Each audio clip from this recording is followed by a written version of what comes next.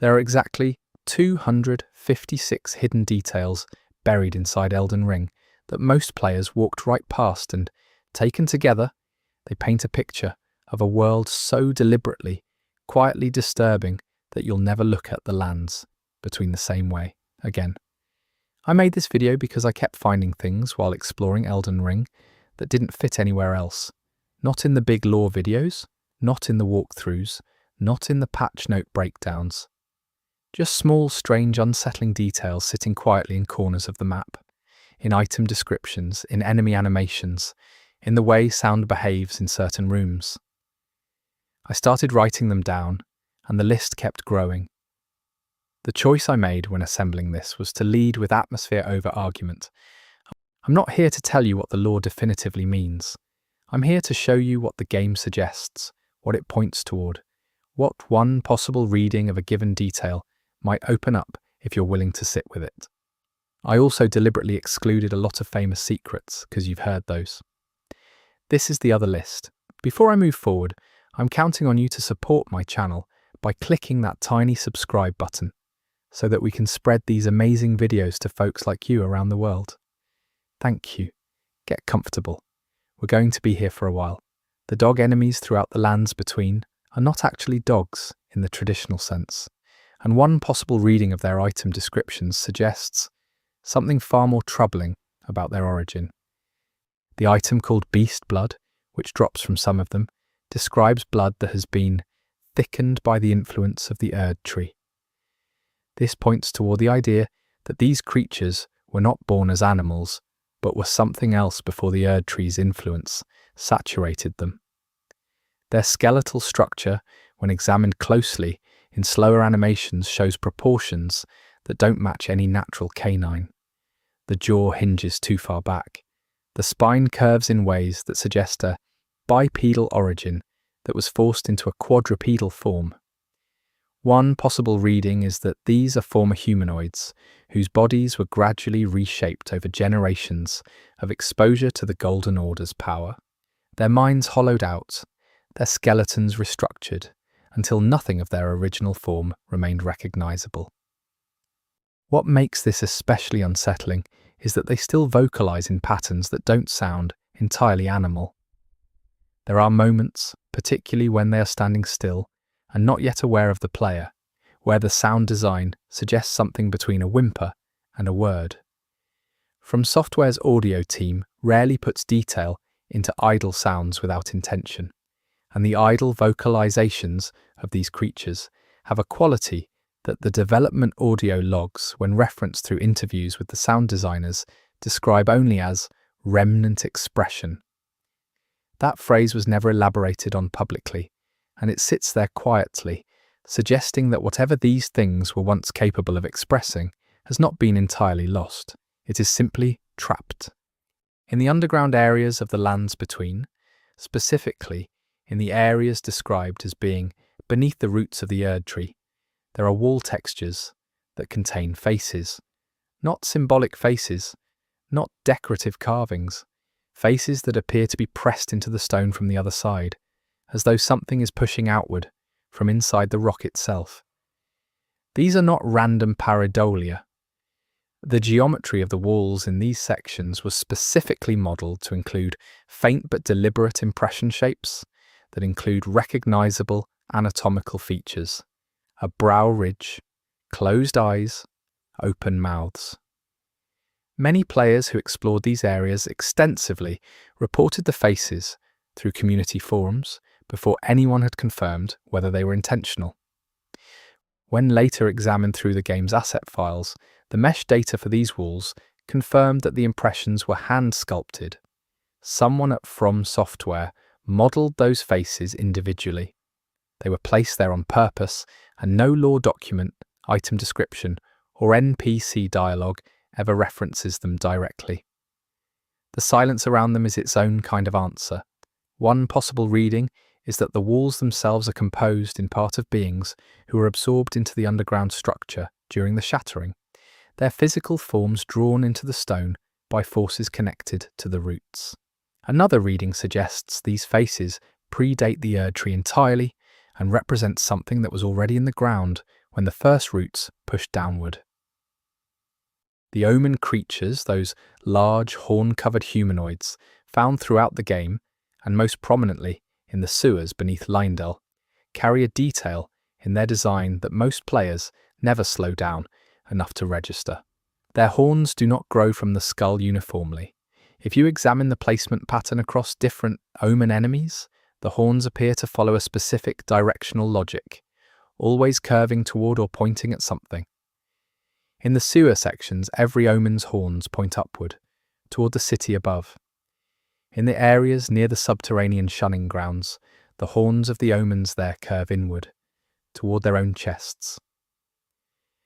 The item description for Omen Bairn, the consumable item shaped like an infant omen, states that omens are born with the horns already present, and that the horns are described as a curse given form. One possible reading of the directional variation is that the horns physically orient toward the source of what the omen itself was cursed by, meaning the ones in the sewers are perpetually pointing at the Erd tree directly above them, and the ones in the shunning grounds are pointing at something buried within themselves, some internalized source of their own corruption that has no external location to gesture toward. The infant omens, the omen bairns, when dropped and activated as items, release a ghostly, child-shaped figure that screams before disappearing. The scream has a specific audio signature that, when isolated and slowed, contains a harmonic layer not audible at normal speed. There is a detail in the Stormvale Castle area that points toward the castle's history being significantly older than most players assume. The stonework in the outer walls contains two distinct construction styles that do not match each other. The lower sections of the wall use a tight, interlocking pattern of dressed stone that appears in multiple pre-shattering structures across the game. The upper sections use a rougher, faster construction method that suggests the upper portions were added later, possibly during or after the shattering, as a repair or extension of the original structure. This alone would be architecturally interesting, but not particularly meaningful.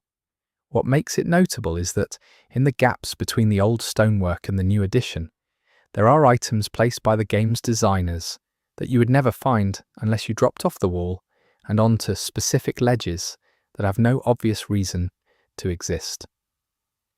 These ledges contain the bodies of workers, not enemies, not combatants, but NPC corpses in work clothes, still holding construction tools, positioned as though they died mid-task and simply fell where they stood.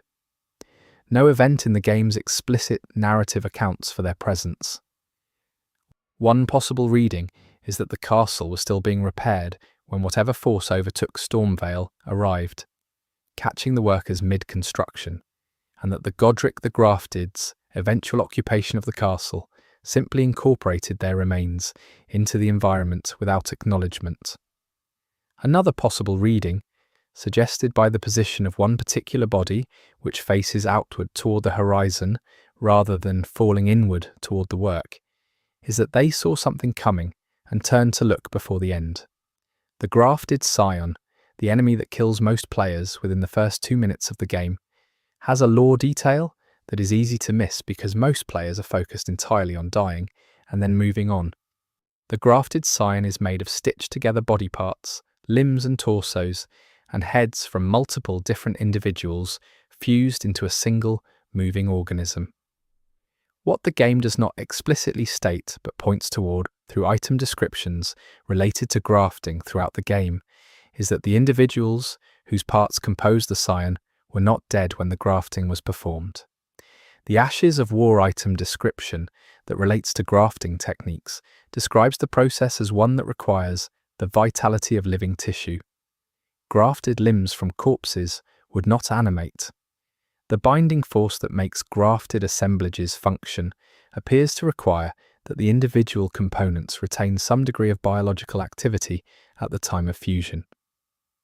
One possible reading of this is that every grafted scion encountered in the game is a construction of people who were alive when they were taken apart and reassembled.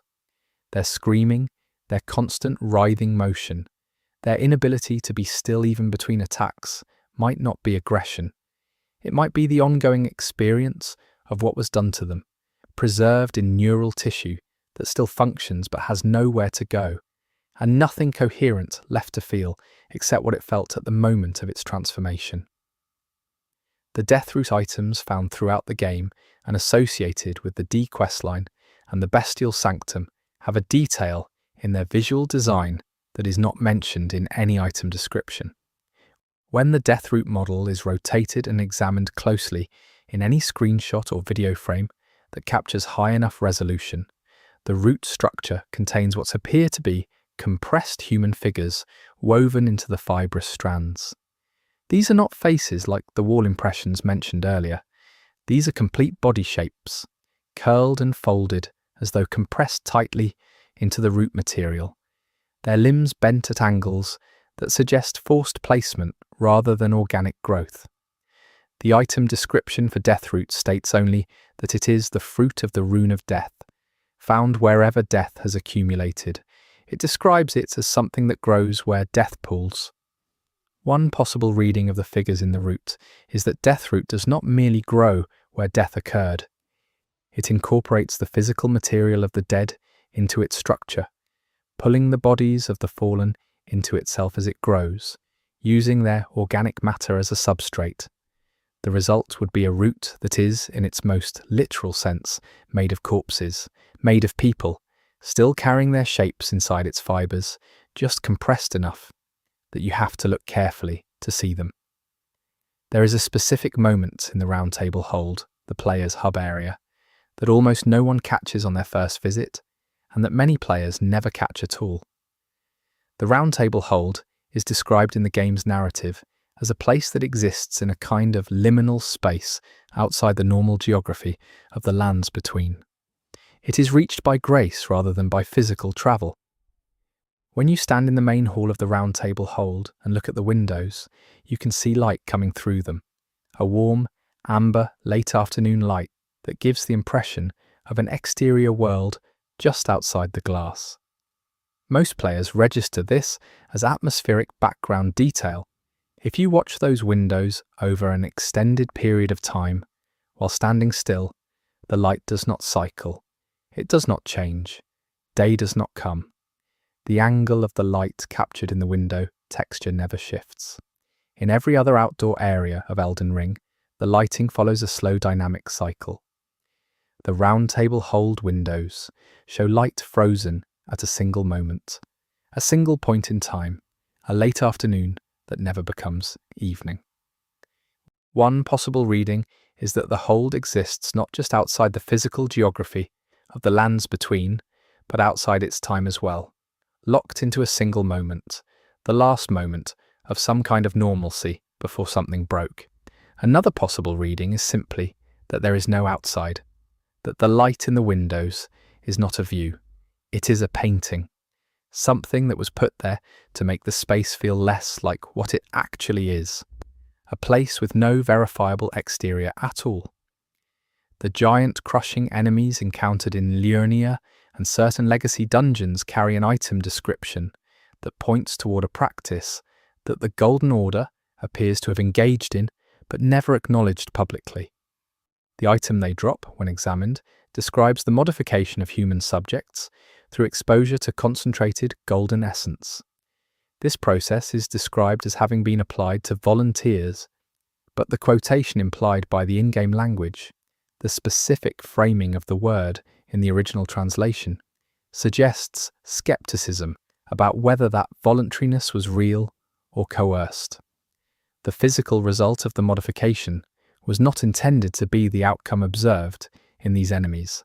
They are described implicitly as failures, experiments that did not achieve the intended transformation and instead produced something painful, oversized, uncontrollable. One possible reading is that there was a successful version of this experiment and that the giants encountered earlier in the game's history were the successful outcome. Another possible reading is that there was never a successful version, only varying degrees of failure, and that the program continued long past the point where any reasonable evaluation of its outcomes should have ended it. kept alive by the institutional momentum of the Golden Order's belief that the process would eventually be refined. If you go to the area called the Siofra River and stand in the location where the ambient music plays at its quietest, between the pillars near the lift, and listen carefully without fighting or moving, there is a sound beneath the musical score that most players' audio systems do not reproduce at high enough volume or frequency range for it to be consciously audible. Players with high-quality headphones or audio equipment who have specifically sought out this detail describe it as a low rhythmic pattern that resembles breathing. Not wind, not water, breathing. A slow, regular inflation and deflation of something massive, occurring somewhere below or within the architecture of the space. The Siofra River area is described in the game's lore as one of the ancient underground waterways that existed beneath the lands between before even the Erd Tree. It is older than the current order of the world. One possible reading of the sound is that it is an ambient design choice meant to suggest the living, organic quality of the deep underground. Another possible reading is that the area was modelled specifically around the concept of something enormous still being present within the space, dormant, undefeated, and still breathing at a rate so slow that centuries might pass between each exhalation. The Crucible Knights, the ancient armoured enemies found in multiple locations and one of whom serves as a major boss, have a characteristic that is rarely discussed: their tails. Crucible Knights have long reptilian tails that extend from beneath their armour, and in their various attack animations, these tails behave with a degree of autonomous movement that differs from how tails are typically animated in game enemies. Most tails in games are physics-driven and simply trail behind the body. The Crucible Knight's tails make independent movements during attack sequences that are not explained by momentum or physics. During specific attack windows, the tail can be seen coiling and repositioning as though it's independently evaluating the environment. More notably, the tails respond to things the knight itself is not facing. If there is a second entity in the room that the Crucible Knight's body is not oriented toward, the tail will orient toward it. This is bespoke animation work. Someone deliberately programmed the tail to track non-targeted entities. One possible reading is that the tail represents a secondary consciousness within the Crucible Knight's body, an older, more primitive awareness that perceives the world independently from the armoured warrior intelligence that controls the rest of the form. Another reading is that the Crucible itself, the primordial force that these knights embody, perceives through all extensions of its chosen vessels simultaneously, using every limb and appendage as a sensory organ rather than just a tool. The item called the Talisman Pouch has a description that most players glance at and dismiss because it appears to be a purely mechanical item explanation. It describes a small bag used to carry additional talismans. What it also describes, in its second paragraph, is the material from which the bag is made. The description states that the pouch is constructed from the skin of an animal that no longer exists in the lands between, one that was present before the Erd Tree's establishment. It does not name the animal. It does not describe it beyond confirming its pre-Erd Tree existence and its current absence. One possible reading is that this is simply flavor text establishing historical depth. Another possible reading is that the item is pointing toward the fact that the Erd Tree's establishment required the elimination of pre-existing life. That the world before the Golden Order contained fauna that was incompatible with the Order's goals, perhaps because these animals perceived or responded to the world in ways that the Order could not control or account for, and that their removal was not accidental extinction but an act of clearing. The Talisman Pouch, a mundane utility item, potentially carries inside its two-paragraph description the suggestion of a systematic ecological purge that preceded all of the game's events. The Flame of Frenzy and the Three Fingers have a detail in their visual design that is present from the very first moment You encounter the Flame of Frenzy in any of its in-game manifestations, but which most players do not register until they have already reached the Frenzied Flame ending and looked back at earlier moments in the game. Every manifestation of the Frenzied Flame in the game, whether it appears as an environmental fire, as a player status effect, or as the glow of the three fingers themselves, contains within its light pattern a subtle flicker that is not random. When frame advanced in video captures of the effect, the flicker follows a non-random sequence. The sequence is not Morse code or any known symbolic system. It is consistent across every instance of the frenzied flame in the game, suggesting it is the same signal, repeated, embedded in every expression of this force. One possible reading is that the frenzied flame is not simply a destructive force, but a communicating one, broadcasting something continuously through every fire it touches, something that no being in the game's world has the frame rate of consciousness to decode. Another reading is darker, that what the flicker communicates is the same thing in every instance, because it only has one thing to say, and it has been saying it since before the age of the Erd Tree, and it will keep saying it long after everything else has ended. The Raya Lucaria Academy has an architectural detail that contradicts the game's presented history in a way that is never addressed. The Academy is described as a place of sorcery that operated independently from the Golden Order, a secular institution that studied the stars and the glintstone without reference to grace or the Erd Tree's blessing. Its independence from the Order is a major thematic element of its presentation. However, the Academy's foundational stones, those in the lowest accessible levels of the building, contain carvings that use the same symbolic vocabulary as Golden Order iconography. These are not similar symbols or parallel developments. They are the same symbols used in the same combinations. This suggests that the Academy's construction either predates its claimed independence, or that its claimed independence was never as complete as its public-facing identity suggested.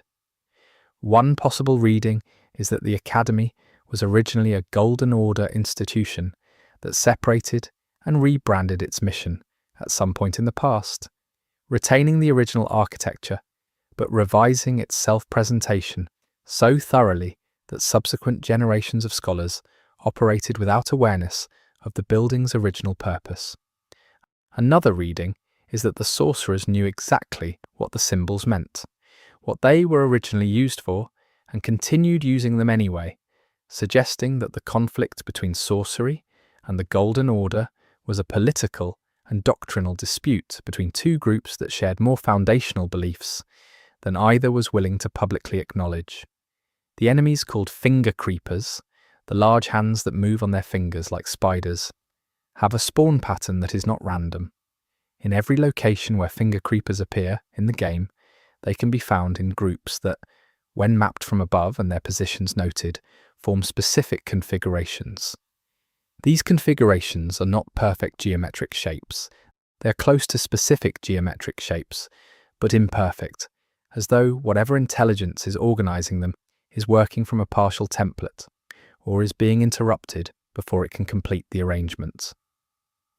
In the locations where finger creepers appear most densely, specifically in the areas associated with the two fingers and the round table holds law, the configuration they form from above most closely resembles a broken circle.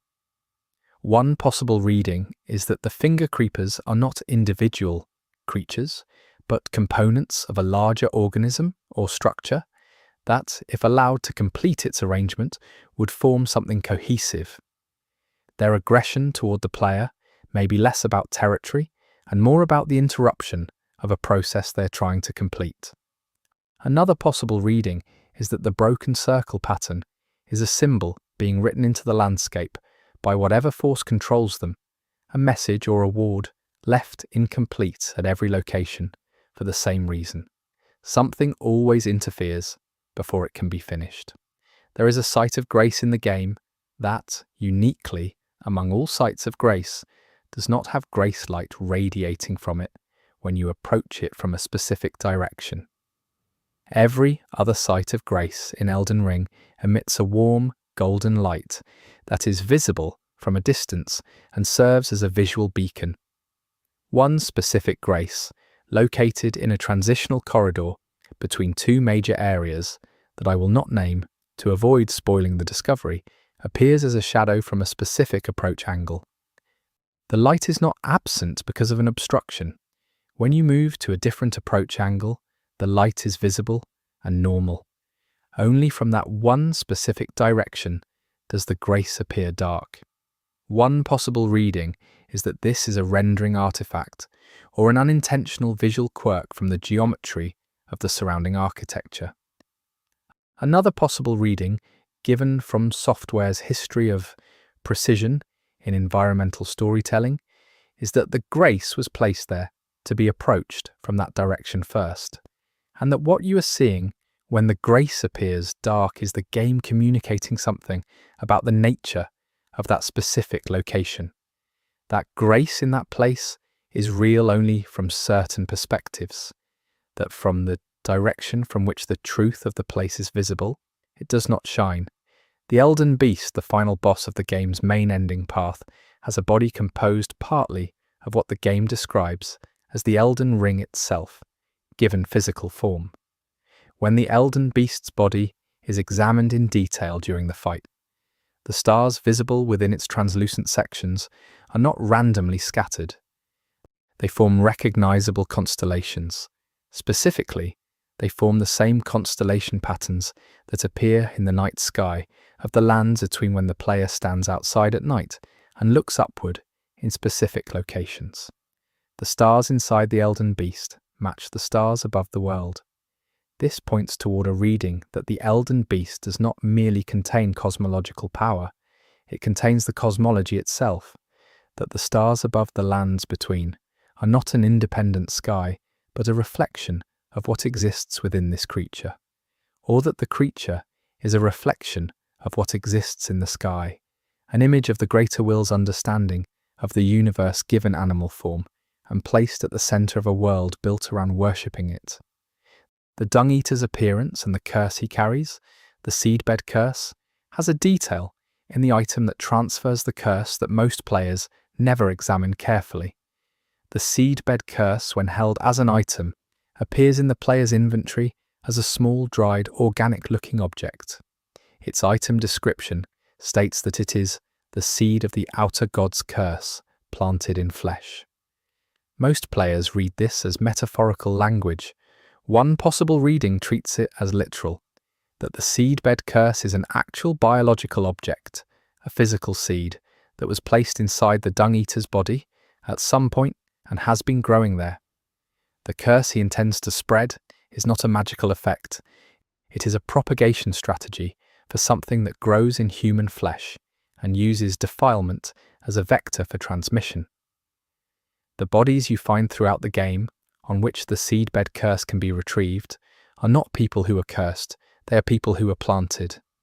The Rune of Death has a visual effect when it appears in the game, in cutscenes, and in specific item interactions, that includes a particular colour gradient not found anywhere else in the game's visual palette. Most of Elden Ring's effects use warm golds, cool blues, deep purples, and occasional reds. The Rune of Death uses a specific shade of grey-green that appears only in association with death-related items and effects.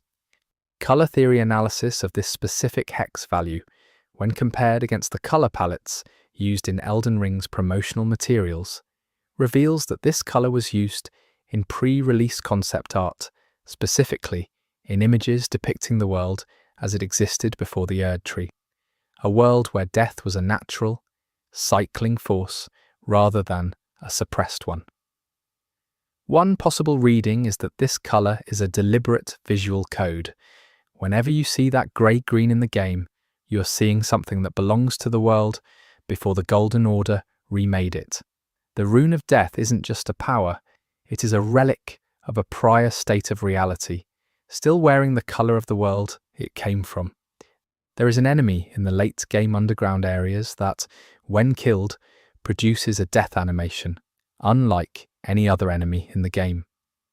Every enemy in Elden Ring has a death animation appropriate to its body type and the damage it received. This specific enemy, an unusual variant of a type found elsewhere in the game, when it dies does not fall. It kneels. It kneels with a posture that is identifiably deliberate, both hands placed flat on the ground in front of it, head lowered. The animation is several seconds long, longer than any standard death animation. It looks like a bow. One possible reading is that this is a remnant animation from a cut interaction, a gesture originally intended for a non-combat context that was never removed. Another possible reading is that this enemy knows exactly what you are, knows that you carry grace and is choosing to die in a way that acknowledges your nature, that its final act is not a collapse, but a recognition. The frenzied flame prescription, the event that occurs if the player finds and opens the door beneath the subterranean shunning grounds, results in the player receiving the mark of the 3 fingers. This event has a detail in its environmental setup that almost no one examines before interacting with the door: the floor in front of the door. Every other surface in the game uses floor textures appropriate to its location. The floor in the small room containing the frenzied flame door is different. It uses a stone texture that appears elsewhere in the game only in one other location, a location associated with a pre-Erd Tree civilization that worshipped a different cosmological force. The stone is identical, not similar, identical mesh and texture assets. One possible reading is that the door and the room containing it predate the city built above it by thousands of years, that whatever is behind the door was there before Leyndell was a city, before the Erd Tree was a tree, before the Golden Order was a concept, that the city was built directly above it, possibly deliberately, possibly as a suppression, and that the thing behind the door has been there, in that room, under the stone with no footsteps on it, for the entire span of the game's history. The golem enemies, the massive stone figures that guard important locations throughout the game, have an internal detail visible only in specific lighting conditions. Inside the golem's eye sockets, which appear simply dark from most viewing distances, there is light, not a glow, not an effect, a small, dim, amber point of light deep inside the socket, barely visible even when looking directly at it from close range.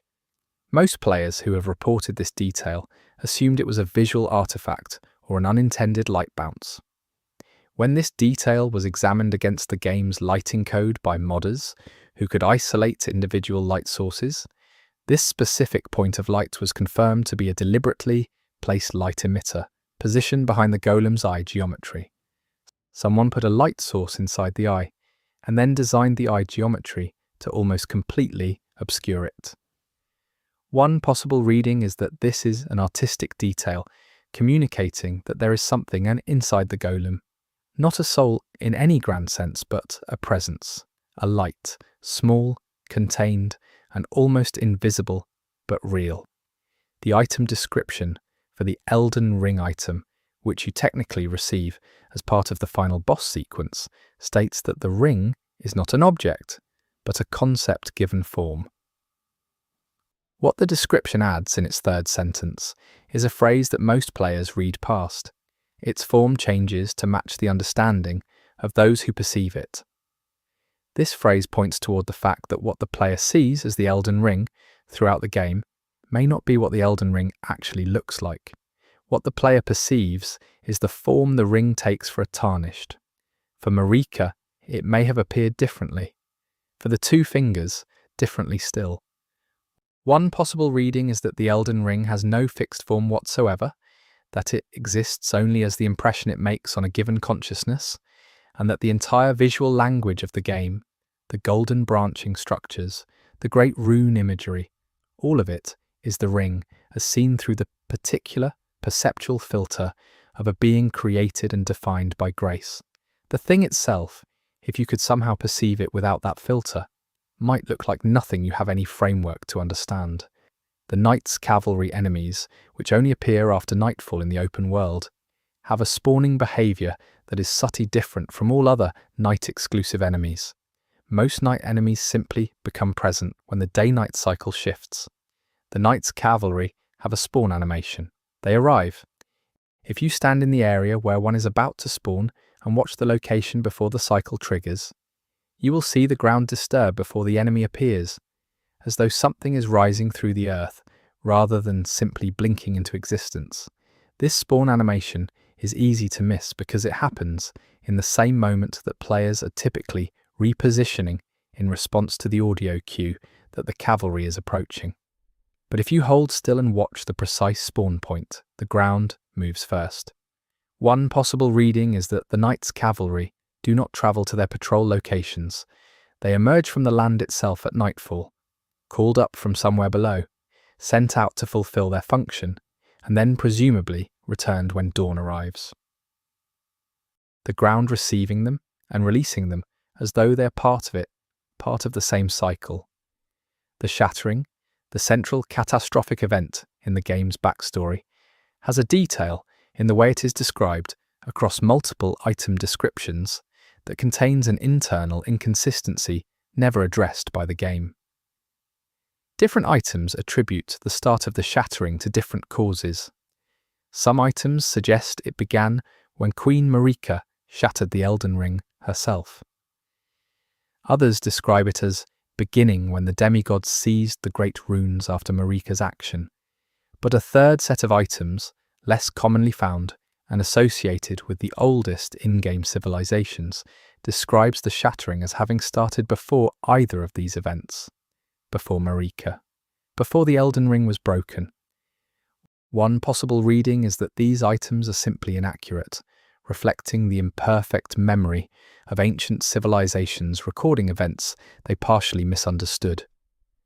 Another possible reading is that the shattering was not caused by Marika.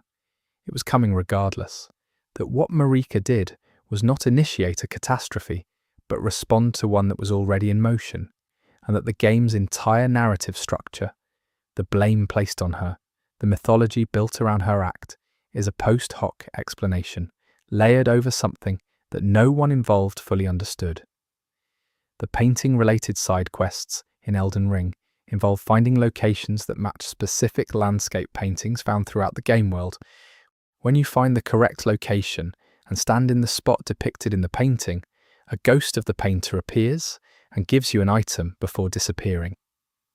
Most players focus on the reward. The detail that almost no one examines is what the painter's ghost is doing in the moment before it becomes visible.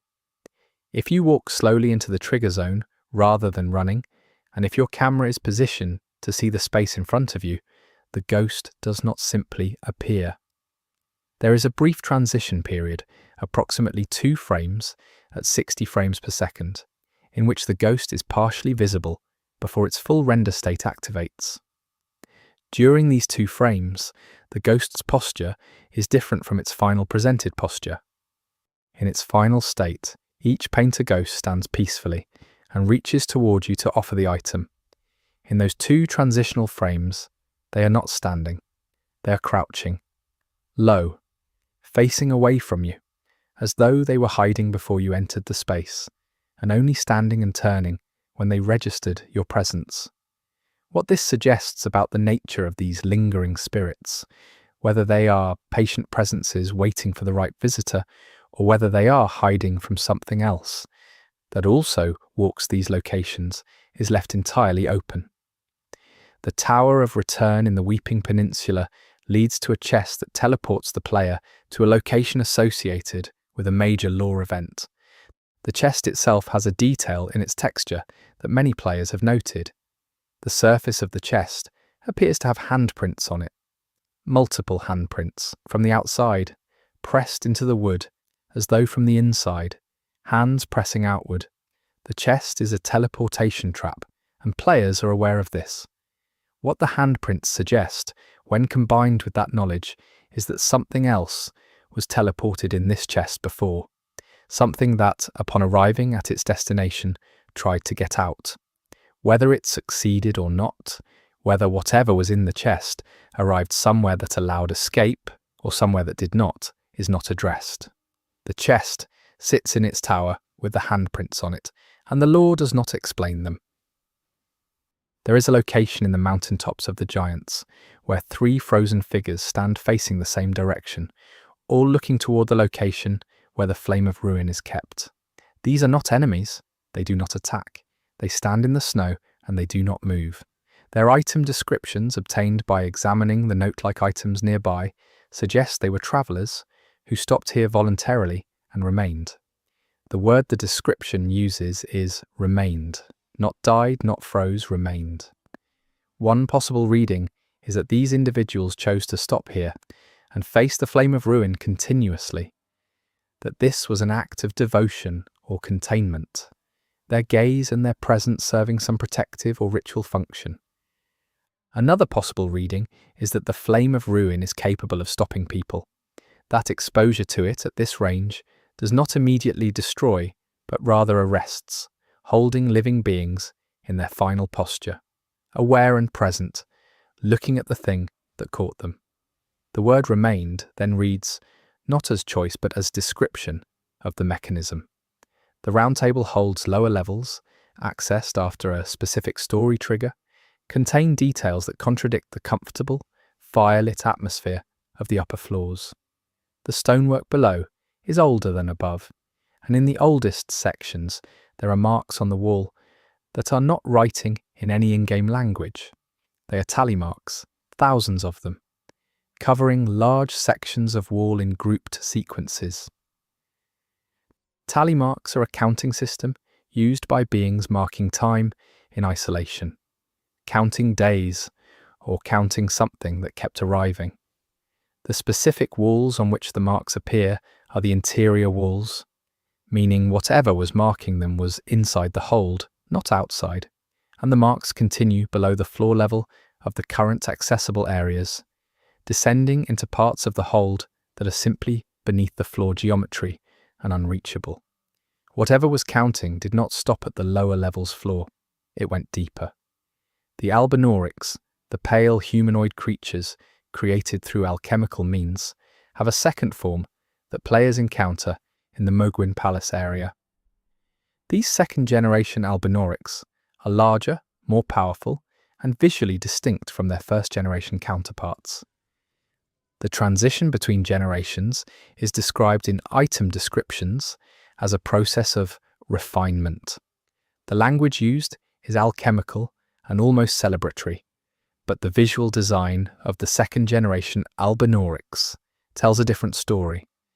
Where the first generation has features that are clearly derived from human templates, rounded faces, recognizable proportions, the second generation has had those human features receded. The facial structure is flatter. The proportions are longer and less human. One possible reading of refinement in this context is that the alchemical process used to create the second generation was refining the Albinaurics away from humanity, not toward a better version, but toward something else entirely. The first generation could be mistaken for human at distance. The second generation could not. Whatever the refinement was optimizing for, it was not preserving what made the first generation recognizable. There is an interactive detail in the game that takes place during one of the major boss fights of the Lanedale sequence, which I will describe without naming the boss, to preserve the discovery. At a specific point in the fight, after a specific attack pattern, there is a window of approximately 4 seconds during which the boss is in a recovery animation. During this window, if the player does not attack and instead stands completely still, the boss does not simply recover and resume combat. It pauses. The recovery animation stops midway. The boss turns its head toward the player, not the body, just the head, and it looks at the player for approximately 2 seconds before the combat animation resumes. This behavior is not present at any other point in the fight. It only occurs when the player chooses not to attack during that specific window. Most players never see it, because most players attack during every available window. One possible reading is that this is a coded moment of recognition, the boss perceiving that the player has made a choice that breaks from the expected pattern of combat, and briefly responding to that choice as something other than a combat entity would. The Leyndell catacombs contain a section where the sound design changes in a way that is not attributable to the room's reverb properties. In a specific corridor, not a special room, not a notable location, just a corridor, the ambient audio shifts from the standard catacomb sound bed to something that sounds like breathing overlaid with a distant, very slow heartbeat. This corridor leads to a dead end. There is nothing at the end. No item, no enemy, no event. The dead end is featureless stone. The breathing and heartbeat sounds are present only in this corridor and stop the moment you exit back into the main path. One possible reading is that this is a remnant of cut content, a room that was planned but never finished, with its ambient sound still active, but its geometry replaced with a wall. Another possible reading is that it is intentional, that in the logic of the catacombs, something lives behind that wall, something that breathes and has a heartbeat, and the game chose to let you hear it without ever letting you find it. The item called the Stone Sword Key, used to unlock imp-sealed doors throughout the game, has a description that is often overlooked because the item is so commonly encountered. The description states that the keys are carved from a material that was once living. Living stone is a concept mentioned in passing in other item descriptions, specifically in descriptions associated with the Erd tree's roots and the geological formations around it. One possible reading of this connection is that the Stone Sword keys are not carved from rock, but from material produced by or extracted from living organisms, possibly organisms related to the same biological family as the Erd tree itself. This would mean that every imp-sealed door in the game is not locked by a mechanism, but by a biological recognition system. The door responds to material from its own biological family and opens. The imps who guard these doors would then not be guards in the conventional sense. They would be an immune response. In the area called Noxtella, the Eternal City, there are small mechanical insects that move across the surfaces of the ancient stone architecture. These are not enemies. They are too small to attack and do not register as combat entities. They simply move. Across the stonework, across the ground, disappearing into cracks and emerging from others. Most players ignore them entirely as environmental details. What makes them notable is that their movement patterns when tracked across extended observation periods are not random. They travel specific routes, they converge at specific points in the architecture, and then disperse. If you mark the convergence points on a map of Noxtella and connect them, they trace a path through the city that leads to a location with no particular visual distinction. A plain section of floor in an unremarkable area that, when examined closely, has a texture slightly different from the surrounding stone. The insects know something about this floor that the player cannot learn without the insects to guide them. Whether anything is beneath it, what could be found if the floor could be opened, is something the game never answers. The Radagon of the Golden Order, later revealed to be inseparable from Marika, has a visual detail in his in-game depictions that retroactively gain significance once the connection is understood. Every statue and fresco of Radagon in the game shows him with his right hand raised and his left hand lowered. This is consistent across every visual representation. When you find depictions of Marika and notice that she is consistently shown with her left hand raised and her right hand lowered, the mirror image posture between them reads, initially, as artistic parallel. But there is a specific fresco in the game where both figures appear together, and in this fresco, the hands that match between them are adjacent. Left to right, right to left, they form a completed gesture together that neither figure completes alone.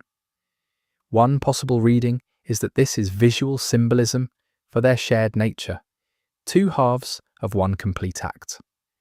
Another reading notices that the gesture, when completed, is a gesture of closure, a finality, not blessing, not power, ending.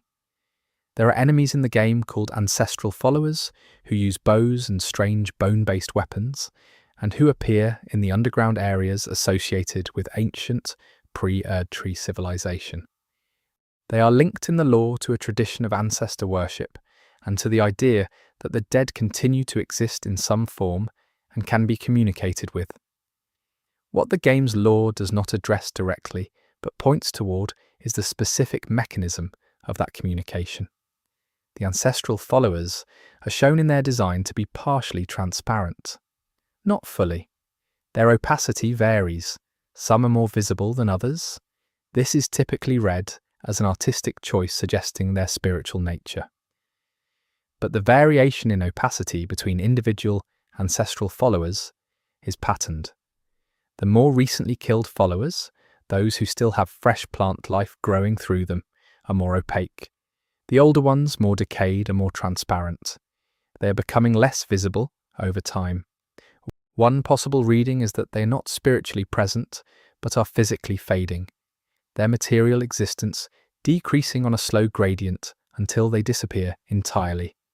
Not dying again, but diminishing, becoming less present in the physical world at a rate determined by biological decay operating on a body that is no longer strictly alive.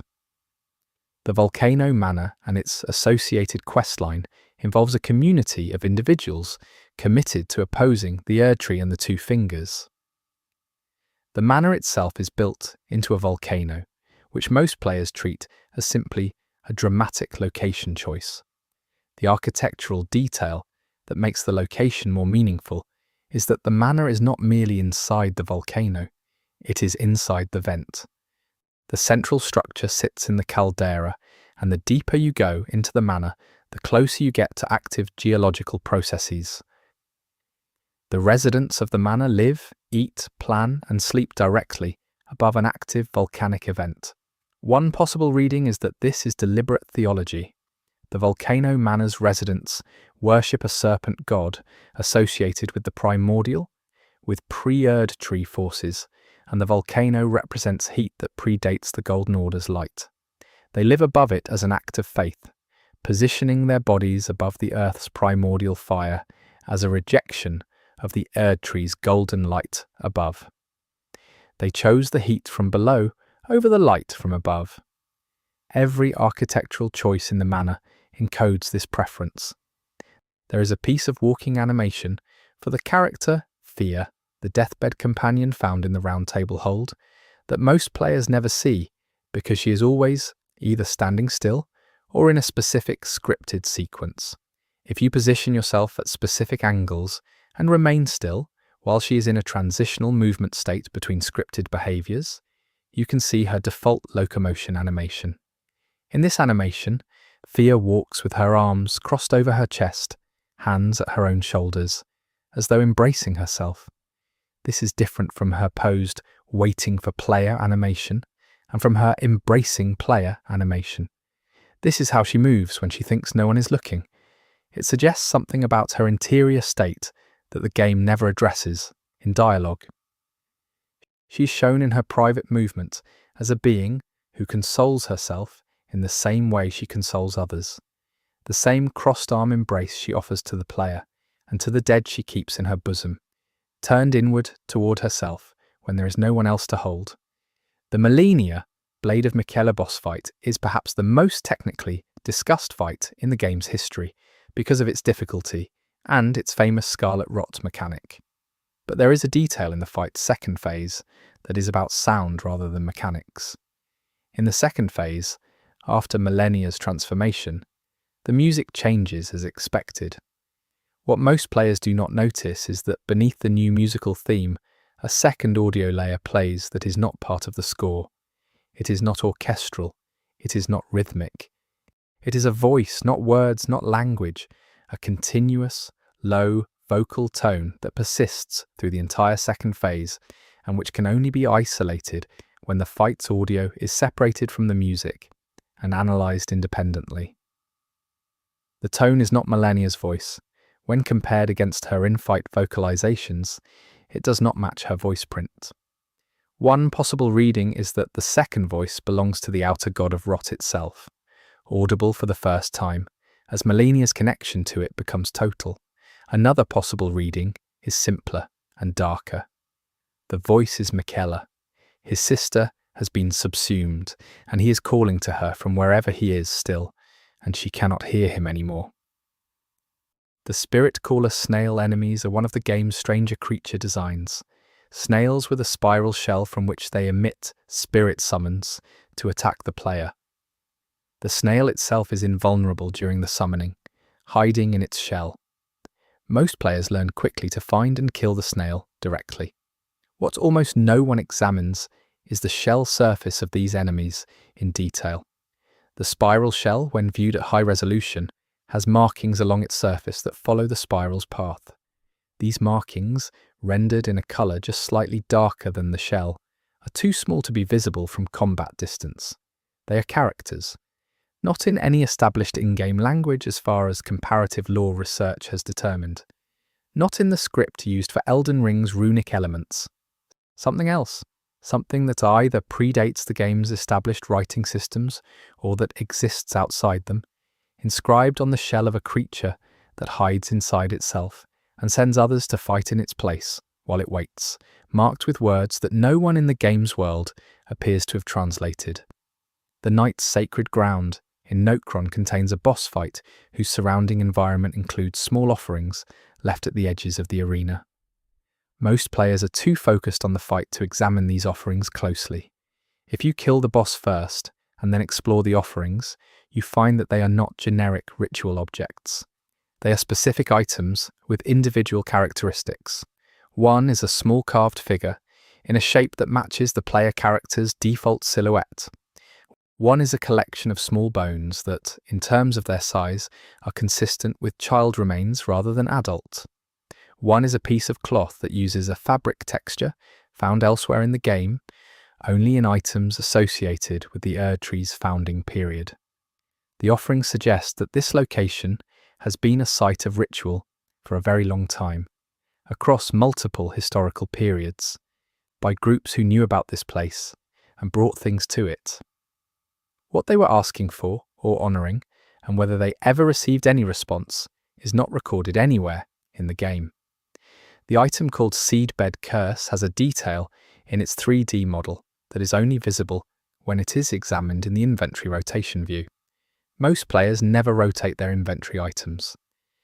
The standard face of the item that appears in the inventory slot shows a closed, dormant-looking object. When rotated to approximately 180 degrees from the default view, the item model reveals an opening on its reverse side, not a decorative opening, an anatomical one. The kind of opening that organisms use to absorb or release material. The Seedbed Curse is not sealed. It is not closed. It is open on the side that faces away from the default display angle, the side that points away from the viewer when the item is shown normally in any UI context. One possible reading is that this is simply a modelling detail included for completeness.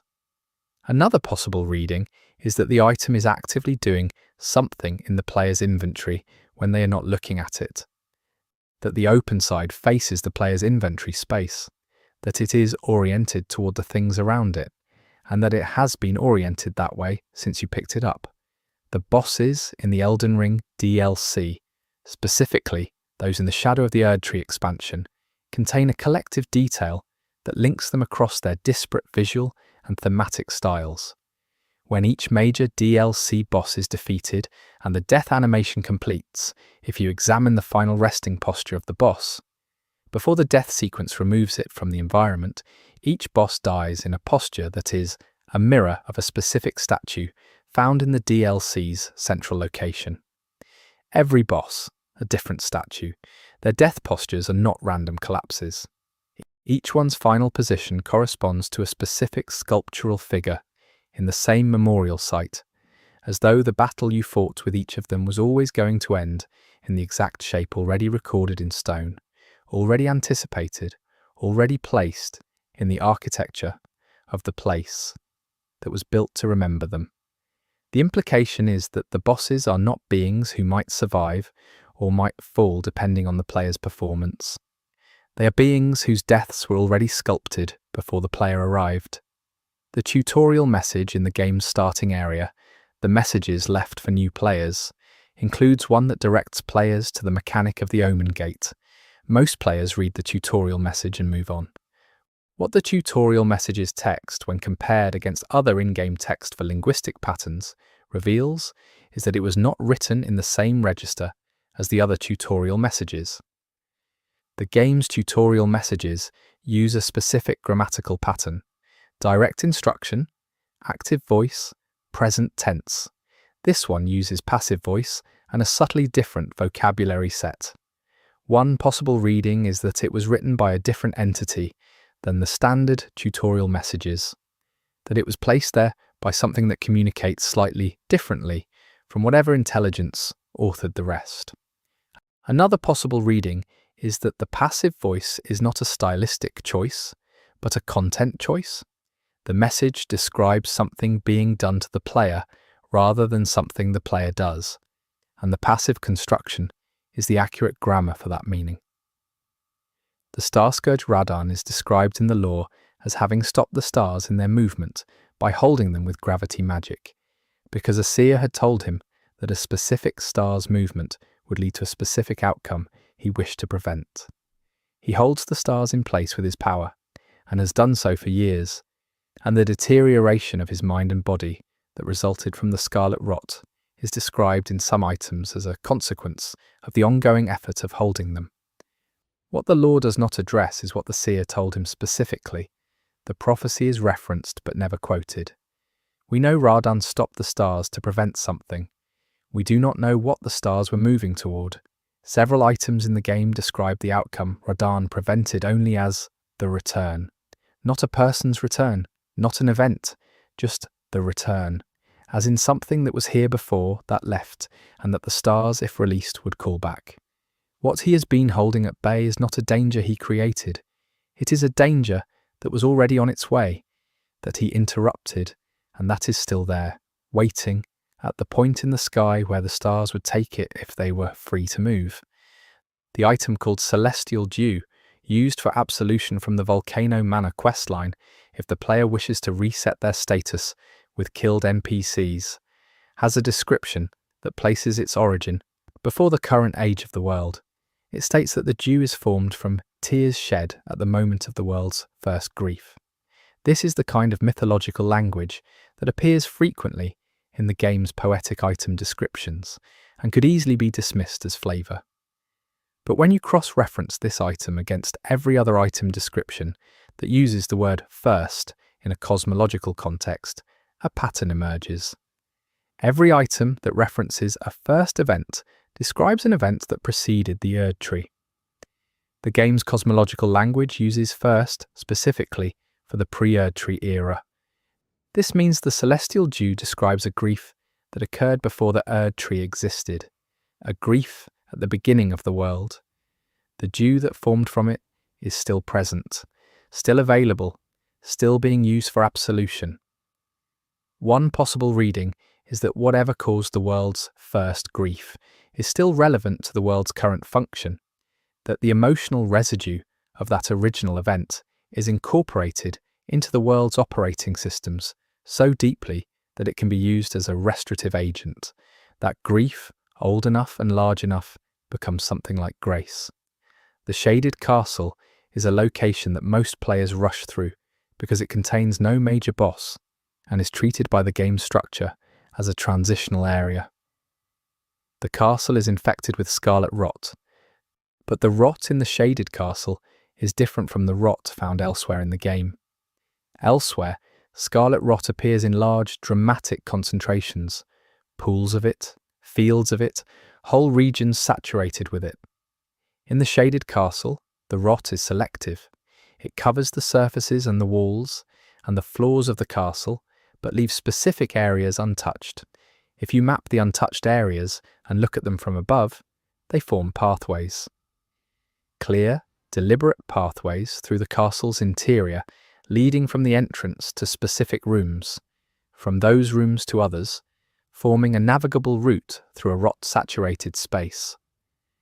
One possible reading is that someone, or something, maintained these pathways, cleared the rot from them repeatedly to keep them open. Whatever moved through the shaded castle did so by a specific route and kept that route clear, and then stopped, and the rot is slowly reclaiming the paths, but they are still visible, still passable, still pointing toward rooms that may have once held something worth visiting. One of the game's most quietly unsettling ambient details exists in the liftside chamber in the Raya Lucaria Academy.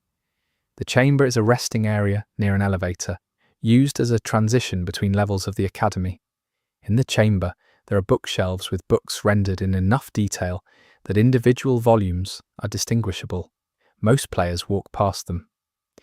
If you slow down and look at the book textures carefully, one of the books on the shelves has a different spine design from the rest. All the other books use one of three spine designs that repeat throughout the Academy's bookshelves. This book's spine design appears nowhere else in the game. Its cover, visible at the end of the shelf, has an image on it that is not text and not a standard decorative pattern. It is an eye, not a symbolic eye, an anatomically rendered eye, on a book, on a shelf, in a room in a library, alone among hundreds of books that carry no such imagery. Whether it is a book about eyes, a book that watches, or a book that simply has an eye on its cover for reasons the game never explains, it sits on the shelf, and it looks at nothing and no one looks back at it. The loathsome Dung Eater's storyline ends in one of the game's possible endings, with the Dung Eater successfully spreading his curse across the world, defiling all souls in perpetuity. But there is a detail in the Dung Eater's dialogue, specifically in his late-game lines, that suggests he's not fully certain that his curse works as intended. He states at one point, in a line that many players skip through, that he has not yet confirmed the extent. This phrasing appears in a context where it would be easy to read it as simple villain gloating. But not yet confirmed the extent is a specific empirical statement. It means he has tested the curse and has results, but does not know how far those results go. One possible reading is that the Dung Eater is a failed scientist as much as a villain, working with an incomplete understanding of the mechanism he is attempting to use, proceeding with the ending of the world on the basis of partial experimental data. Another possible reading is darker, that the extent he has not confirmed is not the power of the curse but its reversibility, that he does not know if what he is doing can be undone, and he does not care. There is a smithing stone, specifically a smithing stone of a high tier, that can be found in a location that has no clear reason for it to be there. It is placed on a ledge inside a dungeon that no enemy in that dungeon would logically possess or use, in an area the dungeon's architecture does not emphasize or draw attention to. The ledge requires a non-obvious jump from a specific wall geometry to reach. Nothing else is on the ledge, just the stone. One possible reading is that it was placed by a player character from a previous playthrough cycle, that the game's world contains a kind of echo of player actions that sometimes manifests as items left in locations that only a deliberate actor would reach. Another possible reading is less metaphysical. It is simply where it was placed by a designer, for a player to find, and the dissonance of its presence in a logically inconsistent location is an invitation. A question. Why is this here? Is a question the game asks by placing things in places where they should not be, and sometimes it never answers. The grafting that Godric performs and that defines his character's visual identity is described in item descriptions as a practice that he specifically innovated, distinct from the more sophisticated grafting conducted by the original Omen-related grafters. Godric's grafting is crude. The joins are rough. The bodies used are described in Godric-adjacent item descriptions as being those of his own soldiers, his own servants, his own family. There is a detail in the Stormvale Castle environment that supports this. The bodies throughout the castle that are not grafted and not soldiers, the ones in servants' clothing, are positioned in ways that suggest they were not killed in the castle's conflict with the player. They are in sleeping positions, in storage positions, in positions of complete passivity. One possible reading is that these were the source material for Godric's grafting projects, beings kept alive and passive until needed, and that the castle, as an environment, is simultaneously a fortress and a farm. The servants were not killed in a war, they were being maintained for eventual use, and Godric simply ran out of need for some of them before he could run out of them. The game contains a gesture called the Desperate Thought, which the player character can perform as a cosmetic animation. It shows the character placing both hands on the sides of their head in a gesture of stress or overwhelm. This gesture is taught to the player by a specific NPC, whose questline involves themes of powerlessness and despair. What makes the gesture interesting is not the gesture itself, but where it originated in the game's data. When modders accessed the gesture animation files, they found that the Desperate Thought animation has two unused variants in the same file, slightly different hand positions, slightly different facial expressions, if they were applied. The used version of the gesture reads as theatrical stress. The unused variants read as something more genuinely disturbing, the kind of expression that would shift the gesture from a relatable comedy motion to something that players might not want to perform repeatedly. From Software made the gesture slightly less real. They softened it. The version they shipped is an edged-down approximation of two more complete expressions that they chose not to use. The Divine Tower of East Altus, one of the towers used to restore great runes, contains at its top a detail found in no other divine tower. At the very top, in the chamber where the rune restoration occurs, there is a window that looks out over the lands between. Through this specific window, in the mid-distance, you can see a location that is not marked on the map and that cannot be reached through normal gameplay. It appears as a cluster of structures in a style that matches no other architecture in the visible game world, visible for only a moment from this specific window before the geometry of the tower obscures it as you move. Multiple players have captured screenshots of this location. It does not correspond to any known area of the game. It does not appear at this scale from any other viewpoint. One possible reading is that it is a level of detail rendering artifact, a far-distance texture cluster that doesn't represent a real location. Another possible reading is that it represents something that From Software modelled and then removed from accessible gameplay, something that still exists in the geometry of the world at a distance too great to reach, visible only through one window from one elevation for one brief moment. The Halig Drake Talisman, which provides protection against holy damage, has a description that uses the word remnant to describe its protective material. In every other talisman description in the game, the material of a talisman is described by what it currently is, its present state, its present composition. The Halig Drake Talisman is described by what it was. A remnant of something? Not a piece or a component, but a remnant, a word that implies the original thing is gone, and that what remains is all that is left. One possible reading is that the creature from which the talisman material was taken no longer exists, that Halig Drakes, whatever they were, are extinct, and that the protective properties of their material come specifically from that extinction, from the particular quality of matter that has outlasted the thing it came from. Another possible reading is that the word remnant was chosen to communicate something about the protective effect itself, that holy protection in this world is not an active resistance, but a remainder, something left over from a time when the relationship between living beings and holy forces was different, and that this protection is decreasing over time as the remnant quality of the material slowly exhausts itself. The entire underground civilization of the Eternal Cities, Nokron and Nokstella, has a detail in its ambient environment that is present everywhere, but difficult to notice because it is so consistent that the eye adjusts to it quickly. In the Eternal Cities, there is no sky. This is expected for an underground area. But the ceiling of these areas is not stone. It is a rendered sky, a deep blue-black with stars like a clear night above an open field. Players process this as an aesthetic choice, the cities having been built to include an artificial sky. But the star patterns in the Eternal City's ceiling do not match the star patterns visible when the player stands outside at night in the lands between. They are completely different constellations, completely different arrangements.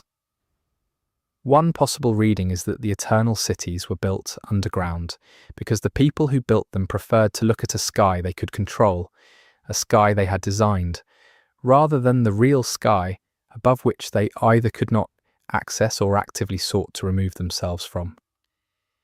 Another possible reading is that the stars in the ceiling are not decorative. They are a map of a different sky, the sky above a different world, one that the builders of these cities came from or were trying to find their way back to. The celestial snail enemies found in Noxtella have a behaviour that only triggers under a specific condition almost no player ever creates. If you enter the room containing a celestial snail and remain completely still for approximately 45 seconds without attacking, the snail, which typically retreats into its shell when it detects you, will emerge. Not to attack. It will move toward you at its extremely slow pace and stop at a distance of approximately 2 meters. It will then begin rotating slowly on the spot, a complete 360-degree rotation that takes about 30 seconds. It does not attack during this rotation. It does not vocalize. It simply rotates and then stops, facing you again, and holds that position. If you remain still after this, it rotates again. The behavior cycles indefinitely as long as you remain still. No combat AI explanation accounts for this behavior.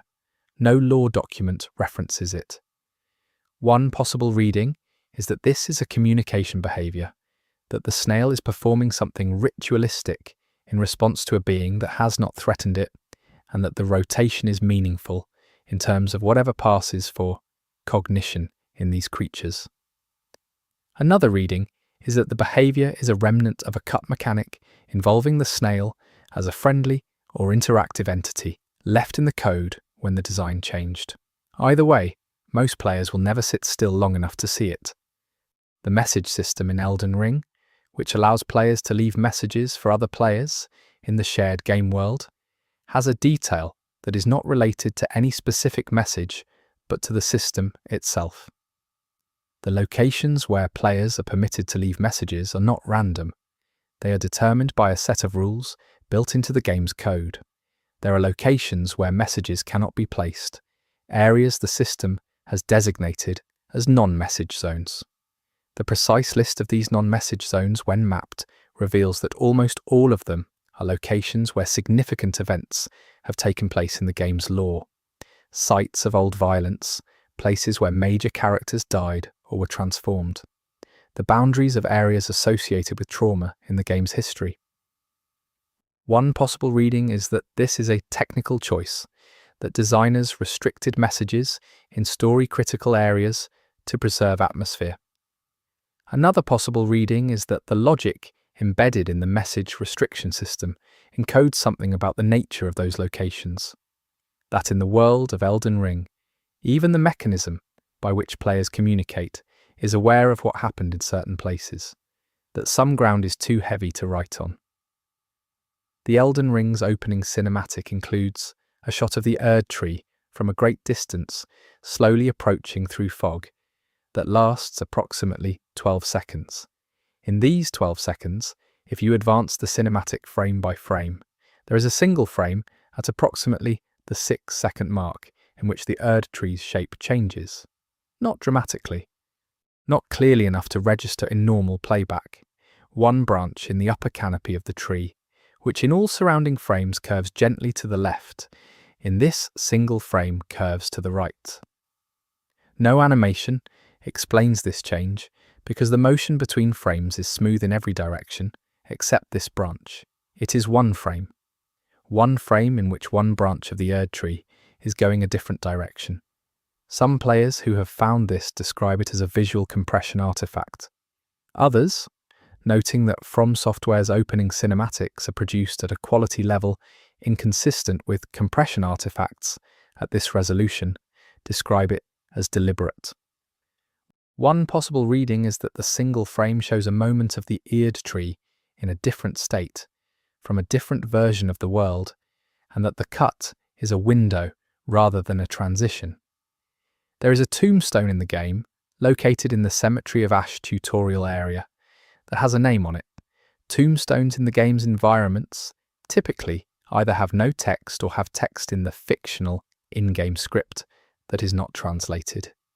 This tombstone has a name on it in a script that is legible, and that is not a named character from the game's lore. The name appears only on this one tombstone. It does not appear in any item description, any NPC dialogue, any lore book. It is a name with no reference anywhere else in the game. One possible reading is that it belongs to a character from a cut storyline, a person who is at some point part of the game's narrative and whose connection to the starting area placed them here before their story was removed. Another possible reading is that it is a memorial placed by a developer, a personal tribute worked into the starting area of a game that would be seen by millions. A private name in a private grief, placed at the very beginning of the world, where almost everyone would walk past it. The graven mass talisman, associated with sorcery schools and the academy, has an item model that depicts a mass of conjoined faces. These faces are not decorative, they are specific. If you count them in the model, there are 32, not approximately 32, exactly 32. The Academy's lore makes reference to a theoretical framework involving the aggregation of intellect across exactly 32 aligned sorcerers as a means of achieving a form of sorcerous enlightenment. The talisman appears to be a physical representation of this aggregation, 32 individuals fused into a single object, compressed and preserved. One possible reading is that this talisman is not a representation, but a result, that someone actually conducted the aggregation, that 32 people became one thing, and that the thing they became is this object, used by players as an equipment bonus, worn and discarded and found and forgotten. 32 people reduced to a stat modifier. Another possible reading is that the faces are not 32 who went willingly, but 32 who were taken, and that the talisman's enhancement of the wearer's sorcery is powered by what those people still contain. The Church of Ella, the first merchant location most players find in Limgrave, contains a detail in its ruined architecture that points toward it having a function very different from its current state as a simple resting and trading spot. The carvings in the remaining stonework of the church include symbolic elements associated in the game's visual language with the crucible, the primordial force that predates the Erd tree. The Church of Ele is not a Golden Order church. Its visual vocabulary is older. One possible reading is that it was repurposed by the current civilization, the way old temples throughout real history have been converted to new religious uses. The original symbolism left in place because removal was expensive or impossible. Another possible reading takes note of the specific crucible symbols present, which in other contexts appear in locations associated with transformation, with becoming rather than with worship, and suggests that the Church of Ella was originally not a place of devotion, but a place of physical change. That people came here to become something, and that whatever they became, and whatever became of them, is no longer visible in the structure's current ruined state. The sound that plays when you rest at a site of grace and the screen fades has a harmonic profile that changes depending on your location in the game. This is not something most players consciously register, because the change is subtle, the melody is the same, but the tonal quality of it shifts. In the early game areas near the Erd tree, The grace resting sound has a warm, full harmonic quality. As you progress further from the Erd tree into distant areas like the mountaintops of the giants or the Halig tree, the same sound has harmonics stripped from it. It becomes thinner, more hollow. The farthest grace sounds are almost just the fundamental tone. No overtones, no resonance, just the bass note. One possible reading is that this is a purely technical decision, that audio reverb profiles change appropriately by environment. Another possible reading treats the harmonic change as narrative, that grace which is described as emanating from the Erd tree weakens with distance, that even the act of resting and recovering, of using grace as a resource, is a diminished experience the further you are from the source, that the thinning sound is the sound of something running out. There is an enemy in the game's late areas, a type of ghostly rider encountered in specific outdoor locations that has no item description explaining its origin. The rider uses weapons and armor that correspond to a historical period of the game's lore that is not covered by any questline or named character arc. The armor style does not match the Golden Order, does not match the pre-Erd Tree Crucible era, does not match any of the named civilizations or factions. It is a visual design that exists in a gap between all named historical periods. The rider appears to be from a time in the lands between's history that the game acknowledges spatially. There are ruins that correspond to this visual vocabulary, but does not address narratively. One possible reading is that the gap is intentional, that the game's history contains a period that was deliberately erased, not by the in-game actors and factions, but by the narrative itself, left undescribed and unnamed, with only these riders and their unattributed armor remaining as evidence of a time that was meant to be forgotten. Another possible reading is that the gap is a placeholder, a period left deliberately ambiguous by From Software to allow for future content to fill it in. The item called Larval Tear, used to unlock the respec mechanic, has a description that is often glossed over by players who use it purely mechanically. It states that a larval tear is a soft tear shed by a chrysalis. This establishes that these items are produced by chrysalis organisms. Chrysalises, in biological terms, are transitional forms, the state between what something was and what it is becoming. The game's lore identifies specific enemies as being chrysalis forms of other creatures. The grafted enemies that resemble spherical masses of fused bodies are identified in their item drops as chrysalis states of those fused beings. One possible reading of the larval tear's origin is that the chrysalis that shed it was a chrysalis of a human or humanoid, that someone in the game's world was in a state of transformation between what they were and what they were becoming, and that in this transition state, their body produced these soft tears, these little material expressions of the transition that can be collected and used to transform others. The respec mechanic takes on a different quality when the material enabling it is understood as a byproduct of involuntary transformation. The demi-human enemies, the small hunched primate-like creatures that appear in caves and ruins throughout the earlier areas of the game, have a behaviour pattern that most players disregard because they are encountered so early and are not considered threatening. In groups, demi-humans exhibit social behaviour. They gesture to each other. They have different roles within a group. Some attack, some stay back, some appear to coordinate. None of this is unusual for enemy AI design. What is unusual is the specific gesture that demi-humans perform when the player character dies in their area. If you die while fighting demi-humans and your character's death occurs within their sight range, and you watch what they do before the respawn screen appears, a subset of the demi-humans in the area will cluster around your fallen character. They do not attack the fallen body. They stand around it. Some of them perform a gesture that is, in terms of body language, recognizable as grief. Hunched backs, heads lowered, stillness. For a few seconds after your death, The demi-humans are not celebrating. They are mourning.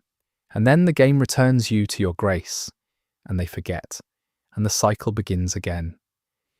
The item called the Deathbed Smalls, which is Fia's undergarment, and one of the game's more famously ridiculous equipment items, has a description that is rarely taken seriously, but which contains a detail that points towards something genuinely interesting about Fia's nature.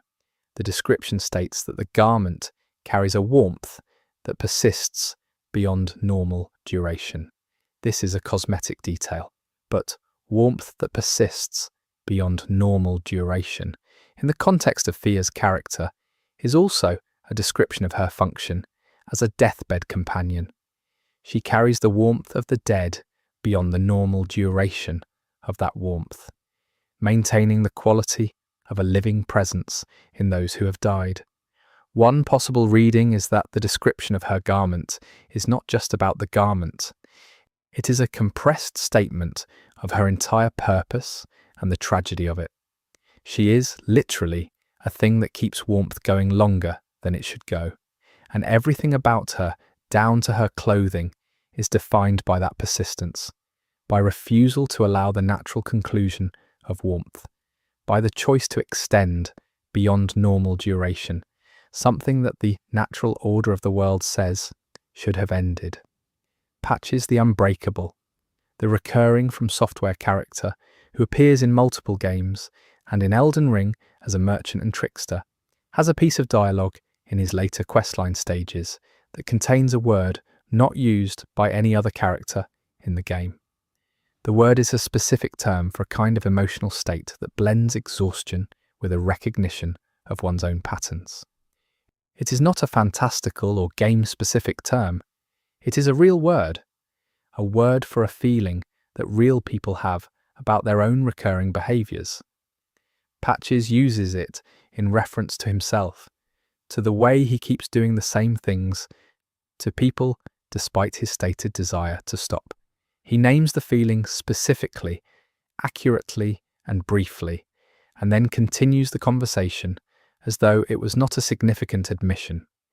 One possible reading is that this dialogue line was written by someone at From Software with a specific interest in Patches as a psychological study, someone who wanted to give him one unguarded moment of self-knowledge embedded in a game full of characters who either lack self-knowledge or perform it theatrically. Patches, the joke character, the familiar face, the man who always tricks you into a pit. He has a word for what he is. He just can't stop being it.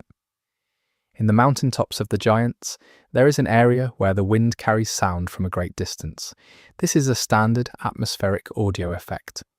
What is not standard is the specific sound that the wind carries in one narrow corridor between two rock formations. In this corridor, approximately 40 meters long and open to the wind, the sound carried is not wind noise and not ambient score. It is a voice, not distinct enough to be understood as language.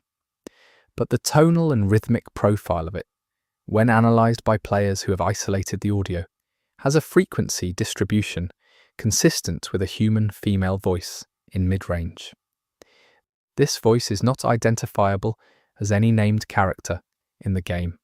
It does not match any of the game's recorded vocal assets. One possible reading is that it is a sound design accident, an audio layer from an unrelated asset bleeding into this specific wind corridor. Another possible reading, given that the corridor in question leads directly toward the Flame of Ruin's location, is that it was placed intentionally, that someone is calling from the direction of the fire and has been calling for long enough that the wind has learned to carry the sound. The Margit the Fell Omen boss, the first major optional boss in the game, has a pre-fight cutscene in which he delivers a speech to the player character. The speech is memorable for its lines about Marika and about the player's unworthiness. What most players do not notice during this cutscene is the sky behind Margit. The sky is the Limgrave night sky, normal and expected for the location, but in the background of one specific shot in the cutscene, in the upper right corner, the stars are different from the stars visible in the rest of the cutscene, Same sky, same general position, but in that one shot, several stars that are present in adjacent shots are absent, and several stars not present in adjacent shots are visible. The composition of the sky changes for one shot, and then returns to its previous state. One possible reading is that the cutscene was assembled from shots taken at slightly different times, and the background is inconsistent for technical reasons. Another possible reading is that the sky changes because Margit changes it, or because his presence changes it, or because what he represents, his aspect as a jailer and a gate, briefly enforces a different configuration of the heavens in his immediate vicinity. The stone sword key imps, the small statues that seal specific doors throughout the game, have a behavioural detail that exists in the game's code, but that almost no player ever sees in practice. If you approach an imp-sealed door and stand in front of it without using a key for an extended period, approximately 2 minutes, the imp statue's eyes, which are typically closed, will briefly open. The eyes are animated. They open, focus on the player character, remain open for approximately 3 seconds, and then close again. The door does not open, nothing changes. The imp observes you and closes its eyes. If you then walk away and return, the behaviour resets. If you stand there again for 2 minutes, the eyes open again. The imp is watching you. It is watching you wait at the door it is sealing, and then it closes its eyes, decides something, and the door remains closed. One possible reading is that this is a placeholder for a mechanic that was cut, a mechanic where patient or stealthy behaviour could influence the imp's decision. Another possible reading is that the imps were always capable of making a decision, that the keys don't open the doors, the keys convince the imps, and that given enough time, the imps will make their evaluation without the key at all. They just never say yes. The environment of the consecrated snowfield, the late-game area hidden behind an imbued stone sword key interaction, has a detail that distinguishes it from every other snowy area in the game. The snow in the consecrated snowfield contains footprints, not player footprints, which are rendered as a real-time displacement effect. These are pre-rendered footprints, baked into the texture of the snow, visible before the player character has moved anywhere near them. They are in the snow when you arrive. Someone was here. Multiple sets of footprints, leading from different directions, all converging on a central point. The central point has no item, no grace, no structure. Just the place where the footprints meet and stop. All of them. They all stop at the same point. None of them lead away. One possible reading is that whatever made these footprints arrived at this central point and did not leave by any route that left impressions in the snow. They arrived, they gathered, they did not leave on foot. Another possible reading is that the consecrated snowfield is a place of ending, that beings come here when something is over, that the footprints are a record of those arrivals, and that where they stop is where something happens, that requires no further movement from anything. In the Leyndell royal capital, specifically in the outer districts, accessible before the major story event that transforms the area, there are civilian NPCs walking the streets. These are among the few truly civilian NPCs in the game, non-hostile beings simply living in a city. Their dialogue is mundane, complaints about prices, references to distant family, commentary on the weather. But if you listen to every civilian dialogue in Leyndell without skipping any of it, 3 of the civilians, distributed across the city, deliver dialogue that contains a specific phrase out of context. The phrase is not dramatic. It appears in the middle of otherwise mundane conversations, said as though it is just another part of the sentence. The phrase is, "before the city was," not "before the city was built," or "before the city existed," just "before the city was," as though the sentence continues, but does not, as though they said it without meaning to, as though they are remembering something that they do not have the framework to fully express, a memory that does not belong to them, of a time before a thing that has always been there was there. The city was not always. These civilians remember when it was not. Malenia's arena has a flower. A large scarlet Aeonia bloom grows from the crater at the center of her arena, placed there narratively to represent the flower that grew from the site of her release of scarlet rot at the Shattering's Great Battle of Caelid. What most players do not examine is when the flower blooms. The flower is closed at the start of the fight. As the fight progresses into the second phase, the flower has opened. No animation accompanies this change. No cutscene marks it. Between the end of the first phase, with its cutscene transition, and the beginning of the second phase, the flower opens. It opens while you're not watching, while the cutscene plays. When the cutscene ends and the second phase begins, the flower is open. It opened during the transition, during the only moment in the fight when you cannot see the arena. One possible reading is that the flower opens in response to Malenia's transformation, that it is biologically tied to her state. Another possible reading is that the game chose to open it while your attention was elsewhere, because the act of it opening is something that was not meant to be seen, that some things in the lands between change only when unobserved. The wandering merchants found throughout the lands between, the jar-headed traders who push carts along roads and paths, have a collective detail in their route programming that has been confirmed through analysis of their pathfinding data. Every wandering merchant in the game, regardless of where they currently are in their patrol route when you encounter them, is moving toward a specific location. Their routes are not circular, they are directional. If you follow a wandering merchant for long enough without triggering their merchant interaction, they continue moving after their standard patrol loop ends, taking the same roads in the same direction, consistently aimed at a point in the geography of the game that has no in-game content associated with it. The point where their collective paths would converge, if extrapolated, is a location in the central area of the map that is not a named site and contains no accessible content. They are all going somewhere. They are all going to the same place. And no one in the game knows or says, what is there? The Godskin Apostles and Godskin Nobles, the enemies associated with the Godskin faction, have a textural detail on their skin that is visible only in close-range light. Their skin, which appears uniformly pale from combat distances, has a faint pattern across its surface when examined closely. The pattern is not a single texture repeated. It is composed of smaller units, irregular shapes, packed tightly against each other. When captured in high-resolution screenshots and enhanced, the shapes resolve into faces. Very small, very compressed, faces packed together across the entire skin surface of every Godskin enemy. The Godskin Apostles and Nobles wear skin. This is established in their lore, but the skin they wear appears to be literally composed of the faces of those from whom it was taken, compressed and stretched and layered until nothing of the individual is visible at normal scale, but the record of them persists at microscopic levels of detail that no combat encounter is intended to let you reach.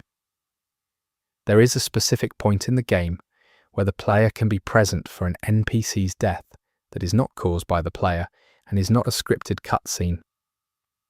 If you're in the right location, at the right moment, in a questline's progression, an NPC will die in front of you from a cause that is ongoing in the game world, independent of your actions. The NPC's death animation is unique. It is not a combat death. It is not a magical effect death. The NPC sits down, slowly, and then leans against the nearest wall or surface, and closes their eyes. And that is the death animation. They find a place to sit, and they lean, and they close their eyes. The game transitions their status to dead during the lean, not during a collapse. They choose where to die. They find a specific place, the most comfortable available place, and they die there, on purpose. One possible reading is that this is an artistic statement about a specific character's acceptance of death. Another possible reading is about the animation choice itself, that From Software wanted to show a death that was neither sudden nor dramatic, one that was made of small, deliberate, ordinary choices. Find a wall, sit down, close your eyes. The halig tree is described in lore as a tree grown from Miquella's own flesh, a miracle he cultivated to become an independent, divine power. A tree that would grow into an Erd tree alternative and eventually house a new age. The halig tree's visual design is a direct echo of the Erd tree. Same general structure, golden white light, branching canopy. But there is a detail that distinguishes the two at a visual level that most players do not specifically note. The Erd tree's branches grow upward. The halig tree's branches grow inward. The canopy of the halig tree curves back toward its own center, every branch angling back toward the trunk, forming a closed shape rather than an open one. One possible reading is that this inward growth represents the halig tree's incompleteness, its failure to fully bloom, the stunted development that resulted from Miquella's abduction before the tree could mature. Another possible reading treats the inward growth as a different kind of intentionality, that the halig tree was not meant to spread outward and bless the world as the Erd tree does. It was meant to hold something inward, to be a container, a home, a hug, something that wraps around its inhabitants rather than spreading over them. There is a point in the Ashen Capital, the version of Leyndell after the story event that transforms it, where the ambient NPC sounds that populated the living city can still be heard. Not from living NPCs because there are none, but the ambient crowd sound layer, the distant murmur of urban life that plays in the royal capital, persists into the Ashen Capital for a brief period near the original entrance before the audio system fully transitions to the desolate soundscape of the ash-covered ruins. For approximately 30 seconds of travel from the entrance, you can hear a living city behind you, the sounds of people who are no longer there. The audio engine is transitioning, but for those 30 seconds, you're walking through ash and silence while the sounds of the city's life play on. Crowds, distant commerce, the ordinary sounds of a place that existed. One possible reading is that it is a technical artifact of the audio transition system. Another possible reading treats it as something the designers chose not to fix, that for 30 seconds, as you walk into what the city became, the city reminds you of what it was, that the sounds follow you a little way into the ruin before they let go. The Radahn Festival, the in-game event that occurs before the Starscourge Radahn boss fight, involves warriors from across the lands between gathering to fight Radahn as a matter of honour and mercy, since Radahn in his scarlet rot-addled state can no longer die and must be defeated to free the stars he holds. The participants of the festival who can be summoned as allies for the fight include named characters from various quest lines. One of these summon signs, when interacted with, is simply labelled with no name. Just a small symbol, not a character name, not a descriptor. Every other summon sign in the game is labelled with the name of the character being summoned. This one is not. If you use this summon, an entity enters the fight but cannot be identified. It resembles a tarnished but carries no recognisable equipment and performs no identifiable moveset. It fights alongside you and then vanishes when the fight ends. No questline, no NPC, no item provides a context for who or what it was. One possible reading is that it is a developer summon, an in-joke or tribute placed without public explanation. Another possible reading is that it is intentional mystery, that someone came to the festival and asked not to be named, and the game honoured that. The Elden Ring's great runes, when held in the inventory and examined in the rotation view, all have a feature in common that is only visible from directly below the model. When you rotate each great rune to face directly downward, the underside of each one has a feature not visible from any other angle. The underside contains a small hole, not a wound or damage feature, a deliberate geometric hole in the structure of the rune itself. Every great rune has one. They are all different sizes and shapes, but each one has its hole in the same relative position. One possible reading is that the great runes are designed to be mounted, and the hole is a mounting point, suggesting they were designed to be attached to something.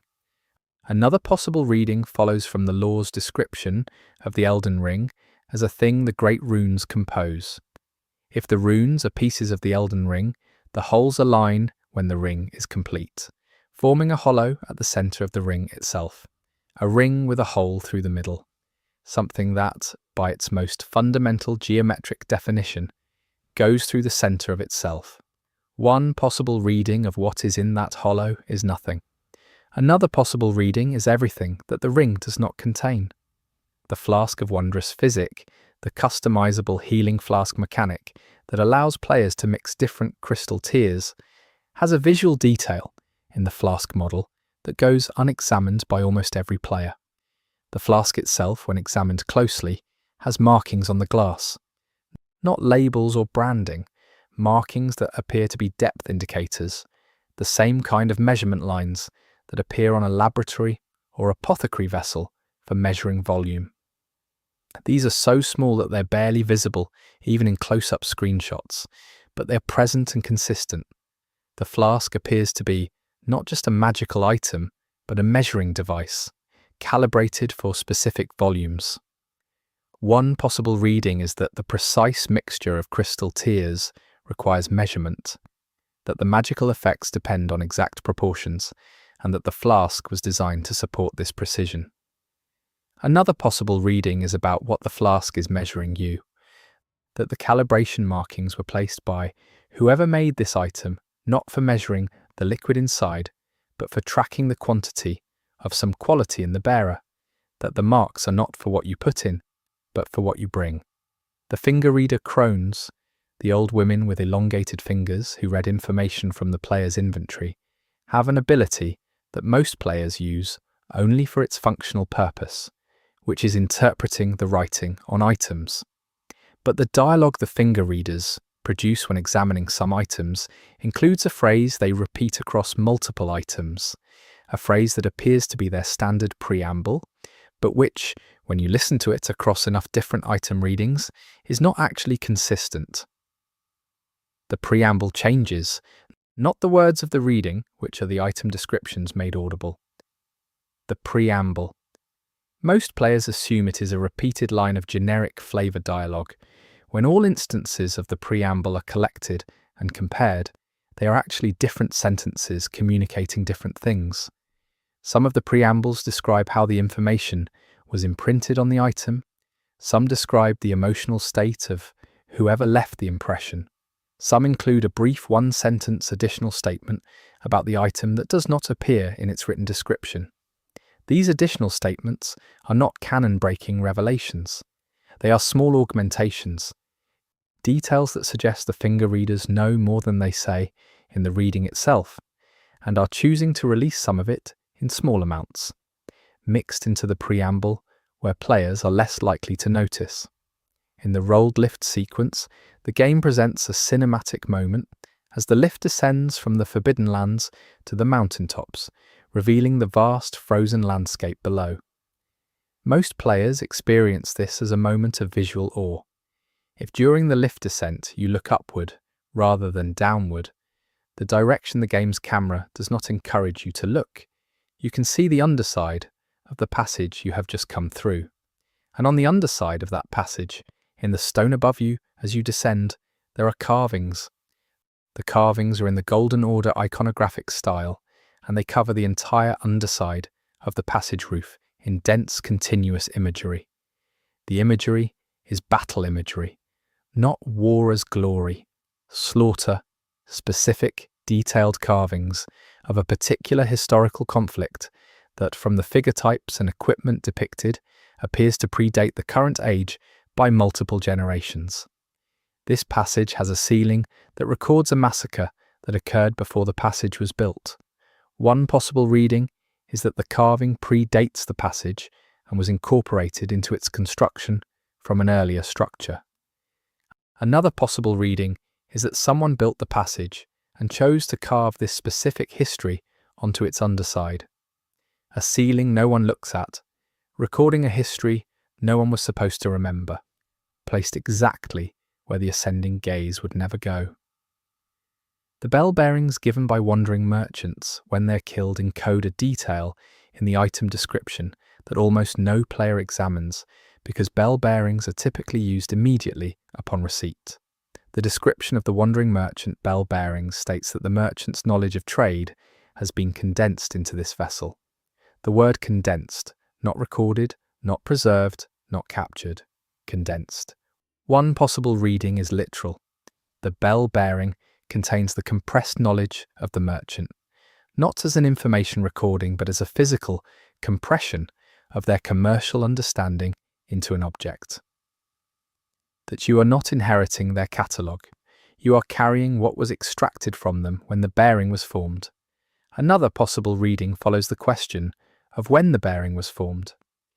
The bearing is a drop from a killed merchant. If the bearing is formed from killing, then condensed describes a process that happens at death, a process that every merchant carries within them already, the potential for their entire knowing to collapse into a small tradable object. Every merchant is already a bell bearing in process. The killing just completes it. The two fingers entities located in the round table hold have a detail in their chamber that most players observe only briefly before moving on. The two fingers rest in a stone basin in a room of their own, and the walls of this room are covered in diagrams. Not symbols or religious iconography, diagrams, technical illustrations in a fine, dense script. Most players who have zoomed into screenshots of these diagrams report that they appear to depict biological systems, networks of channels and nodes, distributions of energy through physical structures, the kind of drawing made to understand how something works from the inside. The diagrams appear to depict the Erdtree, not architecturally, biologically. A diagram of the Erdtree as a living system, drawn by something that needed to understand how it functioned from the inside. One possible reading is that the two fingers have been studying the Erdtree the same way a cell would study the body it is a part of, as an external form with an internal logic that it does not fully understand and needs to map. Another possible reading is that the diagrams are not observation, but design, that the two fingers drew the Erdtree's functioning into existence in that room, and that the tree above them, in some sense, lives according to plans drawn on these walls. The Academy Glintstone staff, one of the most common magic implements in the game, has a handle texture that is unique among its visual type. When the staff's handle is examined in close-up screenshots, the material appears to be bone, not artificially decorated to resemble bone. The grain of the material is consistent with long bone structure, specifically with the shaft of a human femur. The item description does not address the material of the handle. It addresses only the glintstone embedded at the top. One possible reading is that this is a general detail about Academy crafting practice. The lore indicates that the Academy used various biological materials in its research and equipment, but the specificity of the texture, the unmistakable grain pattern of femur bone rather than generic bone material, suggests that the choice of material was specific, that the handle of one of the most distributed and institutionally central magical items in the Academy's arsenal is made of a very specific kind of bone, and that the Academy, institution of learning, of progress, of the secular pursuit of knowledge, issued this to its students without comment. In the late-game area of Farum Azula, the ancient city suspended in the sky surrounded by the tempest, there are sounds that play between the thunderclaps that are not part of the storm audio. Between claps, in the intervals that should contain only wind and distant stone grinding, there are sounds that have a biological quality, not animal sounds, not speech. A biological quality, like the sound of something very large breathing, or the sound of a large biological structure under mechanical stress. These sounds are present throughout Farum Azula, but are most pronounced in the lower levels, the areas closest to where the dragon god's presence is most narratively concentrated. One possible reading is that Farum Azula is not a ruin, that the city was built inside or around or upon a living entity whose biological sounds persist in the architecture. that the stone and the biology are the same thing, and that what you hear between the thunderclaps is the city breathing. The demi-human queens, the larger robed variants of the demi-human enemies, who act as leaders or shamans for their groups, have an idle animation that includes a behaviour not seen in any other enemy in the game. When not in combat and not alerted, the demi-human queens move their lips. They are speaking, not vocalizing, not growling, not making animal sounds. The jaw is moving in the precise pattern of speaking, with distinct open-close cycles that mirror the rhythm of language. The audio channel for their idle animations contains only ambient sound, no voice, no language, but the mouth animation is there, moving in the pattern of words, producing no sound the player can hear.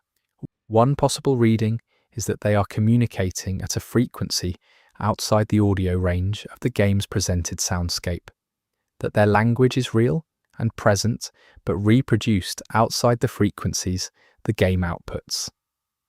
Another possible reading is that they are praying or reciting, and that the choice to include the animation without the audio was a deliberate choice to show you that they have something to say without letting you hear it. The Cleanrot Knights, enemies associated with Melania and the Halig Tree, carry a detail in their armour description that points toward a practice that is more disturbing in context than it initially appears. The armour description states that the Cleanrot Knight's equipment was designed to be worn without removal, that the armour's construction assumed it would remain on the body until the body ceased to function.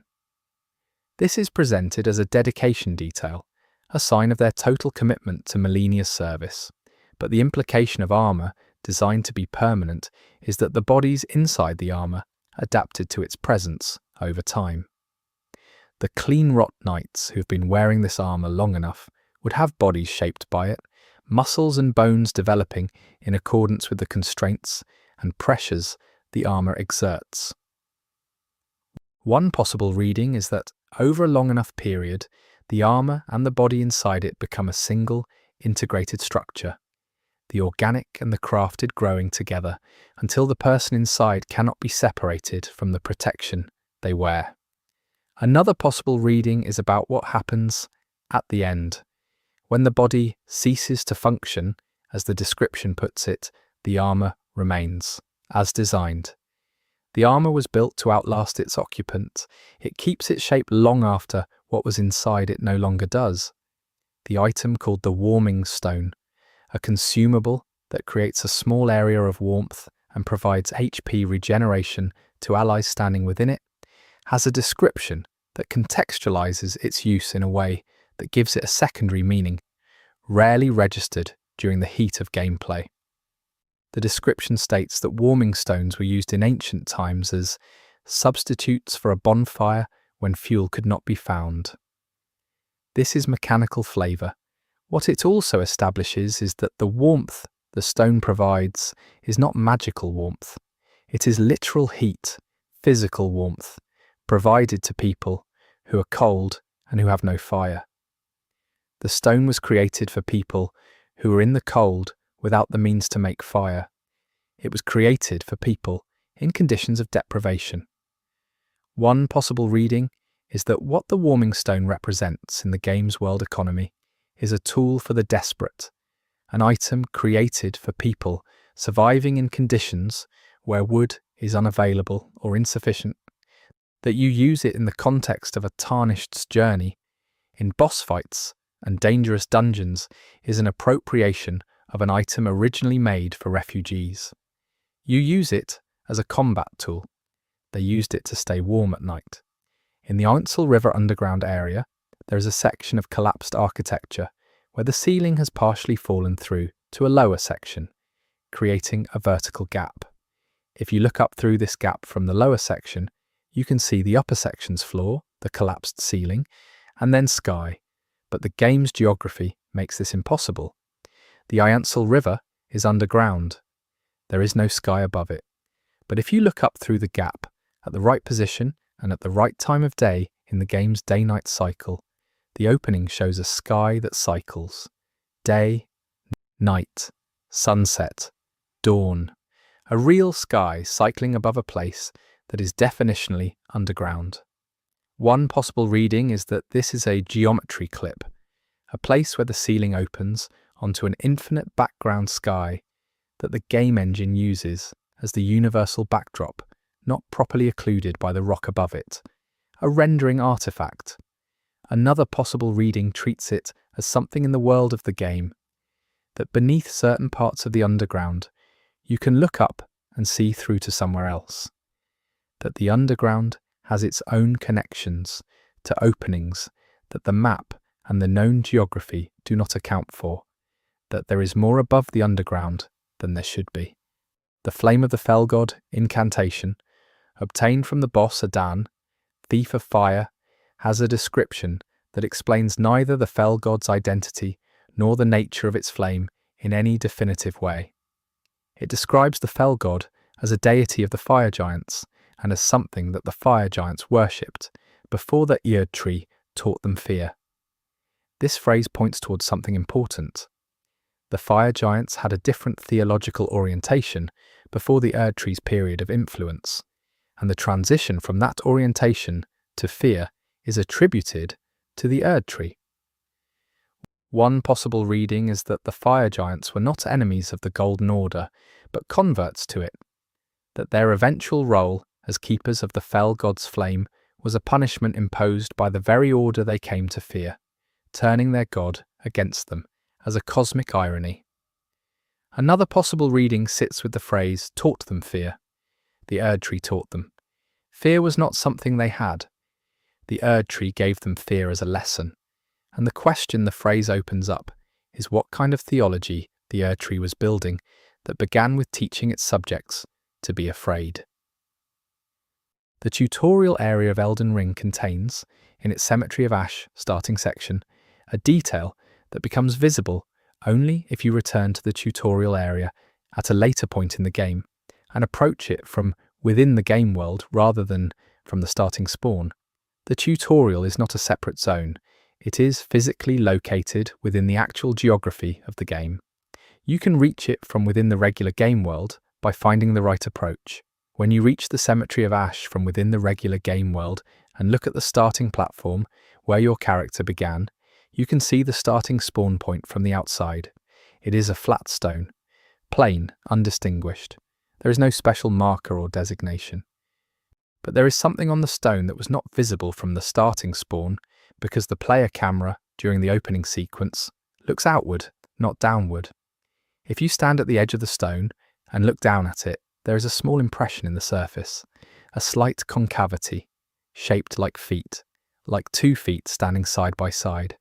An impression made in stone by someone who stood there so many times, in so many playthroughs, that even the stone where the journeys begin has been marked by the weight of all the arrivals. The somber smithing stones have item descriptions that mention their origin in a location described as a place where stars fell. This connects them to the glint stone-based magic system, which is consistently linked to the cosmos. But the specific phrase, where stars fell, as opposed to where stars were found or where stars landed, uses a verb with directionality and causality. Stars fell. They came from somewhere else. They came down. One possible reading is that the somber smithing stones are literally fragments of astronomical bodies, meteoritic material with magical properties derived from their non-terrestrial origin. This is consistent with From Software's design logic for the glintstone system. Another possible reading examines what it means for stars to fall specifically to this location, why this region and not others received fallen stars, and suggests that the location was not random, that whatever force governs the distribution of fallen celestial material was aiming, that the stars didn't fall, they were sent. Among the game's assortment of ghost-type enemies encountered primarily in catacombs and ruins, there is one variant that has a behaviour different from all others. Most ghost enemies phase through walls, appear at range, and have predetermined patrol routes. This specific variant, a figure in tattered cloth, found in a specific ruin on the eastern coast of the map, does not patrol. It stands in the center of a room, and when the player enters the room, rather than engaging in combat, the ghost faces the player and raises one arm. It holds its arm up for as long as you stand in the room. When you move to the left, the arm turns to track you. When you move to the right, it turns. The arm always points at you. It will do this indefinitely. It does not attack, it points. One possible reading is that this is a cut mechanic, an enemy that was meant to call other enemies or trigger an event through its gesture, but whose function was removed while the animation was not. Another possible reading is simpler, that this ghost has been in this room for a long time, and you are the most interesting thing that has happened to it. And what it is feeling, in whatever limited way ghosts feel things, is enough to move its arm. The Elden Stars incantation, one of the most powerful in the game, has an animation in which the caster releases a great golden comet that trails smaller stars. The smaller stars in the trail have a behaviour that most players do not isolate, because the visual effect of the incantation as a whole is overwhelming. The trailing stars do not follow random or physics-based trajectories. Each small star in the trail follows a path that curves toward the nearest living entity in the spell's area of effect, even if that entity is behind cover or has not yet entered the main blast radius. The small stars navigate around obstacles to find living things. They are not secondary explosions. They are looking for something. They are seeking. One possible reading is that this is simply effective design for a high-tier incantation. Another possible reading treats it as a property of the spell's cosmological origin, that the power of the Elden Ring, expressed as stars, seeks out life because the Elden Ring itself, as an expression of the greater will, is primarily interested in life. That the stars of the Elden Stars incantation are performing the same function as the Tree's grace, finding the living and moving toward them. The difference is what happens when they arrive. There is a corpse in the Volcano Manor that is positioned on a bed in one of the private rooms. This is not unusual. There are many corpses in many beds throughout the game. What is unusual about this specific corpse is what it is holding. Every other corpse in a bed throughout the game is positioned empty-handed, arms at sides or folded on chest. This corpse is holding something. An item is visible in the hand rendered in the corpse's grip. When you loot the item, it is an ordinary perfume bottle with no special description or value, but the bottle is empty. The corpse in the bed in the Volcano Manor, in a location associated with people who opposed the Erd Tree and chose an alternative, is holding an empty perfume bottle. The perfume has been used. The bottle was kept. One possible reading is that it was a gift, that someone gave this person a bottle of perfume, and they used all of it and kept the bottle, and they kept it long enough that they still had it when they died, long enough that they held it. Something given to them was worth holding on to even at the end. The Volcano Manor's Tanith, the elegant woman who runs the manor and serves as the questline's guide, has a detail in her visual design that points towards something about her nature that the game never directly states. Tanith's hands, which are visible throughout her interactions with the player, have a colour slightly different from her face and neck. This is typical of many character models where lighting and texture alignment produce minor inconsistencies. But Tanith's hand colour difference is consistent and directional. The hands are warmer in tone than the rest of her visible skin. Warmer, as in carrying more colour, more heat, more vitality. The rest of her face reads as pale, cool, distant. Her hands are the most alive part of her. One possible reading is that her gloves throughout the questline are not purely decorative. They cover the most visibly vital part of her appearance, the part that contradicts her cold aesthetic. Another possible reading examines the hands in the context of what Tanith does with them during the questline's conclusion, which most players do not reach, and suggests that the warmth in the hands was not coincidentally placed but narratively anticipated, that the most alive part of Tanith was always her hands, and that what her hands do is the truest thing about her.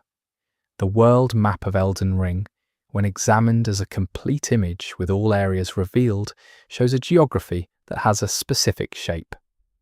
The lands between, taken as a whole landmass with its various regions, its coasts, its elevated areas, and depressions, forms an outline that is readable as a figure from sufficient distance, not abstractly.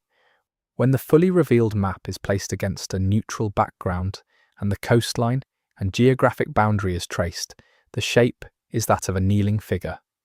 The head is in the north, the mountaintops of the Giants region. The torso is the central plateau. The legs extend south and southwest into the Weeping Peninsula and Limgrave. The figure is kneeling with its head bowed, facing approximately east. Multiple players independently noticed this and marked it in community discussions, and it was neither confirmed nor denied by From Software in any official communication.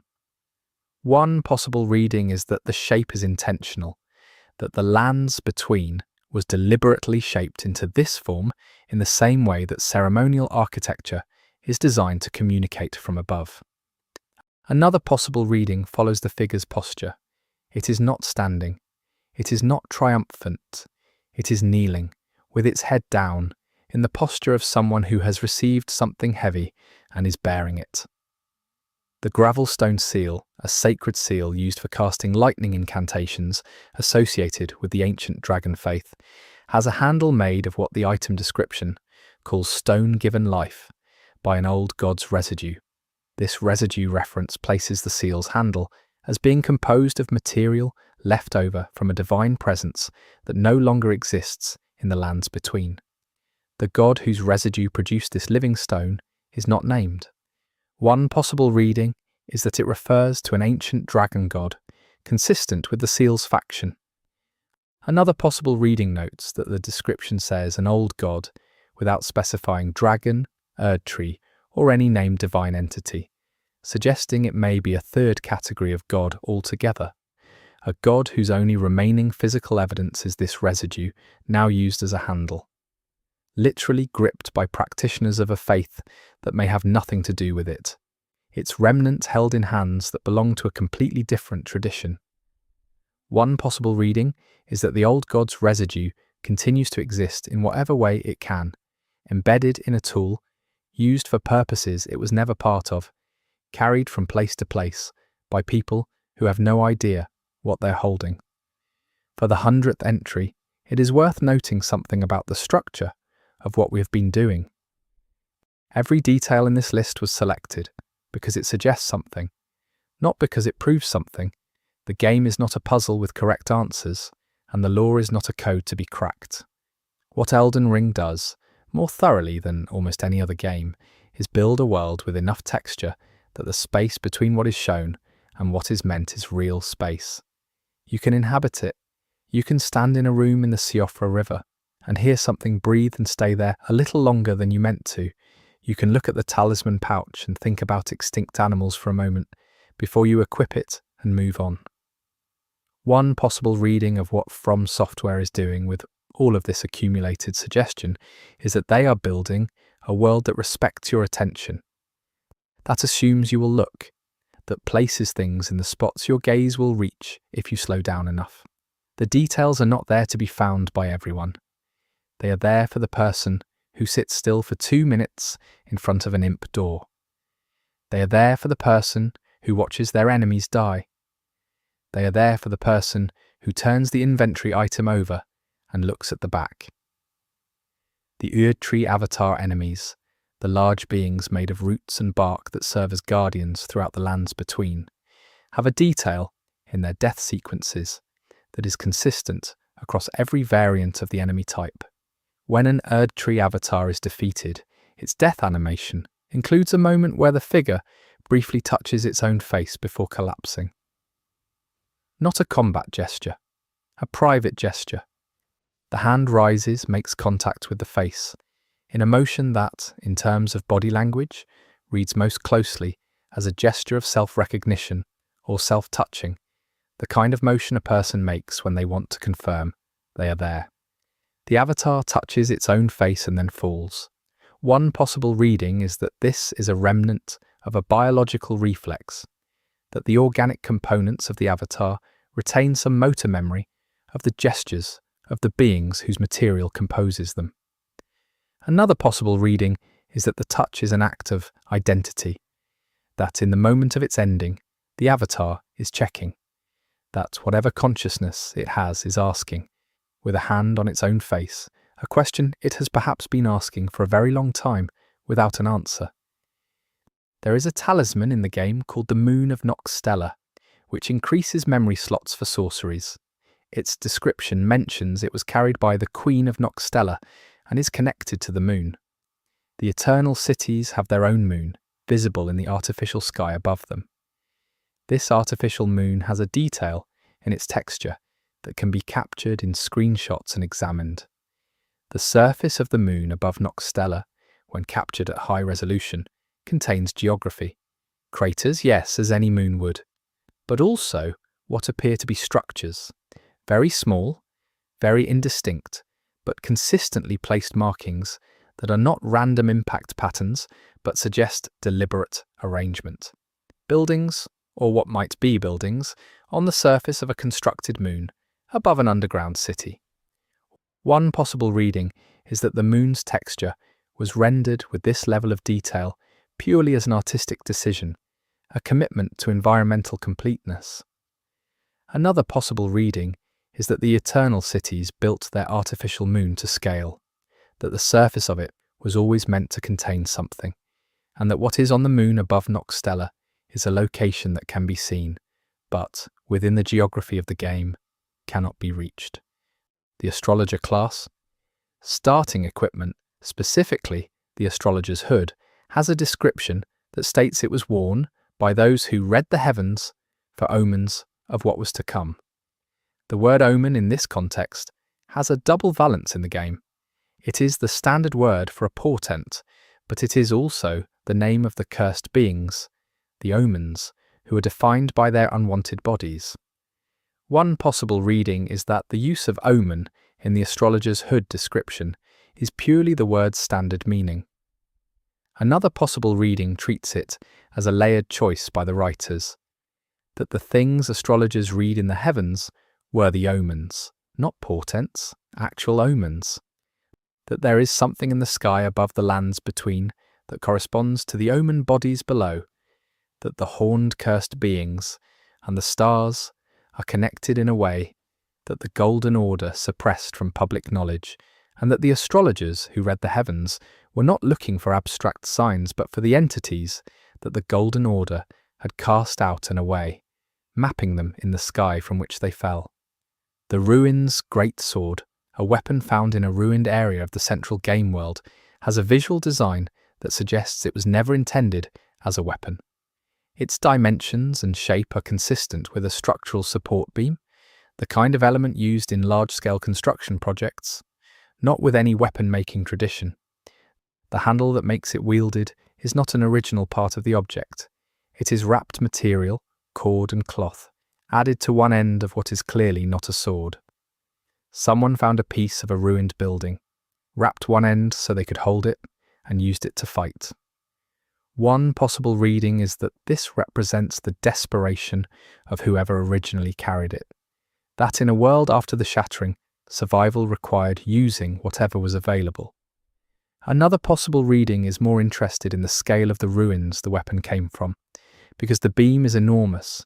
It is one of the game's great swords, meaning the structure it came from was built at a scale that would match nothing surviving in the current lands between.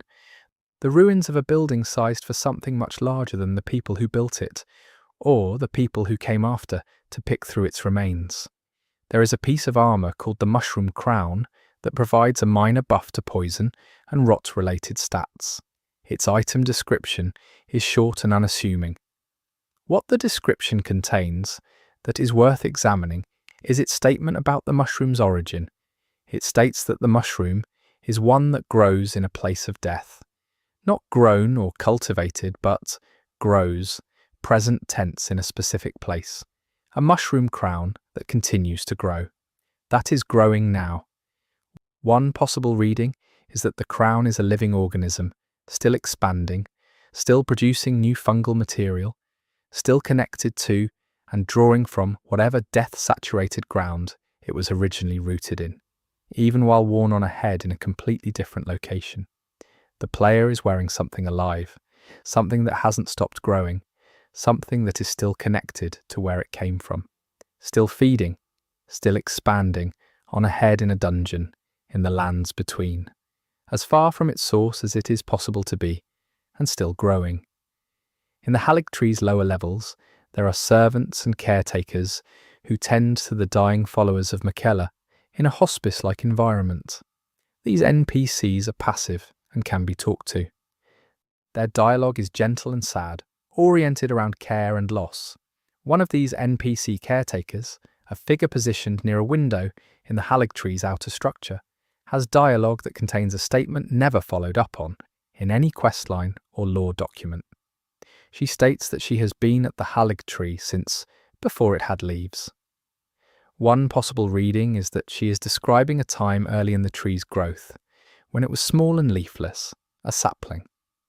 Another possible reading focuses on what before it had leaves means for a tree whose leaves are a specific lore element. The Haligtree's golden leaves are described elsewhere as being expressions of Miquella's grace, analogues to the Erdtree's own leaves. To have been at the Haligtree before it had them would mean being there before Miquella had grown into his power, before grace, before any of what the tree became. She has been in this place since it was nothing, since before it was anything.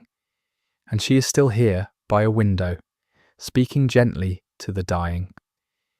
There is a cave in the game that contains a boss and a chest and otherwise nothing of note, except for one specific detail on the cave's floor. The floor of this cave, when the area around the boss fog gate is examined before entry, contains markings. Not decorations, not lore text, chemical stains, the kind of discoloration that occurs when something has been repeatedly performed in the same location over a long period of time. The stains form a ring around the area in front of the fog gate, a circle of staining, uniform enough to suggest it was made by the same substance, repeated many times. The cave has been used for rituals. Whatever happened in front of that fog gate, whatever was brought here and placed in a circle, and treated with something that left these stains, it happened enough times that the floor records it permanently. What the ritual involved is not referenced anywhere in the game. The boss beyond the fog gate is not a ritual figure. The cave has no name. What happened in the circle is simply gone, leaving only the marks on the floor and the question of what they were for. The celestial dew referenced earlier as a world grief item is sold by a specific merchant who appears in the middle of the game. This merchant's own backstory, delivered in dialogue fragments over multiple visits, describes them as someone who lost their purpose. Not their family, not their home, their purpose. They describe a time when they knew exactly what they were for, what each day was in service of. And then something happened that removed the context that made purpose possible. They continue to trade, they continue to exist, but they describe their continuing existence as a kind of persistence beyond meaning. What makes this significant in the context of the celestial dew is that this person, who sold the tears of the world's first grief as a commodity, is someone who might understand that grief personally. One possible reading is that the merchant's history mirrors the world's cosmological history in miniature. That purpose was removed from the world the same way it was removed from this person, and that what you buy from them, the grief tear of the world's beginning, is something they have a very particular relationship with. They sell it because they know what it means to have lost the thing that made everything else meaningful. There is a line of dialogue delivered by one of the game's most important characters during a late-game meeting that contains a grammatical anomaly. In the original Japanese version of the game, the character speaks in a grammatical tense that does not have a direct equivalent in English, and that the localization translated as simple past tense. The tense in the original is a form used specifically for actions that are completed but whose completion is somehow still present or relevant to the current moment. A tense for things that finished but that have not yet let go. The localized English translation renders this as simple past, which loses the presence of the completion. One possible reading of this grammatical choice in the original is that the character is describing not just what happened, but the condition they are still living inside. The action ended. They have not. The tense communicates what the words alone do not, that finishing something and being finished with it are not the same thing, and that this character is caught in the space between them. Margit and Morgott share a face. Most players who play far enough to encounter both understand their relationship from a lore perspective. But the visual detail that makes this most unsettling is in how their shared facial features are differentiated by context. Margit's face, rendered as the fell omen's disguise, has loose skin, heavy bags under the eyes, a kind of loose dissolution to the features that reads as age or decay. Morgott's face, revealed as the Omen King in his own castle, has tighter skin, sharper definition, more structural tension in the same features. They are the same face in different states of tension. One possible reading is that the tension is a function of their respective roles. Margit, the wandering gatekeeper, is a face that has been held for so long it has started to sag, while Morgott, the king, holds his face with the effort of authority. Another possible reading is about what the face expresses independently of identity. Margit's face is resigned. Morgott's face is bearing. Same features. The resignation of one and the endurance of the other, wearing the same face, asking what the difference is. The Leyndell knights who guard the royal capital have a piece of equipment. The Leyndell knight grieves, with the description that notes the boots contain reinforcement applied by the order's artificers at the time of the wearer's induction. This means the reinforcement is applied to the boots when the knight is admitted to the order. Not to blank stock boots, to boots that are already being worn. The reinforcement is applied while the knight is wearing them. The detail is not significant enough to be a plot point, but it adds a texture to what it meant to become a Leyndell knight. It means there was a moment when you stood before an artificer wearing your boots, and something was done to those boots while you stood there, while your feet were in them. The armour you were inducted into was made for you by being worked on while you wore it. The modification was applied to you as much as to the equipment. One possible reading is that this practice was practical. Another possible reading is that it was intentional, that the experience of having something done to your armour while you wore it, the minor discomfort, the acknowledgement that you were incorporated into the equipment and not just dressed in it, was part of the point.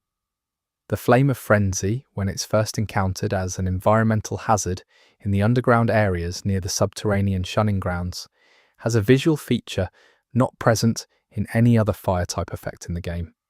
Standard fire in Elden Ring, whether campfires, burning buildings, or fire-based attacks, uses an upward movement in its flame simulation.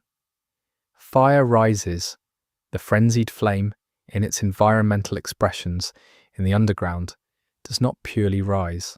The flame has a lateral component. It spreads, not in gusts or in the direction of a natural air current. It spreads outward in all directions, equally from its source, as though the act of burning is secondary to the act of reaching. One possible reading is that this reflects the frenzied flame's ideological nature. It is not a contained burning, but a spreading one, an expansion rather than a consumption. Another possible reading notes that fire that spreads equally in all directions is not responding to any physical variable. Wind, gravity, fuel distribution, none of these produce equal spread. The frenzied flame's equal spread suggests it is not responding to the physical world at all. It is doing something else, reaching for something that is equidistant in all directions from its own centre, reaching for everything at once. In the Ainsel River area, there are large mechanical insects called claymon enemies, who have a uniform appearance, suggesting they are constructs rather than natural organisms. The claymen are humanoid, clay-coloured, uniform enough to suggest mass production. Their item descriptions confirm they are created beings. What no item description addresses is the purpose for which they were created. The Ainsel River area was part of the Eternal City's civilization. The claymen are present in this area as remnant workers or guardians, but the specific tasks they are found performing in the environment, when you observe their idle routines without triggering combat, are not guardian tasks. They are moving things, carrying objects from one location in the underground to another. The objects they carry, when you can get close enough to examine them, are not random debris. They appear to be systematically sorting material, moving specific types of stone and organic matter to different accumulation points in the underground. One possible reading is that the claymen are still doing the job they were made to do, carrying out a task assigned thousands of years ago, still performing the function that their civilization programmed into them long after the civilization that needed the task completed no longer exists. Another possible reading asks what they are building. There is a brief, easily missed moment in the game's ending sequence for the Age of Stars ending, the ending associated with Ranni the Witch, where the game's final image before the credits is not of Ranni or the player or the sky. The final image is of the Erd Tree, specifically of the Erd Tree in darkness.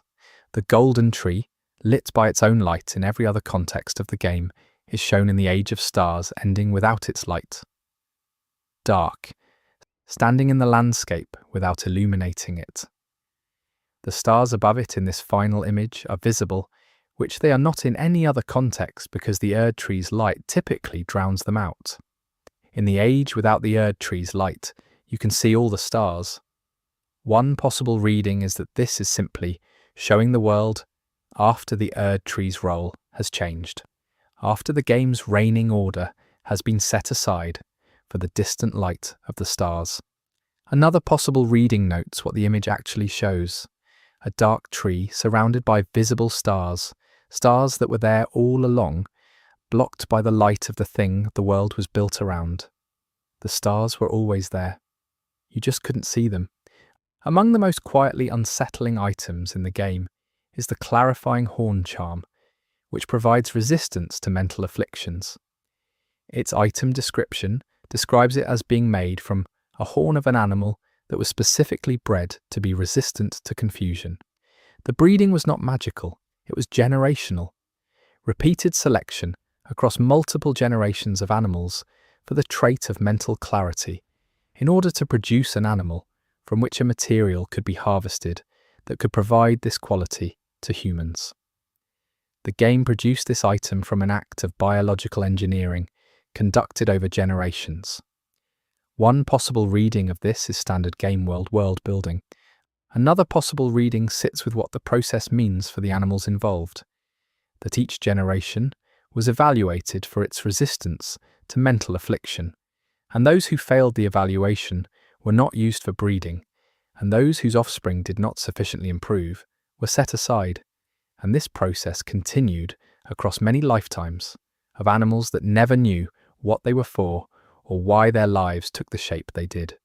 The clarifying horn charm you clip to your equipment is the end product of a multi-generational selection program run on animals who lived and died in service of a project they were not aware of. The crucible feather talisman, associated with the primordial crucible, as most crucible items are, has a description that contradicts a widely assumed detail about the crucible's nature. The crucible is generally described in the game's lore as a primordial state, the state of all life before differentiation, before the various species and forms developed their distinct characteristics. It is described as containing all traits simultaneously, before any became dominant. The crucible feather talisman's description, however, mentions that the feathers in the crucible were shed in an act of choice, not an act of evolution, not a natural process, a choice, One possible reading is that the Crucible's beings chose to become what they became, that the differentiation of life from the Crucible was not a biological process but a series of decisions made by beings who could have remained in the undifferentiated state and chose not to. Another possible reading sits with the word shed. Feathers are shed in a molt, a natural transition, but in this context the word carries an emotional weight. They were shed, let go of, as though becoming what you are requires giving something up that you previously carried, as though the process of becoming distinct involves a loss that leaves something behind. The cuckoo glintstone found in the Raya Lucaria Academy area has a description that uses the word borrowed to describe how the Academy's sorcerers used a specific type of glintstone power. The word borrowed implies an origin and a lender.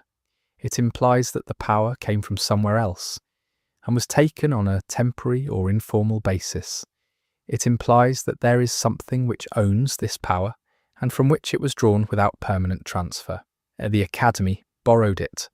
One possible reading is that this is a poetic description of the Academy's relationship with the broader sorceress tradition, that they drew from a common fund without adding to it. Another possible reading follows the lender. If the power was borrowed, it can be called back. Whatever the Academy drew upon to fuel its glintstone sorcery is something that retains claim over what was used. The sorcerers of the Academy built their entire institution on borrowed power, and one possible reading of the Academy's current state, its overrun halls and phantom-filled corridors and collapsed faculty, is that the loan came due. Among the messages left by other players in the game world via the multiplayer message system, there is a category of message that the game's design encourages at specific locations. Warnings of danger ahead. These messages are part of the intended experience, but there is one location in the game where the density of player messages is anomalously high, far higher than any other location, and where the messages are not warnings of danger, but something else. In a specific cave in a specific region, there are dozens of player-placed messages, all of which say variations of the same thing. Not a warning, a comfort. It's okay. You're doing well. Don't give up. This area is worth it. The players who went before you, who felt what you felt in this place, left messages not to inform you of the danger, but to encourage you through it. One possible reading of this density of comfort messages is that this location is particularly difficult, and that players responded by expressing solidarity. Another possible reading is that something about this specific space produces a specific feeling in the people who pass through it, a feeling that they want to address for the next person, a feeling close enough to despair that the natural response is reassurance, not warning, comfort, you're doing well. There is a location in the game world that is identified on the map, but that contains, after a certain point in the main quest, no enemies, no items, and no NPCs. It simply exists as mapped space. The area is accessible throughout the game, but becomes completely empty after a specific story event removes the entities that previously populated it. The empty area has a detail that becomes perceptible only in its empty state. When there are no entities in it, the ambient sound changes, not to silence, to a different sound. A sound that was presumably beneath the sounds of the enemies and NPCs who previously occupied the space. A sound that was present all along, but masked. When the area is empty, this underlying sound is audible. It is a low, continuous tone with a slow modulation, something between wind and music, organic and structural simultaneously. The area, now empty, reveals a voice it has had the whole time. One possible reading is that the clearing of entities revealed an ambient audio layer that functions as the area's baseline sound identity, a designed quality for the space itself distinct from its population. Another possible reading is that the area was always speaking and no one could hear it over all the living things in the way. The Radabeast, the alternate visual form that certain late-game enemies take has a specific body part configuration that most players never examine in detail, because these enemies are encountered exclusively in high-difficulty contexts where careful observation is not the priority. The Radabeast's spine, visible in specific orientations, does not follow a single anatomical axis. The spine has a split point approximately midway down its length where two separate spinal structures diverge and then rejoin, forming a brief loop in the skeletal anatomy. A spine that splits and reconnects. This is not a natural biological structure. It is a design that was made. One possible reading is that this is an artifact of the transformation that produces Radabeasts, that the biological process of their creation introduces structural anomalies that serve a functional purpose in their enhanced physical capability. Another possible reading focuses on what a split and reconnecting spine anatomically accomplishes. It creates two possible pathways for neural transmission. It creates a body that can think about the same command twice before acting on it. One possible reading is that the Radabeast is faster than its anatomy should allow, not because its muscles are enhanced, but because its nervous system was doubled. In a cave system in the Caelid region, the area saturated with scarlet rot, there is a section of cave floor that does not contain rot. In a region defined by the ubiquity of rot, this small section of clean floor stands out. If you crouch down and examine the floor texture closely, the clean section is not simply rot-free. The material of the floor is different, slightly lighter in colour, more compact. It is a different stone than the surrounding rot-saturated floor. One possible reading is that this was a floor repair, that at some point someone came to this specific cave and replaced a section of the floor with clean material, either because the original stone was damaged or because the clean material served a specific function. Another possible reading follows the shape of the clean area, which is not a simple rectangle or square consistent with a repair patch. The clean area is roughly circular with slightly irregular edges. It is the shape made by something being dragged away, something that was here, resting on this floor, and was then dragged out of the cave, scraping clean a circle of floor as it went. Whatever it was large, and it left on its own or was taken. But the floor remembers the shape of where it rested. The mimic tier boss, encountered in Notechron, is a mirror of the player character made of silvery fluid. It copies your equipment, your moveset, your appearance. The lore describes it as a creature that wants to become human. The fight is disturbing for obvious reasons. What is less obvious is the mimic tier's behaviour in the moments before it becomes aggressive. There is a brief window when it first resolves from fluid into your copied form. In this window, approximately 2 seconds long, it stands. It looks at itself. The camera angle during the fight means that you are looking at yourself standing there, and what you're looking at from its perspective is also looking at itself in you. In those 2 seconds, before either party attacks, you and the mimic tear are looking at each other, and each of you is looking at your own mirror. The fight begins with the end of this moment, with whatever conclusion each of you reached by looking. One possible reading is that the aggression begins when the mimic tier determines that the thing it wants to become is not achievable through looking. That becoming requires eliminating the original. Another possible reading notes who moves first and what that means. The ruins at the base of the Erd tree, those that can be explored in the areas immediately surrounding its base, contain objects that suggest a prior civilization at its very root that was not the Golden Order. The style of these ruins uses motifs and construction techniques found elsewhere in the game, only in areas associated with the pre-Erd tree era. But the ruins are not buried beneath the Erd tree. They are directly against it. They share walls with the Erd tree's root systems. One possible reading is that these ruins were here before the Erd tree, and the Erd tree grew around and through them, incorporating them into its root structure. Another possible reading notes the wall sharing. The ruins and the Erd tree, do not simply coexist in the same space, they share structural elements. The ear tree's roots and the ruins walls are the same walls.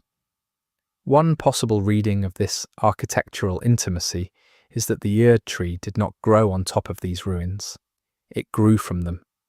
That whatever those ruins once were, whatever was done in them, the eared tree emerged from their foundations as much as from any seed. There is a type of enemy called the Revenant, which uses a crawling, multi-limbed movement style and has the ability to teleport short distances. The Revenant's lore, described in its item, Drop, states that it is a spirit that refuses to accept its own death. Most players read this as a flavor description of an undead enemy. What is unusual about the Revenant is its face. Most undead enemies in the game have faces that are either absent, degraded, or transformed by whatever process created them. The Revenant has a face that is not degraded, it is intact, expressive, and its default expression is not aggression. It is not the vacant snarl or blank hollowness of most undead. The Revenant's default expression, visible when it's not in the middle of an attack, is distress, a genuine, readable emotional expression of distress, a face that has not degraded along with the body, a face that still feels something. One possible reading is that the Revenant's emotion is precisely the source of its power. The refusal to accept death is not a supernatural state, but an emotional one, and the face is distressed because refusing to accept what is true is a distressing thing to spend every moment doing. Another possible reading is that the face is distressed because it sees you, knows what you will do, and is dreading it. The smithing master Hugh, the blacksmith trapped in the Round Table hold, has a questline element that most players complete without fully understanding its mechanics. Hugh is described as being kept in the Round Table hold by a power he cannot leave. His dialogue describes his captivity as something he accepted long ago.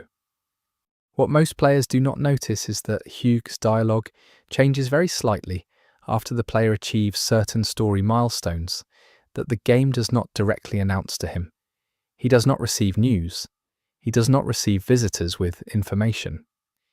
The Round Table hold is described as isolated from normal information flow, and yet Hugh's dialogue contains lines that only appear after specific story events, lines that respond to changes in the game state that Hugh should not know about.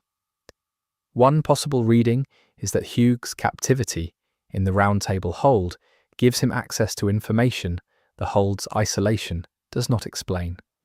That whatever keeps him there also connects him to the world's changing state in ways he never describes and perhaps does not understand. He knows things he shouldn't know. He builds what you bring him. He knows what is happening to you, and he never says how. In a specific forest area of Limgrave, there are trees that have carvings in them that do not match any other carved tree detail in the game. Throughout the lands between, carved trees appear as part of various cultural and religious expressions, and their carvings are typically stylized and symbolic. These specific trees have carvings that are not stylized. They are representational.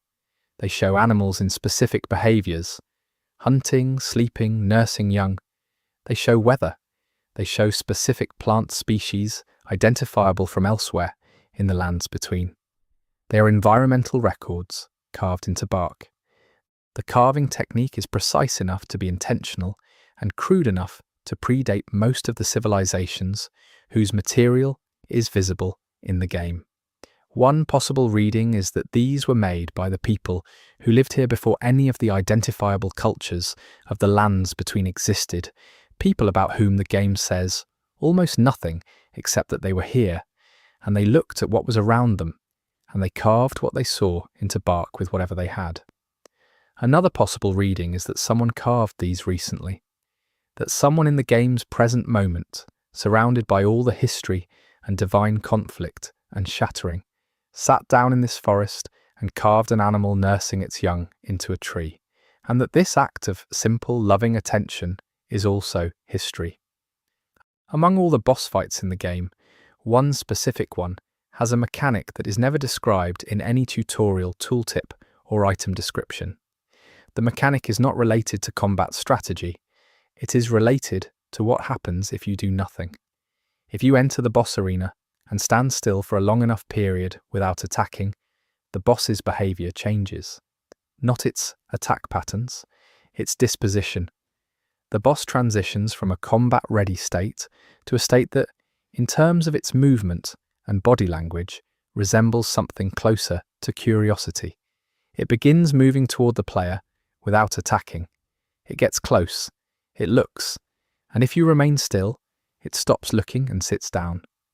The boss sits down. Both of you in the boss arena, sitting. No fight occurring, no progress toward any ending. Just two things in a room, having arrived at this specific arrangement by the path of total stillness.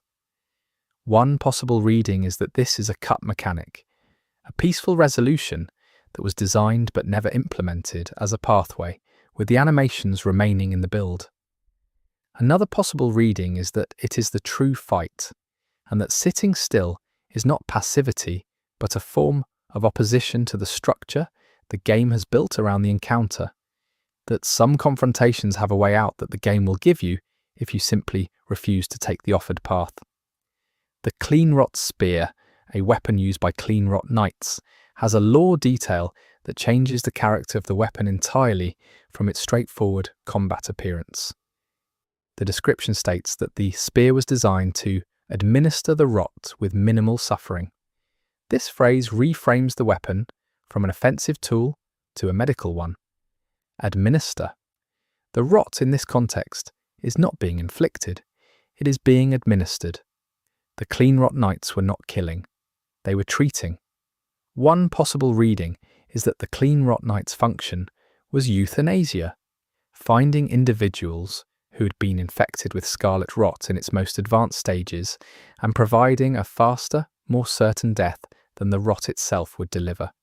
Another possible reading follows the word administer more carefully. Administering something suggests a dosage, a controlled application. This reading suggests that the Cleanrot Knights were not ending rot-afflicted individuals, but calibrating their rot exposure, giving the rot to those who could benefit from controlled doses, as one might administer a treatment that is itself the thing it treats. The spear was a medical instrument. The rot it administered was medicine. What it was treating, and what constituted a successful treatment in this theology, is left open. The Dragon Lord Placidus Axe, the optional boss found in Farum Azula and described as the god of a previous age, has a detail in its arena that most players notice only as a curiosity and do not pursue. The arena is a circular platform of stone floating in the Tempest, and the stone of the platform is different from all other stone in Farum Azula. The platform's stone is a warmer colour, more organic in texture, with grain patterns that suggest biological origin rather than geological. It is not made of the same material as the city around it. The platform on which you fight the god of a previous age is made of something that grew, rather than something that was quarried. One possible reading is that the platform predates even Farum Azula, that it is a remnant of a still earlier structure whose biological origin stone represents a technology or biology from before the current age's geology was established.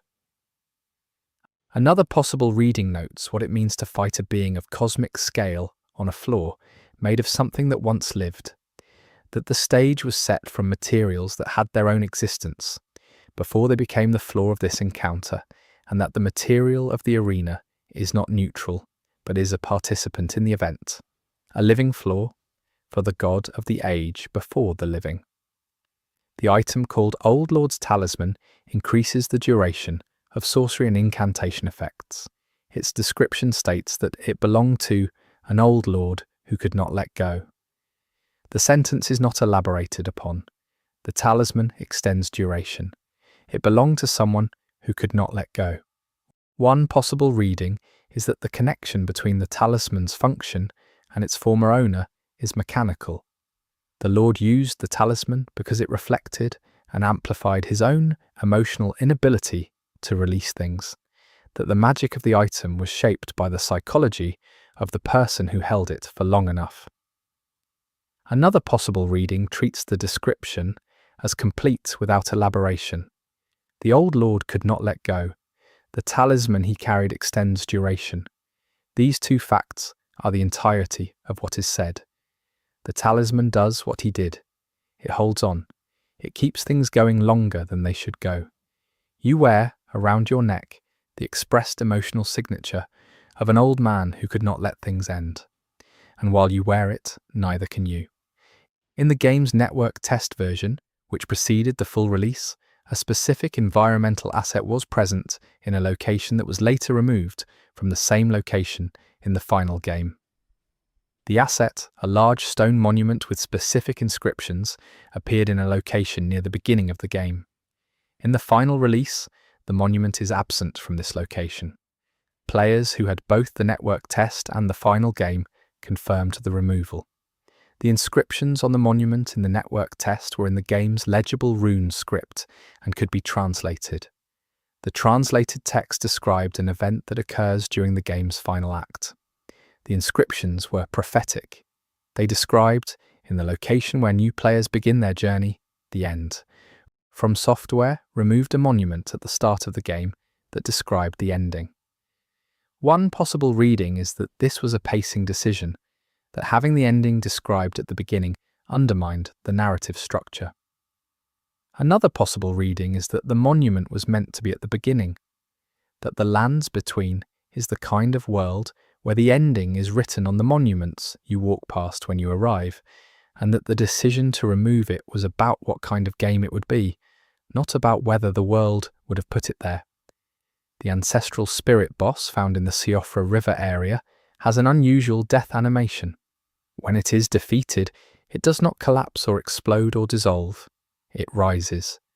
The death animation for the ancestral spirit involves the creature lifting upward from the arena floor, ascending slowly until it passes through the ceiling of the space and disappears. This is the only boss in the game whose death takes it upward. Every other defeat in the game resolves downward. Creatures fall, shatter, sink, collapse. The ancestral spirit goes up. One possible reading is that this reflects the ancestral follower culture's theology, in which the dead are understood to ascend rather than descend, and the boss's death is a visual enactment of the faith of the civilization that created these spirits. Another possible reading is that the death is not a death, that the ancestral spirit, in being defeated, is simply moving to where it goes when it is not here, that you did not kill it, you completed the ritual that sends it home, and it went. There are certain spots in the game world where the player character's footstep sounds change, without any apparent change in the ground material. The texture of the floor visually appears identical, but the audio system plays a different footstep sound. In most cases, these are simple audio material mismatches from the development process. But there is one specific location, a section of corridor, in a major dungeon, where the footstep change occurs at a precise point, and where the change is not from one material sound to another similar one. It changes from stone to what sounds like wood, a stone corridor that, for 5 steps in a specific section, sounds like you're walking on a wooden floor. One possible reading is a material mismatch. Another possible reading follows what is beneath stone corridors in the game's world. Rooms, other levels, older structures incorporated into newer construction. A wooden floor underneath a stone one, accessible only by sound. 5 steps of evidence that what you walk on is not what the world shows you. The Millennia boss fight, in addition to the audio detail noted earlier, has a visual detail in the environment that most players do not notice, because Millennia herself so thoroughly commands visual attention. The walls of her arena are covered in scarlet Aeonia blossoms. These blossoms, in the opening of the fight and throughout the first phase, are closed. Buds, not blooms. In the second phase, the blossoms on the walls that are visible behind millennia are open. They bloomed in the transition, like the one on the floor, like the one that bloomed while you were watching the cutscene. All the flowers in the room bloomed while you were not watching the walls. Every surface of the arena that is covered in scarlet aeonia changed while your attention was on the transition. One possible reading is that the bloom triggers with the phase change as a scripted event, and the timing is simply not managed to account for player attention. Another possible reading notes the consistency of the pattern. Nothing in this room changes while you're watching. Everything in this room changes while you're not. The room has been designed to change in the moments when you're occupied elsewhere, as though what happens here happens specifically in the absence of observation, as though the game is asking what it means to see. The item called the Glintstone Kriss, a small dagger associated with the Academy, has a description noting that it was used not in combat, but in surgical glintstone procedures. This description implies that the Academy performed surgeries involving glintstone, direct insertion, or manipulation of the cosmic mineral within living bodies. The Glintstone Kriss is thin, precise, designed for fine work rather than combat. One possible reading of surgical in this context is academic in the scientific sense, that the Academy was literally conducting operations on living subjects using glintstone material, studying the interaction of cosmic mineral with biological tissue through direct insertion and manipulation. Another possible reading follows what the Academy was ultimately trying to achieve with its sorcery, which is described elsewhere as a means of reaching the wisdom of the stars, of aligning human intelligence with cosmic order. One possible reading of the surgical procedures is that they were attempts to physically bring the stars closer to the bodies of the subjects, to insert, with a precise blade, a piece of the cosmos into a living person and observe what happened to both. There is a tree in the Weeping Peninsula, in a field south of the Eard tree facing Keep there, that is different from all surrounding trees. The trees in this area are dead, black-barked, leafless, consistent with the Weeping Peninsula's atmosphere of melancholy and decay. This specific tree is alive. It has leaves, green ones. They are slightly luminous, catching light differently from all surrounding vegetation. No item is associated with it. No NPC references it. No lore document mentions a living tree in this specific field. It simply stands there, alive, in the middle of dead trees with green leaves. One possible reading is that it is a design detail intended to give the area visual texture and contrast. Another possible reading asks why it is alive when everything around it is not. What is different about the ground here? What is beneath it? What the roots of this tree have found or are drawing from that keeps it in a different state from every other organism in the same environment? The living tree stands in the dead field and does not explain itself, and neither does the game, and the question of what it knows that the other trees do not remains open. The Confessor class starting equipment includes the Finger Seal, a sacred seal used for casting incantations. The description of this seal refers to its connection to the two fingers, the divine messengers in the game's lore.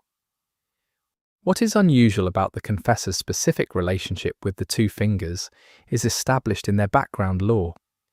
Confessors are described as agents of a church with a shady past, agents of a church that operates secretly. They use the two fingers seal. They work in shadow for an institution with a hidden history. One possible reading is that the Confessor's Church is simply a covert religious organization within the Golden Order's framework.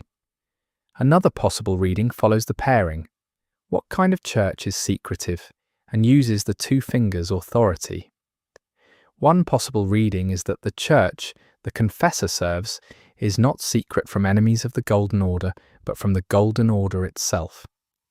That there are functionaries within the two fingers' own system who operate without the knowledge of the outer institution. Spies of the Two Fingers, working for the Two Fingers, hidden from the church that believes it employs them. The deepest infiltration is the one the institution performs on itself. The boss, called the Black Knife Assassin, has a unique quality among the game's many assassin-type enemies. She is nearly silent. Her movement, her attacks, her presence in the room produces almost no sound. This is lore accurate. The Black Knife Assassins are described as capable of muffling even sound itself by use of their enchanted equipment. One player discovered, through audio isolation and careful observation, that the Black Knife Assassin's completely silent moments correlate with specific attack types. When she is performing a standard movement or physical strike, her sound is merely reduced. When she is performing the specific attack associated with the Black Knife itself, the attack that connects to the assassination of Godwyn the Golden, there is not merely reduced sound but total absence. The room becomes more quiet than quiet. The ambient sound of the room dips below its baseline in the moment of that specific attack, as though the attack itself absorbs a small amount of the sound around it, in addition to the character's native sounds. One possible reading is that the technique of the assassination has a sound-consuming quality that extends beyond the assassin herself, that what killed a god reaches further into silence than simple magical muffling, that the act itself has a gravitational relationship with sound that continues to function whenever the technique is performed. In the sealed tunnel accessed from the capital outskirts, there is an underground section that contains a large stone mechanism of a type found nowhere else in the game. The mechanism is not explained by any surrounding lore item or NPC. It appears to be a device for moving stone, a large pivoting assembly of worked stone that, when active, would have rotated sections of the surrounding rock into different configurations. The mechanism is not active. It has not been active for some time. The pivot points show mineral deposition consistent with long disuse. But the stone sections it would have moved are still in their current positions, and when you examine those positions, some of them are clearly not where this mechanism would have originally placed them. The mechanism was last used not to arrange the stone for navigation, but to arrange it specifically to block something, to seal something off. The last act of this machine was not to open a path, but to close one. Whatever was sealed by this mechanism, whatever required an enormous stone-moving device to be permanently disabled in the sealing position, is still sealed. The device never moved again after that last rotation. One possible reading is that the mechanism was deactivated after use to prevent anyone from reversing its action. The game's final sequence before the credits, regardless of which ending is chosen, includes a moment where the player character stands alone. In every ending, for at least one frame, the Tarnished stands without any other character present, without the Erdtree or any specific landmark in immediate view, simply standing in the lands between, as it exists after the events of the game. The posture of the character during this frame, the default standing posture, is the same posture as the very first frame of the game's opening cinematic. The game begins and ends with the same posture. One possible reading is that this is simply the default stance, present because no other animation was specified. Another possible reading treats it as a deliberate choice by the animation team, that, after everything, after the entire journey and all of its possible ends, the Tarnished stands the same way, that what you see in the last frame of the game is the same person who stood in the first frame. Everything happened, and they are still standing. There is a detail in the Raya Lucaria Academy that points toward a specific historical relationship between sorcery and the divine that the game never addresses directly. In the deepest section of the Academy, in the area near the boss fights of the late game repeat visit, there are wall inscriptions that use a mixed symbolic vocabulary, sorcery symbols and Golden Order symbols interleaved. Not two competing systems side by side, but interleaved, a golden order symbol, then a sorcery symbol, then a golden order symbol, forming a chain that requires both to be complete. One possible reading is that these inscriptions are from a historical period when the two traditions were not opposed but integrated, a time before the political division between the academy and the church, when sorcery and faith drew from the same symbolic source. Another possible reading is more radical, that the mixed inscriptions are not historical but prescriptive, that they describe something that was being attempted, a fusion of sorceress and divine power into a single system, and that the Academy's split from the Golden Order was not ideological disagreement, but the failure of this attempt. The interleaved symbols on the wall are the evidence of a synthesis that did not hold. The jar enemies and NPCs in the game, particularly Iron Fist Alexander and the Warrior Jar Alexander questline, have a detail that reveals something about the nature of jar people that Alexander's dialogue hints at but never confirms. Alexander is a jar, and his description explains that jar people ritually fill themselves with the remains of fallen warriors to gain their strength. This is his stated purpose and his passion. What Alexander never explains is the process by which this filling is reversed. He can absorb warrior remains. Can they be removed? The detail that points toward an answer is in the item you eventually obtain from Alexander if his questline is completed through its most thorough conclusion. The item you receive is his contents, not a piece of Alexander. His contents, the remains of warriors he absorbed over a lifetime of seeking. One possible reading is that the item represents what Alexander wanted to leave behind, a gift of everything he had gathered. Another possible reading follows the medical implication. The contents of Alexander were removed from Alexander.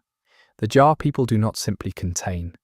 They can be opened, and what a jar person contains can be extracted, given, or taken. The absorption was not permanent, it was storage. In the Mogwin Palace area, the blood-soaked underground space associated with Mog, Lord of Blood, there is a visual detail in the pools of blood that cover the arena floors and corridors. Blood in this area accumulates in low points and drains through cracks in the floor. Most players accept this as atmospheric environment design. If you watch the blood drainage carefully, in one specific section of the palace, the flow of the blood is not consistent. In all physical fluids, flow follows gravity. The blood in this section does not follow gravity consistently. In specific moments, the flow reverses, not dramatically. Not enough to notice at a glance, but a thin stream at the edge of the pool is moving uphill, moving away from the drain, moving toward a specific point in the wall where no crack or opening is visible. The blood is going somewhere that gravity does not require it to go.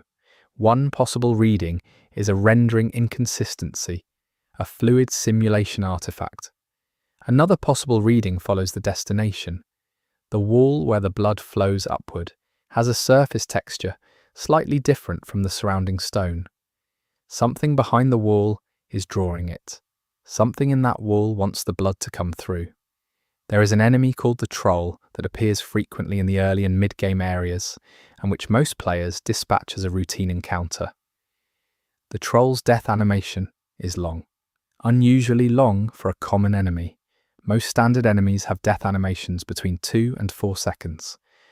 The Troll's death animation, the full sequence from receiving the killing blow to collapsing, takes approximately 8 to 10 seconds. During these 8 to 10 seconds, the Troll does not simply fall. It goes through a sequence of physical stages that would, in any other context, be recognized as the stages of losing consciousness. The first blow's impact, a stumble, an attempt to catch itself with one hand, a second stumble, as that attempt fails, a slow sliding movement toward the ground, and finally, the full collapse. One possible reading is that the animation length is calibrated to the Troll's size, that a creature of this mass would take longer to fully fall.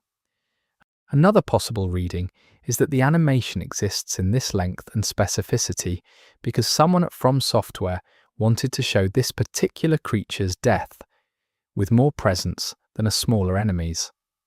Not for lore reasons, for the creature's own dignity. A large, slow death for a large, slow thing. A duration that acknowledges the mass of what is ending.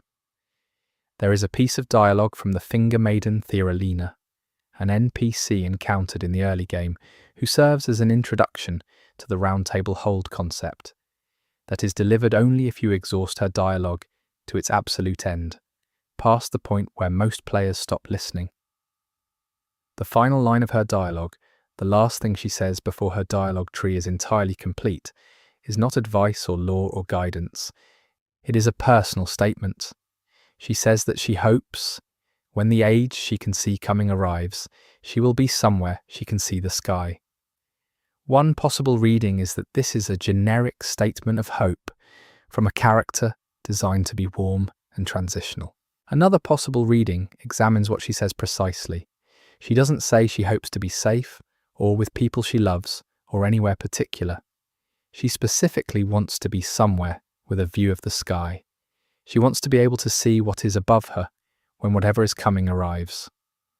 One possible reading of this specific wish is that she knows something about the nature of what is coming that makes the sky important, that what will change is visible from above, that she wants to see it when it happens. The Knight's Sacred Ground boss in Nokron yields an item called the Mimic Tear Ash, used to summon a copy of the player as a Spirit Ash companion. The Mimic Tear Ash, when you summon it during combat, does not copy your appearance immediately. There is a brief moment, approximately 1 to 2 seconds, when the summoned spirit exists in an indeterminate form, neither your shape nor any other recognizable shape, just a rough columnar mass of silver fluid attempting resolution.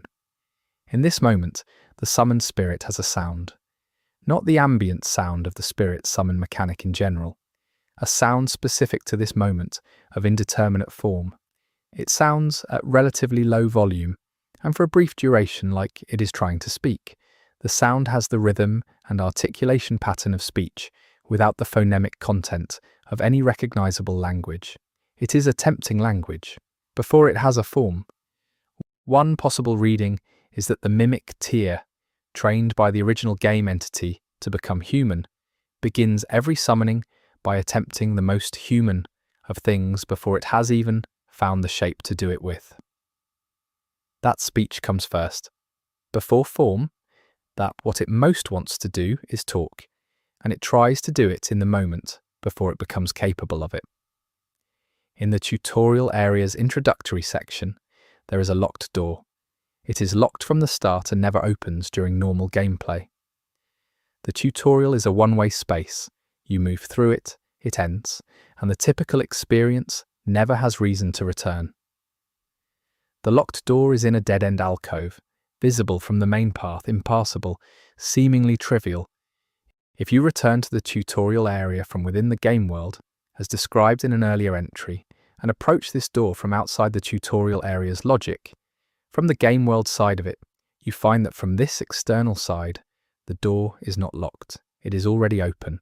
The door that was locked from the tutorial side is open from the world side. The obstacle that cannot be passed from the direction of the beginning can be passed from the direction of everything after it.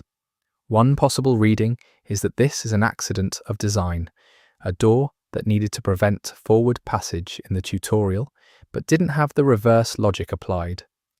Another possible reading treats it as intentional, that going forward through the tutorial hits a locked door, and going backward through experience opens it, and that this is the only door in the game that works this way, and the only direction from which it works is the direction of someone who has already lived through what the tutorial was preparing them for.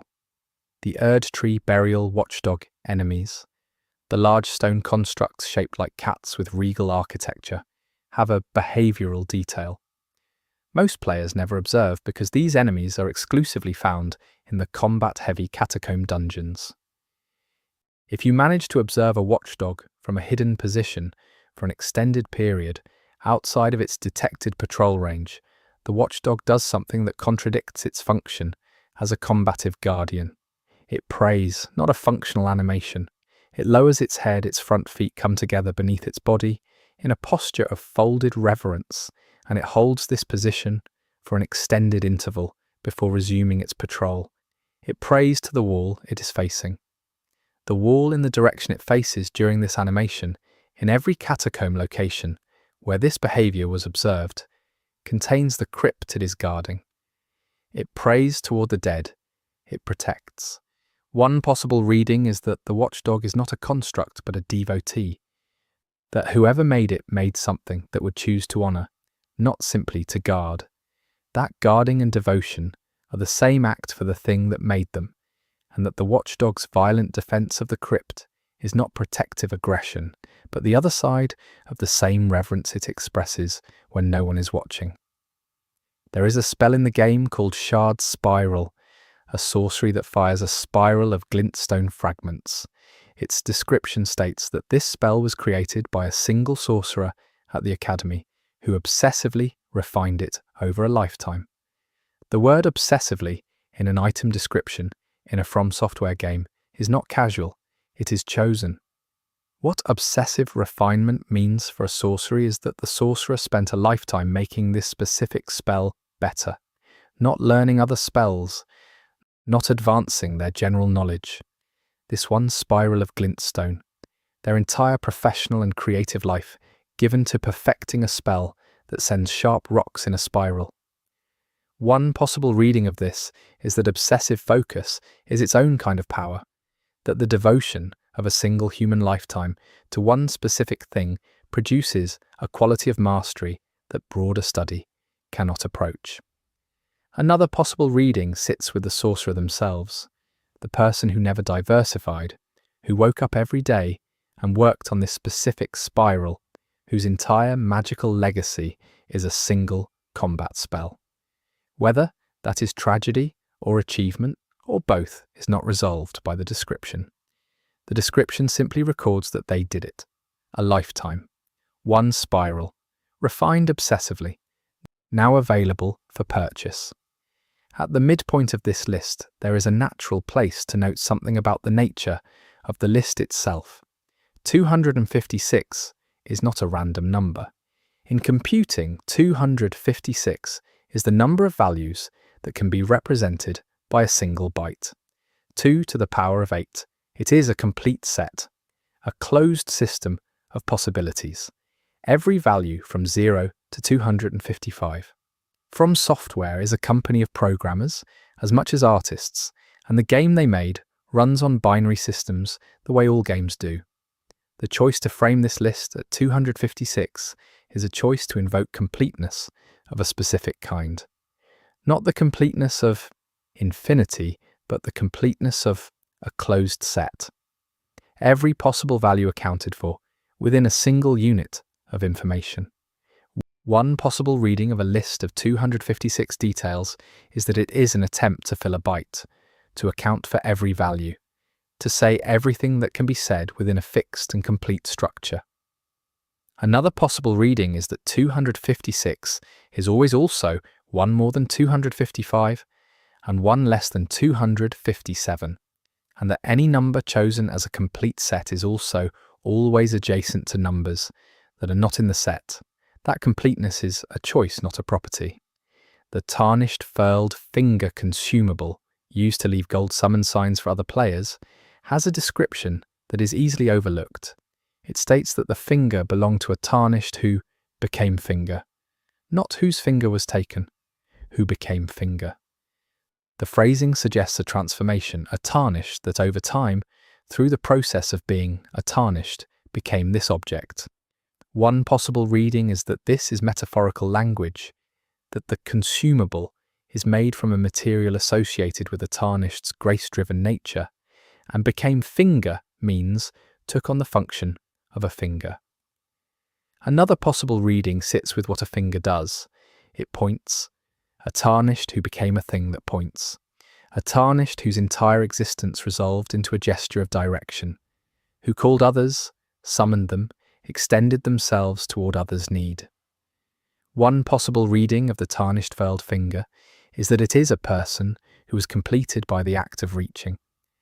The game's dynamic weather system, present in outdoor areas and most visible in the Weeping Peninsula, where rain is consistent and defining, has a detail in the rain audio that is rarely discussed. The rain sound in most areas of the Weeping Peninsula is standard, white noise with a specific pattering quality, consistent with moderate rainfall. In the area directly south of the Erdtree, in the south-central section of the peninsula, the rain sounds different. The white noise component is the same, but there is a tonal component under the rain noise that does not appear elsewhere. The rain sounds, in this specific area, like it is falling on something hollow, a sustained resonance beneath the rain noise that implies a large hollow space directly below the ground surface. One possible reading is an audio design artifact, an unintended resonance from the game's audio mixing in this specific location. Another possible reading treats it as intentional, that beneath the Weeping Peninsula, south of the Erdtree, there is a large underground void. The rain sounds hollow over it because it is hollow under it. The ground is thinner than it appears, and one possible reading of a large underground hollow directly south of the Erdtree is that the tree has a basement, and the basement extends further than the geography acknowledges. There is an emote the player can use called the prayer gesture that causes the character to kneel and pray. This is a common action in a game built around faith and divinity. What most players do not do is use this gesture in every major location of the game and compare the NPC reactions to it. In most areas, NPCs either ignore the gesture or have no reaction to it because they have no awareness of the player's cosmetic actions. In 3 specific locations, however, specific NPCs change their behavior when the player performs the prayer gesture in their vicinity. 2 of the 3 locations produce positive responses. The NPCs gesture back, speak a line of additional dialogue, treat the prayer as meaningful. The 3rd location produces a negative response. The NPC in question, upon seeing the player pray, backs away, not in fear, deliberately, with deliberate steps backward until they reach the maximum NPC movement distance from the player. They do not attack. They do not speak. They watch from a distance until the animation ends, and then return to their normal position as though nothing happened. One possible reading is that prayer in this location, to this entity, means something the entity wants to keep its distance from. That being prayed to is uncomfortable, that it knows what prayer means in terms of what is being asked, and its answer to the asking is to put space between itself and the asker before anything can be requested, as a preemptive response. Among all the in-game texts, item descriptions, messages, and dialogue, the word home appears a specific number of times.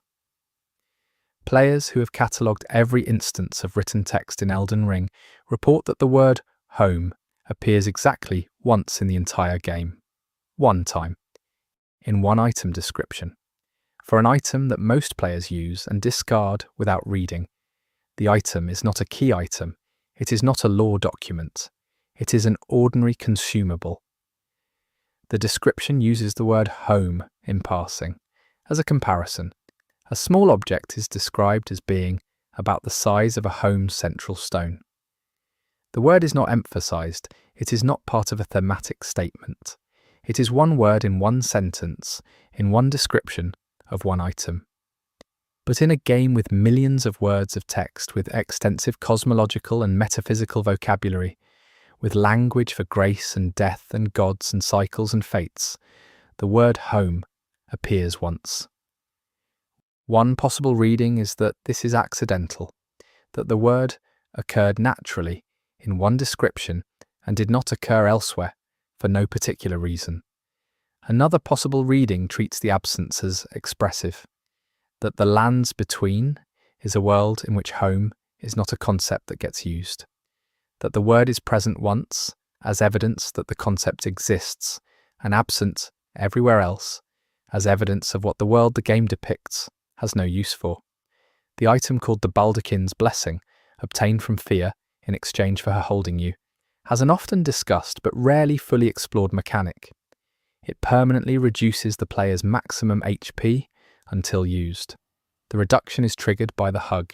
Receiving comfort from Fia costs the player a portion of their maximum health. One possible reading of this mechanic is that it reflects the game's design philosophy about the cost of connection, that allowing yourself to be held is a vulnerability that has mechanical expression. Another possible reading is about Fia specifically. Her function as a deathbed companion is described as involving the absorption of a small portion of the warmth she holds from the living, a transfer between the living and the deathbed she maintains. What the mechanic might be expressing is that Fia's comfort is not free because nothing she does is free. She is always in transaction with the living and the dead. The hug costs you HP because something is being transferred. And the Baldachin's Blessing you receive is not a reward for tolerating the cost. It is a return of what was taken, plus a little more. The gift is larger than the price, but the price is real. The grace-given form items, specifically the items that visually represent grace as a material object, like the Golden Rune series, have a detail in their visual design that connects them to a biological reality that is easy to miss. The shape of Golden Rune items, when examined as a collection across all variants, does not remain consistent in its complexity. The Golden Rune variants from lower level areas have simpler shapes, fewer branching points, fewer layers, less visual complexity. The Golden Rune variants from higher level and later game areas have more complex shapes, more branches, more layers, more intricate geometry. They grow in complexity with the area level. One possible reading of this scaling is simply that it reflects the in-world value. More complex equals more powerful, equals worth more runes. Another possible reading treats the complexity increase as a developmental one, that grace grows, that what the Golden Runes show is not a scaling of value, but a natural progression of a living thing, and that what you find in higher level areas is not more valuable grace, but older grace, grace that has had more time to grow, to branch, to reach. The Golden Runes are not power levels, they are ages. There is a specific point in the game's underground areas, near the deeper parts of the Siofra River, where the in-game clock appears to stop. The day-night cycle, normally progressing continuously throughout the game, even in underground areas that have an artificial sky, does not advance in this one section. Players who have documented the clock behavior in different areas report that the artificial sky above this specific section of the Siofra River does not change. The stars do not move. The ambient light does not shift. The section is in permanent night in a way that distinguishes it from other permanent night areas, because this one contains the same clock system as areas where time moves. The clock is present, functional, and simply not advancing. One possible reading is that this is a technical behavior, that something in this section's setup is preventing the clock from ticking. Another possible reading asks why time would stop here specifically, in a location narratively associated with the most ancient parts of the lands between's underground. One possible reading is that time did not stop here because of a technical issue. It stopped here because it has always been this particular night, in this particular place, that this is not a space where time runs. This is a space where time ran once, arrived at this specific point, and remained. The NPC called D, Hunter of the Dead, has a piece of armor whose description references a dual nature more directly than most of the game's characterization of him. The description states that the armor was made to be worn by two, not sized for two, made to be worn by two. The grammatical construction suggests that the armor was designed with the simultaneous wearing of two people in mind. The questline for D and his twin reveals that there are two individuals who share this aspect of D's character. But the armor's description precedes this revelation for players who read carefully. The armor was made to be worn by two. It was made knowing there would be two. The costume of Dee's identity was designed from the beginning for the pair, not for the individual. One possible reading is that this is a lore detail confirming the twins' existence before the plot reveals it. Another possible reading is more interested in what the armor means to wear alone. Dee moves through the game's world wearing clothing designed for two people. Clothing that anticipates a presence beside him that may not be there. Every day he puts on armor made to be worn by two. He wears the space for another. He wears the expectation built into the design. In the Altus Plateau area, there is a tree formation that looks different from surrounding trees in a way that is subtle enough to miss on a first pass. Most trees in this area have bark textures consistent with their species and age. This specific cluster of 3 trees in a field near a minor grace has bark that on one side of each tree faces slightly inward toward the center of the cluster. Not the natural outward growth of bark, inward. The bark of these 3 trees on the sides facing each other grows toward the center of their formation rather than away from it. The 3 trees are growing toward each other. One possible reading is that this is a visual rendering detail with no narrative significance. Another possible reading follows what it means for trees to grow toward each other, that these 3 started close enough and grew long enough to have their growth shaped by each other's presence. They are oriented toward each other because they have spent their lives in each other's company. One possible reading of 3 trees whose bark faces inward is that they have been together so long that their growth is no longer individual but relational, that they have grown in response to each other, that what they are now is partly each other. There is an optional area in the mountaintops of the Giants that contains an extremely high-tier enemy and an item that most players never reach. The path to this area requires multiple non-obvious jumps and a willingness to explore beyond any clear reward signal. The item at the end is not especially powerful. The enemy protecting it is not especially notable by late-game standards. The location is simply difficult to reach for no grand narrative reason. What makes the location notable is the view it provides. From the ledge where the item sits, past the enemy, looking east, you can see further across the lands between than from any other point in the game. The entire map, roughly south to north, is visible as a horizon line of varying elevation. Every major area in the game is visible as a distant landscape. One possible reading is that this view was placed as a reward for exploration, a visual payoff for the effort of reaching an obscure location. Another possible reading notes what you're seeing, the entire world, at distance, after everything you have done in it. Not a cinematic, not a cutscene, just a ledge and the world, and the evidence of everywhere you have been as landscape. One possible reading of this view is that it was placed for the specific moment when a player reaches it near the end of their journey, when the world they are looking at is a world they have covered, and the view is a way of letting them stand in it and see its shape. The Volcano Manor's letter-writing mechanic, in which Tanith gives the player assassination contracts via letters, has a detail in the letters themselves that most players do not read carefully. Each letter is written in the same voice, the same formal register, the same structure. What varies between letters is a single sentence at the end of each one.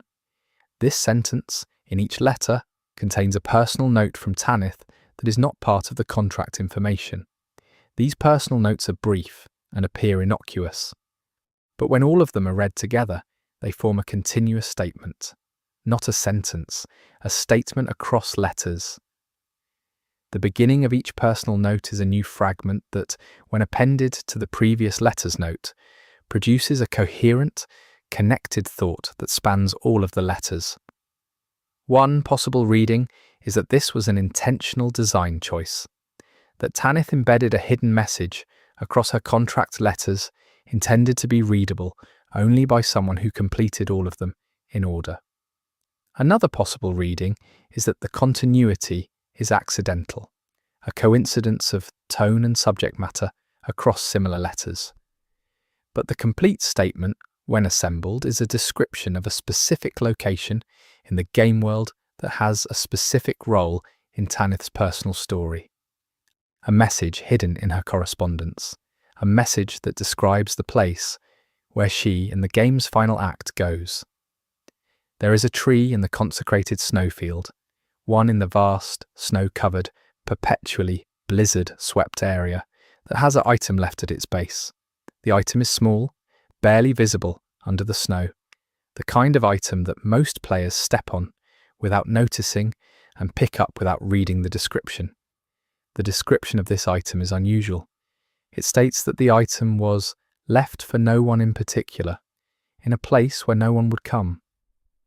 The item was not placed at the base of this tree for a specific person, in the expectation of a specific person finding it. It was placed here by someone who knew no one would come, and yet the item exists. The act of leaving it was performed with knowledge that it would not be found, by someone who chose to perform the act regardless. One possible reading is that this is a memorial, something left in an inaccessible place because inaccessibility was part of the gesture. Another possible reading is that the item is for whoever finds it, regardless of who that is, which is the definition of leaving something for no one in particular. It is for anyone who arrives, which, in the game's lived experience, means it is for you. Whoever you are, whoever made it here through the blizzard to this specific tree. The item says it is for no one. You found it. Those two facts are both true at once. The game's opening line is delivered by Marika herself, in a voiceover during the opening cinematic. The line is, "Hear me, tarnished, yet to set foot in the lands between. I am Marika the Eternal, queen of the lands between." The word "yet" in this line is unusual. Yet to set foot means they have not yet arrived. Marika is speaking to tarnished who have not come yet. She is speaking to them from before their arrival. One possible reading is that this is simply the dramatic address of a queen calling to those she wishes to summon, a prospective address. Another possible reading sits with a temporal implication. Marika speaks this line, and you, hearing it, have already arrived. The game begins after this line. You are already in the lands between when you hear her say you haven't come yet. The yet is already past. She spoke too early, or she spoke at exactly the right moment, and the word yet is the last moment in which you were not here, and by the time you heard it, it was already no longer true. Among the environmental effects in the game, the Erd tree's glow has a behaviour that players observe constantly but rarely analyse.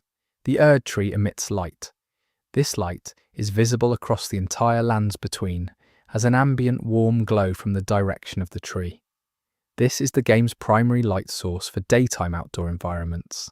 What is rarely noticed is that the Erd tree's glow does not cast shadows. In standard lighting, objects between a light source and a surface cast shadows.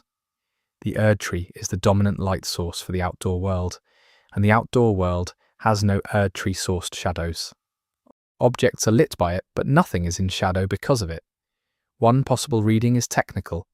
Dynamic global illumination from a single distant source would be computationally expensive and was not implemented. Another possible reading treats the shadowlessness as a design choice with thematic content, that the Erd tree's light is not a light that creates shadows. It is a light that fills. It illuminates everything equally, without exclusion, without the dark side that every physical light source creates. One possible reading of a light with no shadow is a totalizing light, one that leaves nowhere to not be in. There is a piece of NPC dialogue delivered by a character encountered in the late game, who has been present since the beginning of the story in another role. This character, whose questline involves a transformation of their status and purpose, delivers a single line in their transformed state that does not match anything else in their characterization. Every other line this character delivers is in their established voice, a specific tone, a specific emotional register, a specific vocabulary set. This one line is in a completely different voice. Not the player character's voice. Not any other character's established voice. A voice that appears in no other dialogue in the game. The line is short. It is an expression of exhaustion. Just that. Simple, direct, exhausted. One possible reading is that this line belongs to a character behind the character, a personality layer below the one being performed for the player's benefit throughout the questline. A moment where whatever is actually being experienced by the entity you have been talking to comes through the surface, briefly, in a completely different voice, before the presentation resumes. One possible reading is that the exhaustion is the truest thing said in the entire questline, and it sounds like someone else entirely because it is. The torrent, the spectral horse given to the player early in the game by Melina, has a visual detail on his body that is rarely discussed because players tend to look ahead while riding rather than examining their mount. Torrent has 4 legs, but they are not matched pairs. The front legs are slightly more substantial than the rear legs, not dramatically, but measurably. The front legs have more developed musculature in their model and more visual weight. This asymmetry would be invisible in motion, but is visible when Torrent is standing still. One possible reading is a modelling inconsistency, a small inaccuracy in the creature's design. Another possible reading treats the front-heavy physiology as intentional. Torrent is a creature of forward motion. He is built for moving ahead. His power, his physical investment, is in the direction of travel. He is weighted toward wherever he is going. One possible reading of a horse built more heavily in the direction it travels is a creature that is always already moving toward its destination, even when standing still. The weight in the front is the weight of arriving somewhere. Even at rest, Torrent is leaning into the next moment. There is an area in Caelid, the scarlet rot saturated region, that contains a detail only visible from a significant elevation. On the ground, in the open field northeast of the Rotview balcony, there is a pattern in the scarlet rot growth on the ground. Scarlet rot generally covers surfaces in irregular patches, following terrain and spreading from infection sites in rough circles. This particular patch of rot, visible from elevation, has a shape that is not irregular. The boundary of the rot infection in this specific area forms a shape that, from above, is recognizable as a hand, an open hand, fingers spread, reaching from the east toward the center of Caelid. It is not perfect. The fingertips blur into general rot spread at their extremities, but the palm shape is clear. The 5 extended formations are too regular to be accidental, and the orientation is deliberate. The thumb points north, the palm opens toward the west, toward the center of the region. One possible reading is that the scarlet rot spread from a specific point and in a specific direction that happened to produce this rough hand shape. Another possible reading is that the rot itself follows the outline of something that made this impression in the landscape before it was rot. That something enormous lay here, once hand open, reaching west, and that the rot grew in the shape left by its presence. The merchant Kale, the first merchant encountered in the game, sitting at the church of Ella, delivers dialogue that is different on your first visit from every subsequent visit. The first visit dialogue contains an additional line not present afterward. He remarks that you look different from the others who have come through. This line is delivered and then not referenced again. No follow-up question, no elaboration, just the observation that the player character looks different from other tarnished he has seen.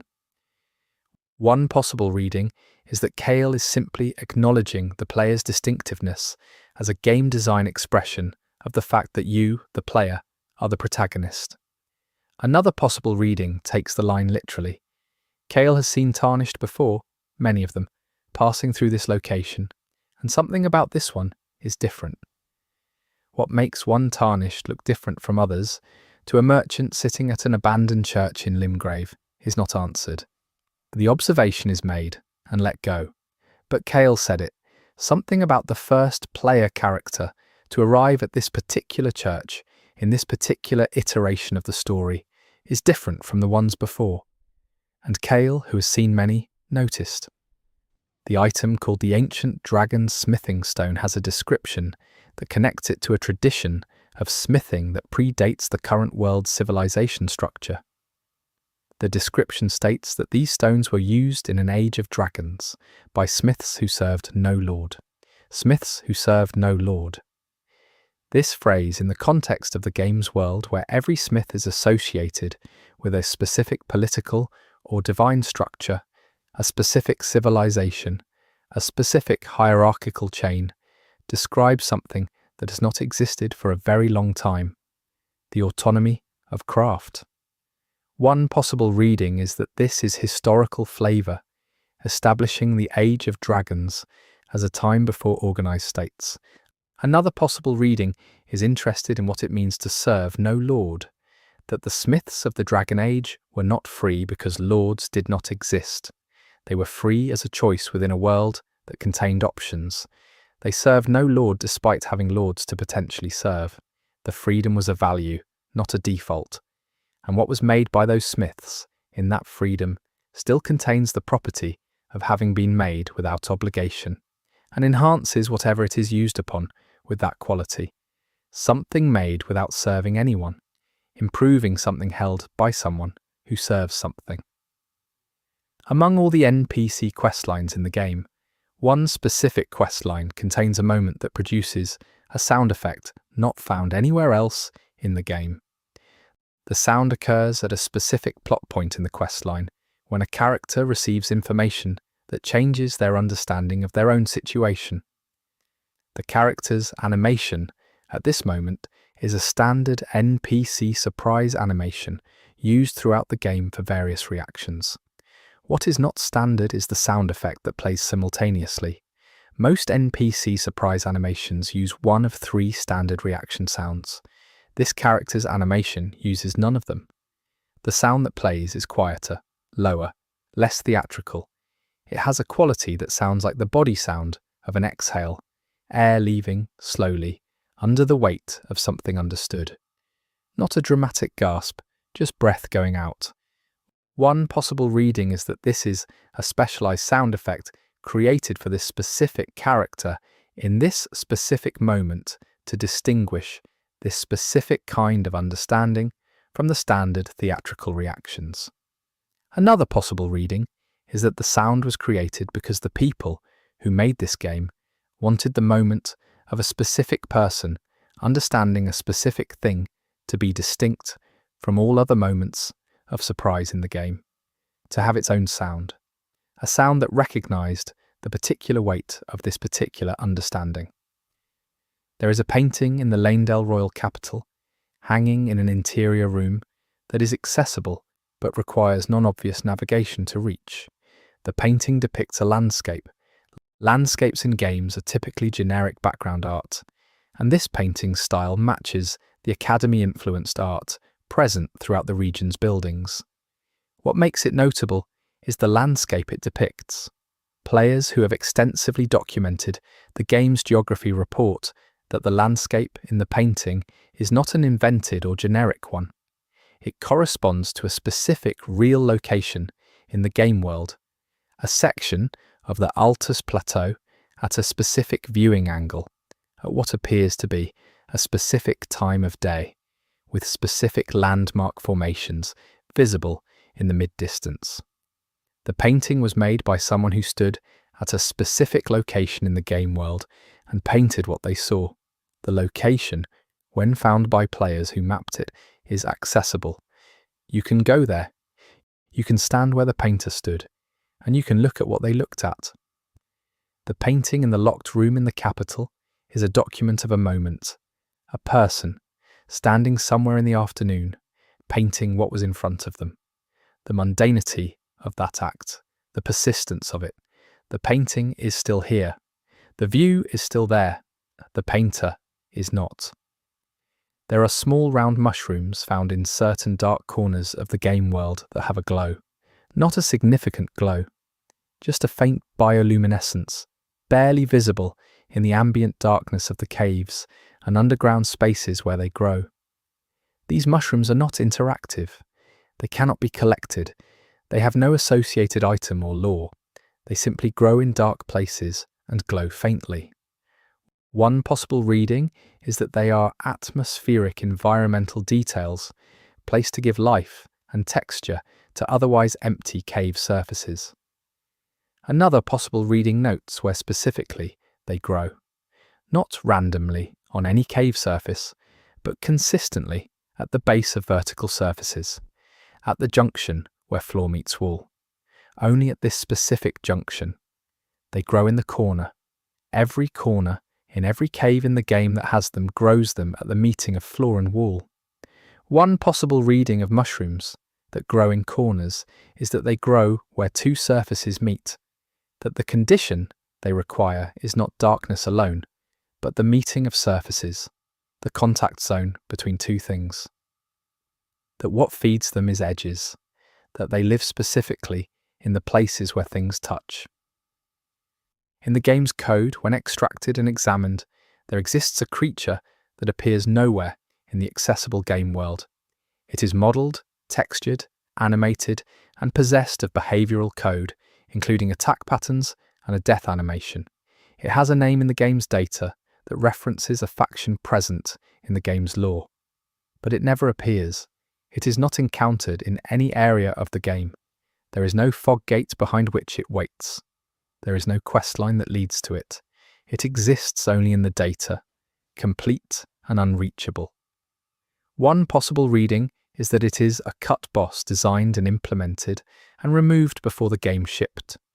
Another possible reading is that it was not removed for quality or design reasons, but for narrative ones. That the creature was built for a story beat that was removed because the story beat revealed something about the game's world that From Software decided not to reveal. That the creature exists in the code as a secret that was almost kept differently, almost kept by absence, but instead kept by presence, sitting in the data, modelled and animated and never spawned, behind a door that was never placed, waiting in a room that is not there. The gesture called rest is the idle animation used when the player does not move for an extended period. The tarnished sits down. In full armour, with all weapons equipped, in whatever hostile or peaceful environment you happen to be in, they sit down. Most players treat this as a charm detail, a small acknowledgement that the player character is a person who can tire.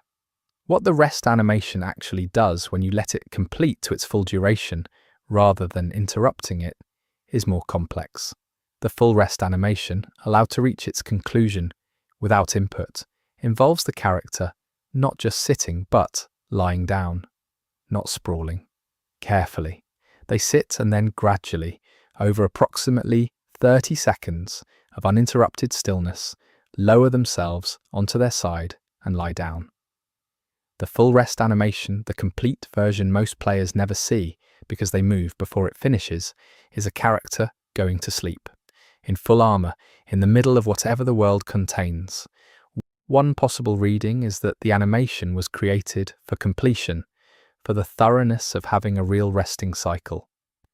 Another possible reading is that this is what the character does when you put the controller down, when you stop, when you go away. When there is no input, they lie down and sleep. They are resting, not because the story calls for it, because you stopped asking them to move. There is an item description in the game that has been a subject of extensive community debate because it appears to contain a factual contradiction with the game's otherwise consistent lore. The description makes a statement about a specific location in the lands between that directly contradicts what can be observed at that location. The description says the location is a place of peace. When you visit the location, it is occupied by hostile enemies. Several possible interpretations exist. One is that the description is historically accurate and the location was peaceful before the shattering and was subsequently occupied. This is the most common reading and the one most players accept. Another possible reading sits with the present tense of the description's claim. It was not written in past tense. It says the location is a place of peace, not was. The choice of present tense in a game where many descriptions carefully use past tense for things that no longer hold true suggests either an error or an intention. One possible reading of the intention is that the description is not describing the location you find, but the location underneath the one you find. That beneath the surface of what is currently there, something older remains, and it remains peaceful. That the description is accurate to a layer you cannot reach. Round Table Hold has a fireplace. The fireplace burns continuously, providing the warm light that defines the hold's atmosphere. This fireplace is not powered by any law mechanism that is ever explained. The hold is described as existing outside normal geography, sustained by grace rather than by material resources. The fireplace burns without fuel, in a space outside the world, providing light and warmth to a gathering place for beings who serve a purpose that was set at the beginning of the current age. One detail that players who stay near the fireplace for extended periods have noted: the fireplace produces shadows that are not consistent with a point source fire. Normally, a fire in a fireplace produces one set of shadows from one light source. The shadows in the Round Table Hold's main hall come from multiple angles simultaneously, multiple shadow origins. The room is lit as though by several fires rather than one. One possible reading is a lighting model artifact. Another possible reading is that the single visible fire is not the only light source in the room, that there are fires in the hold that cannot be seen, that the warmth you feel that comes from more than what is in the fireplace, that the Round Table Hold is lit always by something other than what it shows. There is a late-game NPC who can be spoken to in multiple states throughout the game, and whose dialogue in each state implies a continuity of memory that should not be possible given what happens to them between states. This NPC undergoes a major physical transformation as part of their storyline, a transformation that in the game's lore is described as typically destroying the individual consciousness of the being transformed. Most beings who undergo this transformation lose their previous self. This NPC does not. Their post-transformation dialogue contains references to their pre-transformation dialogue, details from early conversations the player had with them, memories that should not have survived the transformation. One possible reading is that this NPC is exceptional, that their particular strength of self allowed them to retain their memory, where others could not. Another possible reading is that the transformation did destroy the original self, and what the player is speaking to after is something that has access to the original's memories without being the original, something that presents these memories as its own, as a form of orientation, the way a thing that becomes something else might reach for the nearest available pattern of identity to organize itself around. It remembers. But one possible reading is that the thing doing the remembering now is not the thing those memories belong to. The game contains a piece of crafting material called Slumbering Egg. The item description states that the egg has not yet hatched and may never do so.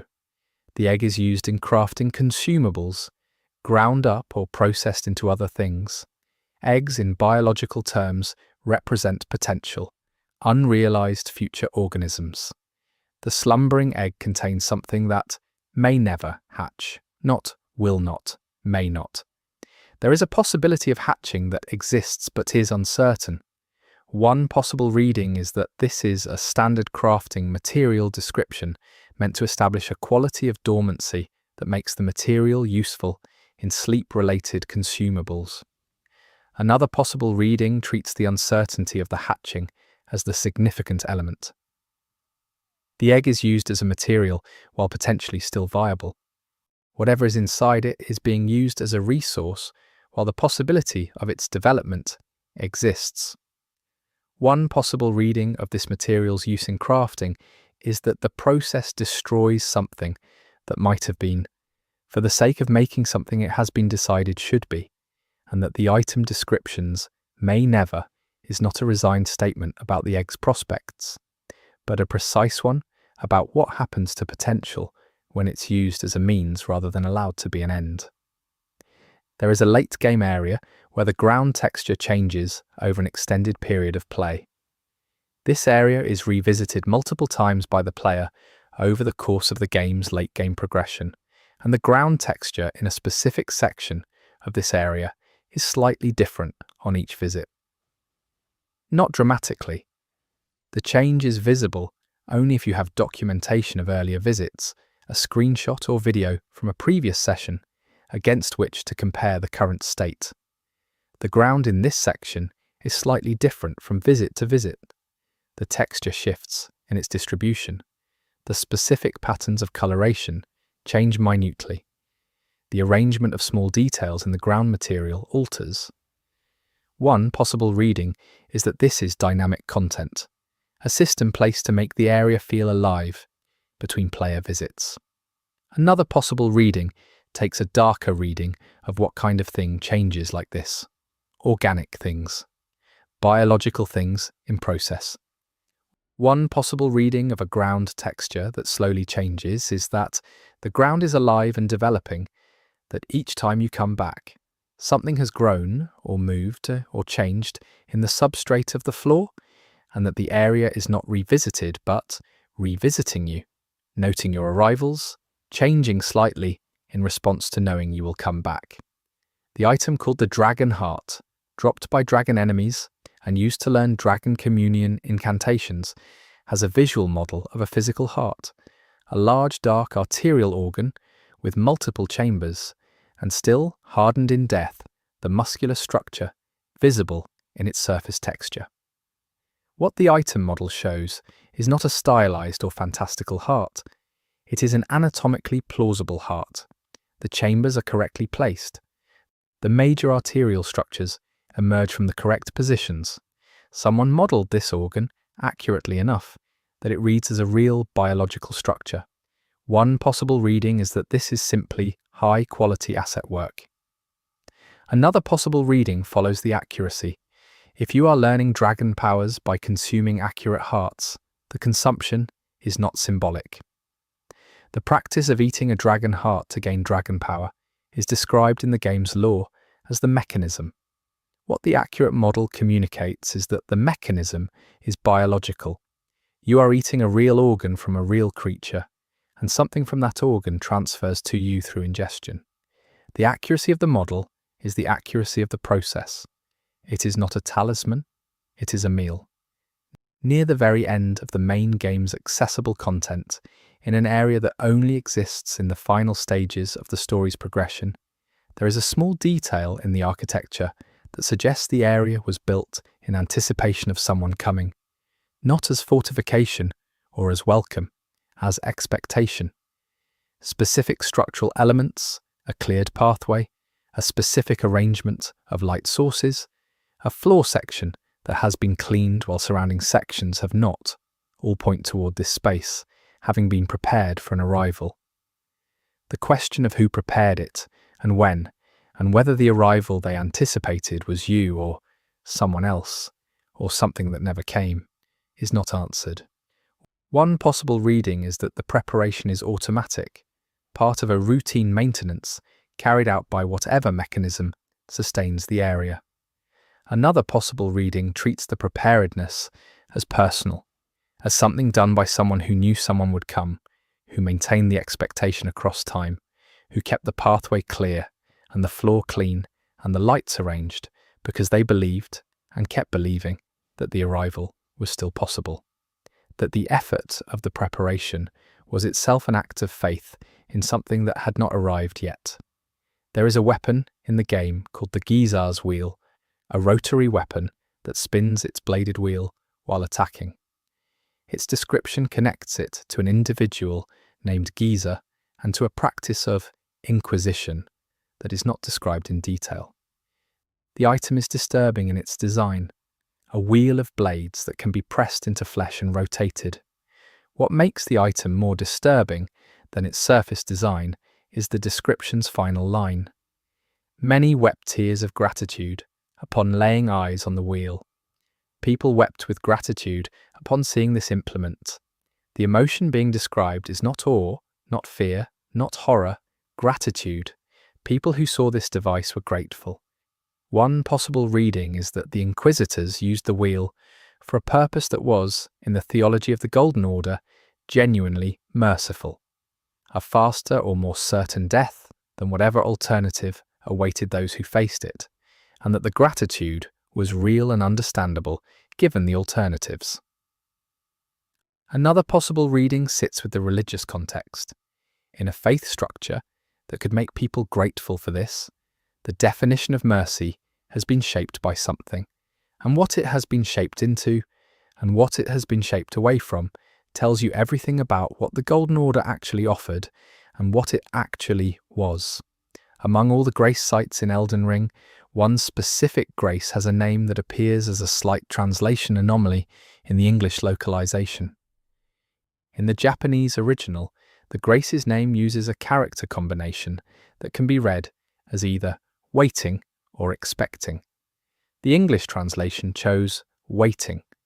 One possible reading of the Japanese ambiguity is that it is genuinely ambiguous and the translators chose correctly or chose arbitrarily between two equal options. Another possible reading is that the character combination is there because both meanings are intended. A grace that both waits and expects. A grace that holds a position and also holds an anticipation. One is passive and one is active. Waiting suggests no agency in the result. Expecting suggests belief about what will happen. If the grace both waits and expects, it is a place that is not only resting but also believing. A grace with a conviction about what is coming. A rest stop with an opinion about the future. The English name says it waits. The Japanese says it may also know what it is waiting for. There is an ambush in the game that is famous among the community for being either very clever or very cheap, depending on who you ask. An enemy positioned in such a way that it attacks from a direction. The player's attention is not directed toward by the standard visual cues of the game's design vocabulary. What is less discussed is the enemy's behavior if you do not fall for the ambush. If you approach the ambush location in such a way that the ambushing enemy is in your field of view when you enter its trigger range, it does not attack. It holds its position. It watches you. The ambush relies on being unseen. Seen, the enemy does not ambush. It waits. It holds its weapon at rest. One possible reading is that this is simply a property of the ambush AI. An AI told to ambush only from concealment will not ambush when visible. Another possible reading treats the enemy's behavior as characterful, an entity that will do this terrible thing if it can get away with it, but which, seen directly, does not do it. Whatever it is, it does not want to be observed doing it. There is something about being seen, about having its action witnessed, that prevents the act. One possible reading of an enemy that will not ambush you if you're looking is an entity with something that functions like shame. The item called the Numen's rune, associated with beings called Numen, who are connected to the game's cosmological hierarchy, has a description that is different from all other rune items in a specific way. Every other rune item describes the rune as something found, taken, or recovered from a location or entity. The Numen's rune description does not say where the rune came from. It says only what it can do and what kind of being it is associated with. The absence of an origin statement is notable in a game where even minor items have provenance.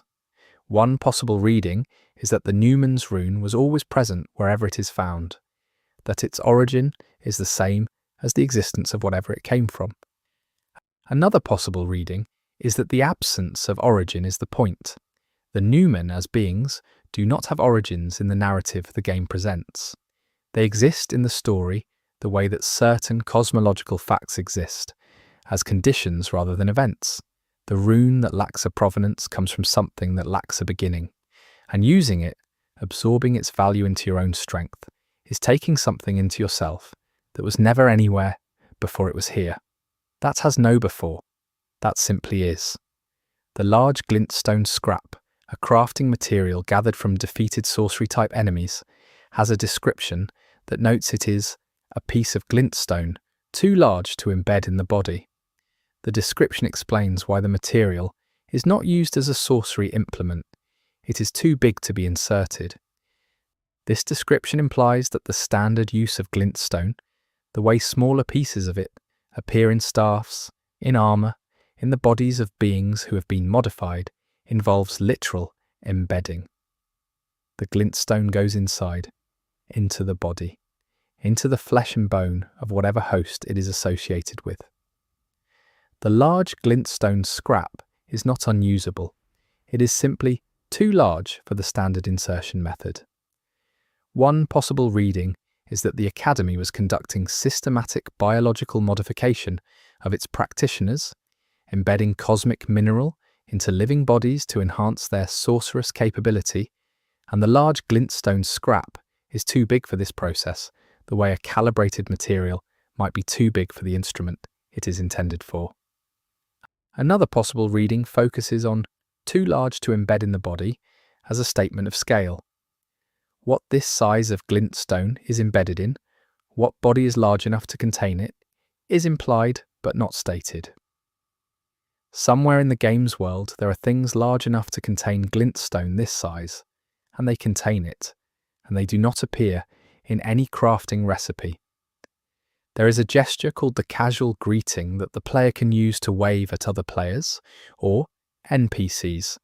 It is a simple, single-arm wave, the kind of wave a person might give to a neighbour they recognise across a street. Among all the gestures in the game, which range from prayers and war poses and specific law-related ceremonial motions, the casual greeting is the only one that has no thematic connection to any element of the game's world. It is simply a wave, the kind of wave that exists in the world the player lives in, outside the game, not in the lands between. Its presence in the gesture list, its availability in a world of divine conflict and cosmic tragedy, is a very small and very quiet thing. One possible reading is that it was included as a practical social tool for player-to-player communication. Another possible reading treats its presence as an artistic choice. That in this world, in this catastrophe, the gesture of simply recognizing another person and lifting a hand in ordinary acknowledgement is something that was made available. Something was included that says, in whatever this is, you can still wave. In the middle of all of this, that is still a thing you can do.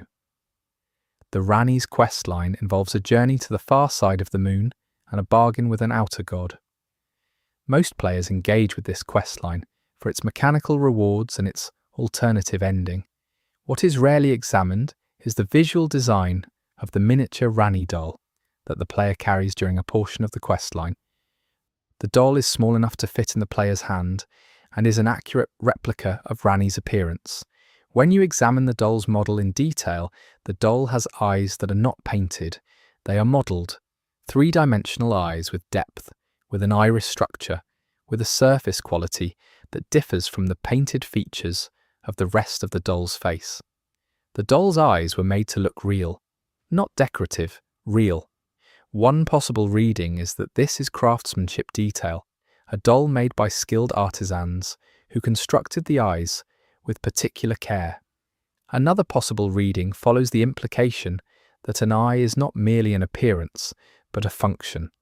A doll with real eyes has eyes that can see, and in the context of a witch who transferred her soul into a doll and who is present with you, carried by you, during a critical portion of her own story.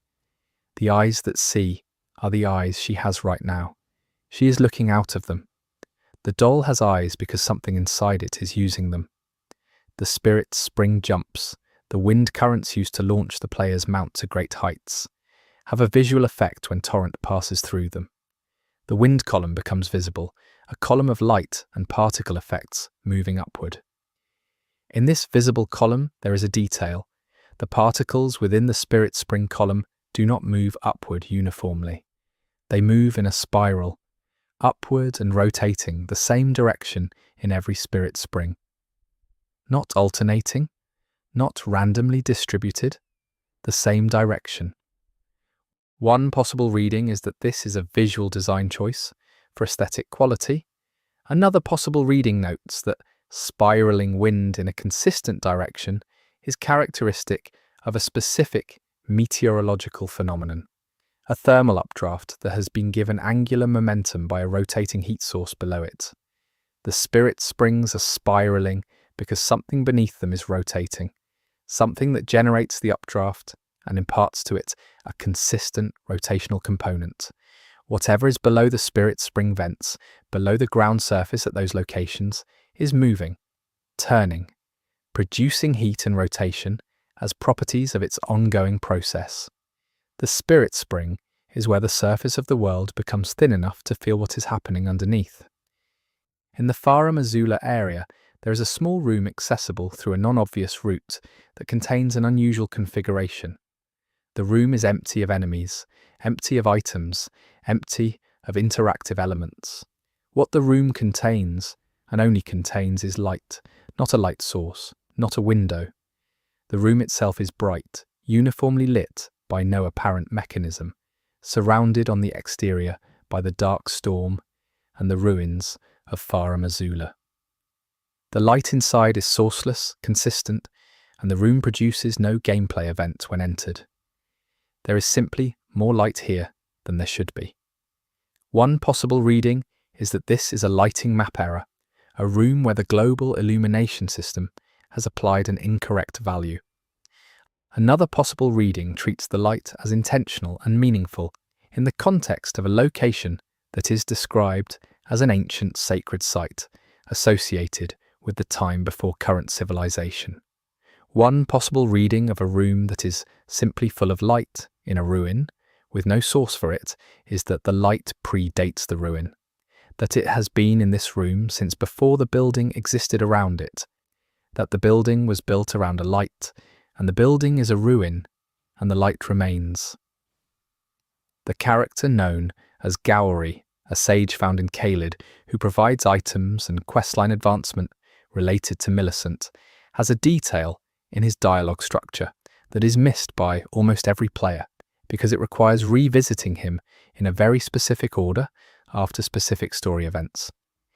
If you visit Gowrie at certain points in his questline's progression and exhaust his dialogue completely, and then revisit him immediately without leaving the area, his dialogue resets, not his questline, just his dialogue. He says everything again, and if you exhaust it a second time and revisit again immediately, it resets again.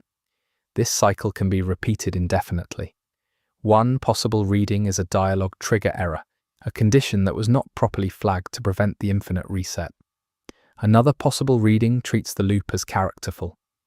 Gowrie is a being whose grasp on continuity is compromised by his nature, which involves an outer god's influence and a form of possession.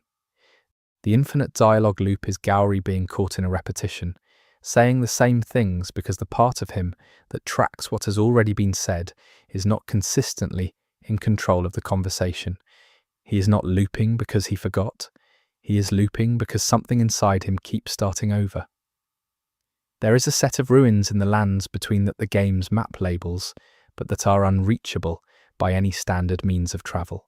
They appear on the map, they have a name, they have a visual presence on the terrain as seen from adjacent areas, but every approach to them runs into geography that cannot be crossed, cliff edges, deep gaps, terrain that the game's movement mechanics cannot navigate. The ruins exist on the map and in the visual field and are inaccessible. One possible reading is that they are distant visual detail, ruins rendered in the game's terrain, that were never designed to be accessed. Another possible reading notes the map label. Inaccessible terrain detail typically does not receive map labels. The label implies that these ruins were, at some stage of development, intended to be a location the player could go to. Something about them was planned and then removed, not from the visual field and not from the map, but from the path. One possible reading of ruins that can be seen and named but not reached is a place that was destined to be visited and then wasn't, a destination that lost its approach, a somewhere you can see and never arrive at. The sleep status effect in the game, caused by certain enemies and items, puts the player character into a sleep animation. During this animation, the player character is vulnerable. This is a gameplay mechanic. What is unusual about the sleep animation is its completeness. The player character does not slump or collapse or go limp. They sleep. They close their eyes and their body settles into a specific posture that is a very deliberate posture, not a ragdoll fall, not a paralysis slump, but a sleeping position, the same position every time. One possible reading is that the animation was created as a specific and complete expression of sleep rather than incapacitation. Another possible reading examines what the same position every time means for a character who is a tarnished, a being guided by grace, a being whose past includes a journey and a cycle. The tarnished sleeps the same way every time. The sleep animation is invariant. One possible reading is that this is the position the tarnished sleeps in, not in the animation, in their life. That somewhere between the moments you play, this is how they are. In the dark between sessions, the tarnished is in this position, in the world you're not present in, doing the thing all living things do, looking exactly like this. The Elden Ring's DLC content, Shadow of the Erdtree, contains a location described in item texts as existing in the shadow of the tree. This phrase, in context, appears to mean the shadow cast by the Erdtree in a metaphorical sense, a place in the presence of but not illuminated by the tree's divine influence.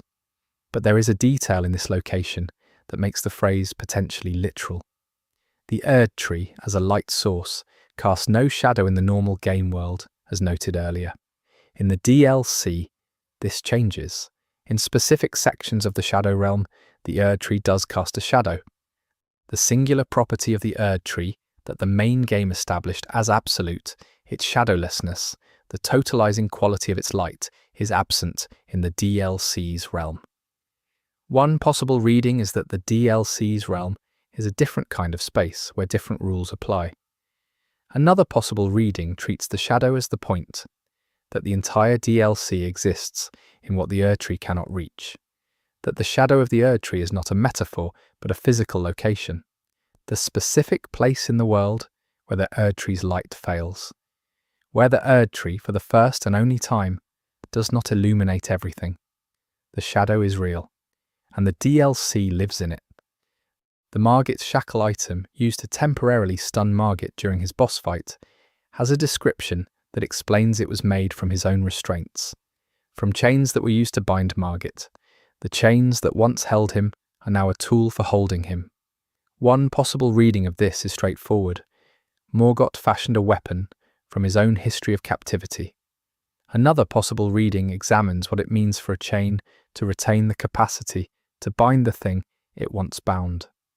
The relationship between the prisoner and the restraint is preserved in the object even after the restraint was removed. The shackle remembers. It was made for him. It knows the shape of his resistance. One possible reading of an item that knows the shape of its subject's resistance is that restraint and the restrained are not separable, that what was done to him is still part of what he is, and that anyone who holds the shackle holds a portion of that history in their hand. You don't stun Margit with a weapon. You remind him of something. The stun is a recognition. For a moment, the shackle finds the shape of him again, the way it did before, and in that shape, he is exactly what he was. The game's loading screen tips, which appear during transitions between areas, contain a single tip that has no practical mechanical information. Every other loading screen tip in the game describes a game mechanic, a combat strategy, a system explanation. One tip, and one tip only, is not about mechanics. It says, there is more than one way to achieve your goal. That is the entire tip.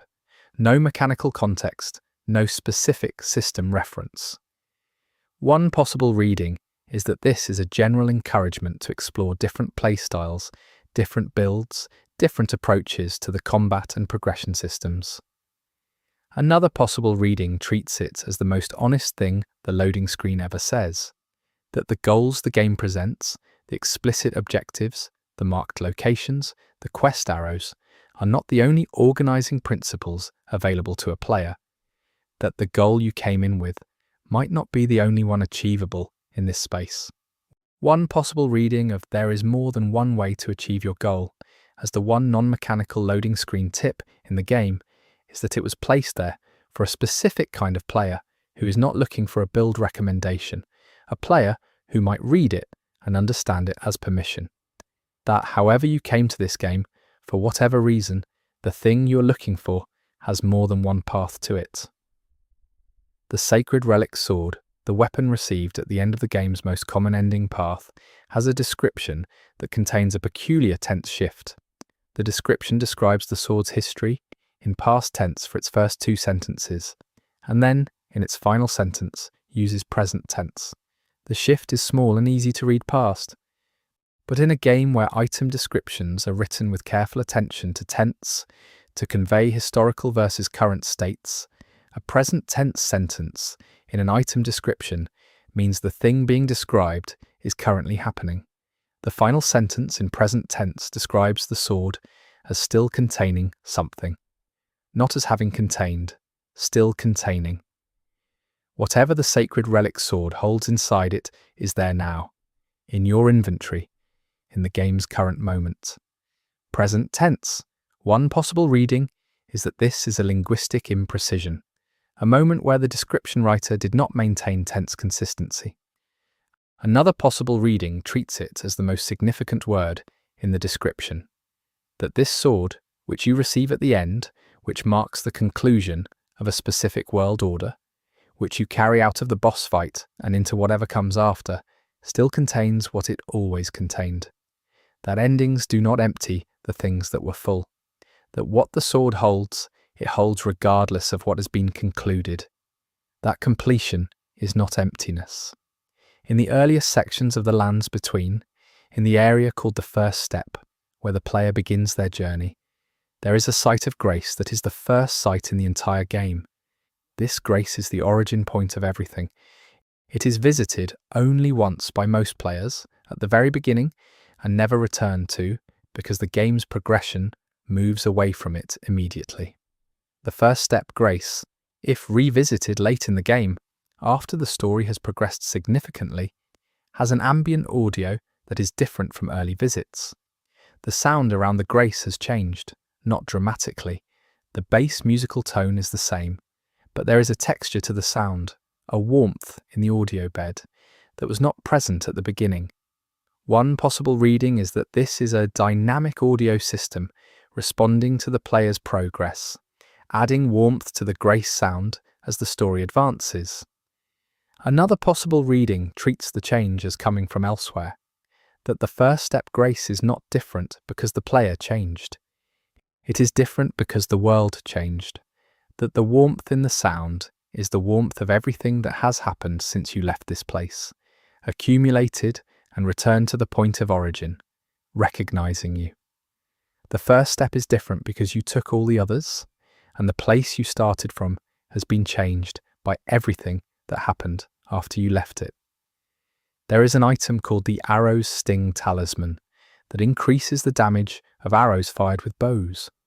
Its description says it was carved in the shape of an arrowhead to remind the wearer that arrows never return. The phrase arrows never return appears in the description as an obvious mechanical metaphor for the irreversibility of a shot. You fire, the arrow goes, it does not come back. One possible reading is that this is flavor text for a ranged damage talisman.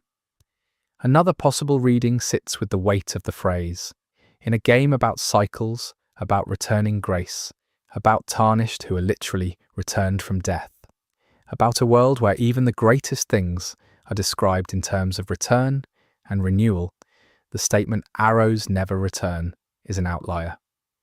One possible reading of this talisman in this world is that it represents an exception to the cycle, that unlike every other force in the Lands Between, which curves back, which completes circles, which returns, the arrow does not. There is at least one thing that goes and stays gone, one thing that does not come back.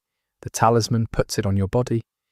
You carry against your skin a reminder that not everything that goes can be recovered, that some things go only in one direction, and that this is, in this world of returning and cycling and eternal recurrence, the hardest kind of power. At 200 entries, there are 56 remaining in this list, and the things remaining to say about Elden Ring's hidden details are the same kinds of things that have been said for the previous 199. Small, patient, detailed, suggestive, without being conclusive. The game does not change as the list grows. The details do not become more significant with quantity. What changes is what you have been doing for the duration of this video. You have been listening. You have been in the world of the lands between, in a specific mode, not playing, not fighting, not progressing, but paying attention to small things. The quality of attention this video has been built to produce is the same quality of attention the game itself rewards. Not faster, not more aggressive, not more efficient, slower, more willing to stand still, more willing to look at something twice, more willing to say, one possible reading is, rather than, the answer is. One possible reading of a game with 256 hidden details is that it is a game made for people who are willing to look for the 257th, for the thing not on any list, for the thing that only you, in only your playthrough, in only your specific combination of paths taken and paths missed, will encounter. For the detail the game has that it has not given to anyone yet.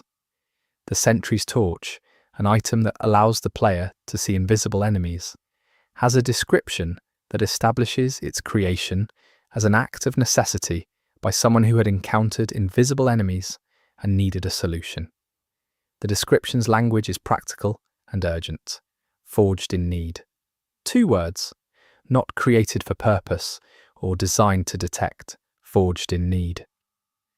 One possible reading is that this is a shorthand for a craftsperson working under pressure, creating something with what was available in a moment of emergency. Another possible reading sits with the word forged. Forging is a process of heat and pressure applied to material to change its shape permanently. Forging something in need means the need itself was one of the materials, that the urgency and the desperation were inputs into the making of this thing, not just the context. The torch carries the quality of the need that made it. The way all things made under pressure carry the quality of that pressure in their molecular structure. One possible reading is that the Sentry's Torch works, not despite being made in a moment of desperation, but because of it. That the need was the ingredient that made it capable of seeing what ordinary light does not reveal. The character of Roderica, who begins as a timid NPC, giving quests, and ends as a spirit tuning master, has a transition moment that is handled entirely through dialogue changes rather than visual changes. Her appearance does not change when she becomes more confident. Her posture does not change. Only what she says changes. What is unusual about her dialogue progression is its pace. She changes faster than any other NPC in the game relative to the number of player visits required. Most NPC character development is tied to player actions in the world. Roderica changes between visits as though the development is happening in the time when the player is not there. You return to her, and she is further along. You return again, and she has moved again. One possible reading is that her development is faster because her questline is designed to show rapid character growth as a narrative choice. Another possible reading is about what is happening when you're not there, that Roderica's growth is happening between your visits, in the round table hold, in the time the game does not show you, in the warmth by the fireplace, that she is becoming who she is in the space between your arrivals, that the player's absence is the condition in which she grows, that she needs you to leave and come back and leave again to become what she is becoming. There is a creature called the Frenzy Flaming Tower that serves as an environmental hazard in specific areas, sending beams of frenzied flame toward the player from a great distance. It is not a standard enemy. It cannot be approached directly and requires a specific approach to defeat. Most players experience it as an obstacle to be circumvented. What is notable about the Frenzy Flaming Towers model, visible when you can examine it closely after avoiding or defeating it, is that it was once a lighthouse. The upper structure, which now projects fire, is built on a lower structure that is unambiguously a watchtower designed for coastal navigation. The structure was built to guide ships safely. It has been converted to project fire indiscriminately into the surrounding terrain.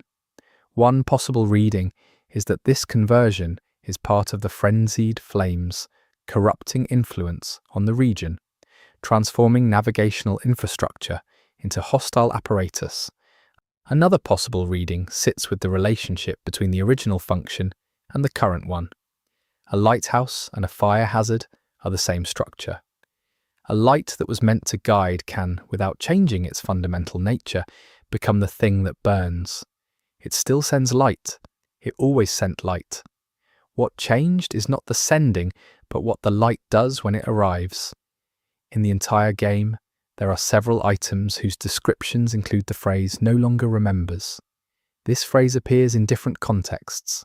A creature that no longer remembers its original nature, a material that no longer remembers its original form, an armor piece that no longer remembers its original wearer. The phrase implies a specific theory of memory, that objects and beings hold memories, that these memories can be lost, and that the loss of memory in a material object or a creature is a recognizable state with identifiable consequences for what the thing currently is. One possible reading is that this is poetic language for the natural loss of properties over time, the way aged materials degrade or creatures evolve past their original state. Another possible reading treats "no longer remembers" as the technical language the game uses for a specific kind of loss, the loss of connection between a thing and its origin. That in this world, things know what they are because they remember what they were, and the things that no longer remember have lost the connection between their current state and the state they came from. They are still something. They are just no longer the thing that knows where it came from. There is a very small piece of interactive design in the game that most players will have encountered without knowing they encountered it. In the areas around Stormvale Castle, as the player approaches for the first time, there are ravens. They are in multiple locations in the approach to the castle. They do not attack. They fly away when approached. Standard ambient wildlife behavior. What is unusual is their collective response if the player kills one raven. When one raven is killed, all other ravens in the area across the entire approach section fly away simultaneously. Not the ravens near the killed one. Every raven. All at once. Ravens in the game typically respond individually to threats. These ravens respond collectively. One possible reading is that this is a technical behavior. All ravens in the area link to the same response trigger. Another possible reading follows what raven collective behavior suggests in various cultural and ecological frameworks. That the ravens in the Stormvale approach function as a single observer distributed across multiple bodies, and what one sees, all know. One possible reading of ravens that share a single awareness is a species under the influence of something that provides collective perception, something that runs through each individual body and constitutes a larger mind distributed across the approach to the castle, watching every angle, reporting everything to itself. The fell god referred to by the fell god's flame incantation is identified in supplementary material as an ancient deity of the fire giants. What is not identified in any material is the fell god's current status. The fire is still available. The incantation can still be learned and used. The fell god's flame is still a functional power in the game's world. One possible reading is that the fell god persists in some form, and its power remains accessible through the mechanism of incantations. Another possible reading notes that incantations in this game are described variously as powers derived from gods, powers that exist independently of gods, and powers that are residuals of gods no longer active. The fell god's flame is available. The fell god's current state is unaddressed. One possible reading is that the flame is available because the fell god is still present. Another possible reading is that the flame is available because flames do not require the god to remain present to be lit. That what the fell god was at its peak has seeded a property into the world that continues to operate independently of whatever happened to the entity that generated it. That you can use the fell god's fire because the fire is no longer the fell god's. It belonged to something once. It no longer does. Now it belongs to whoever lights it. There is an animation in the game for a specific NPC, viewable only in a specific window of their questline, that contains a detail no one expected. The NPC is seated when the player arrives.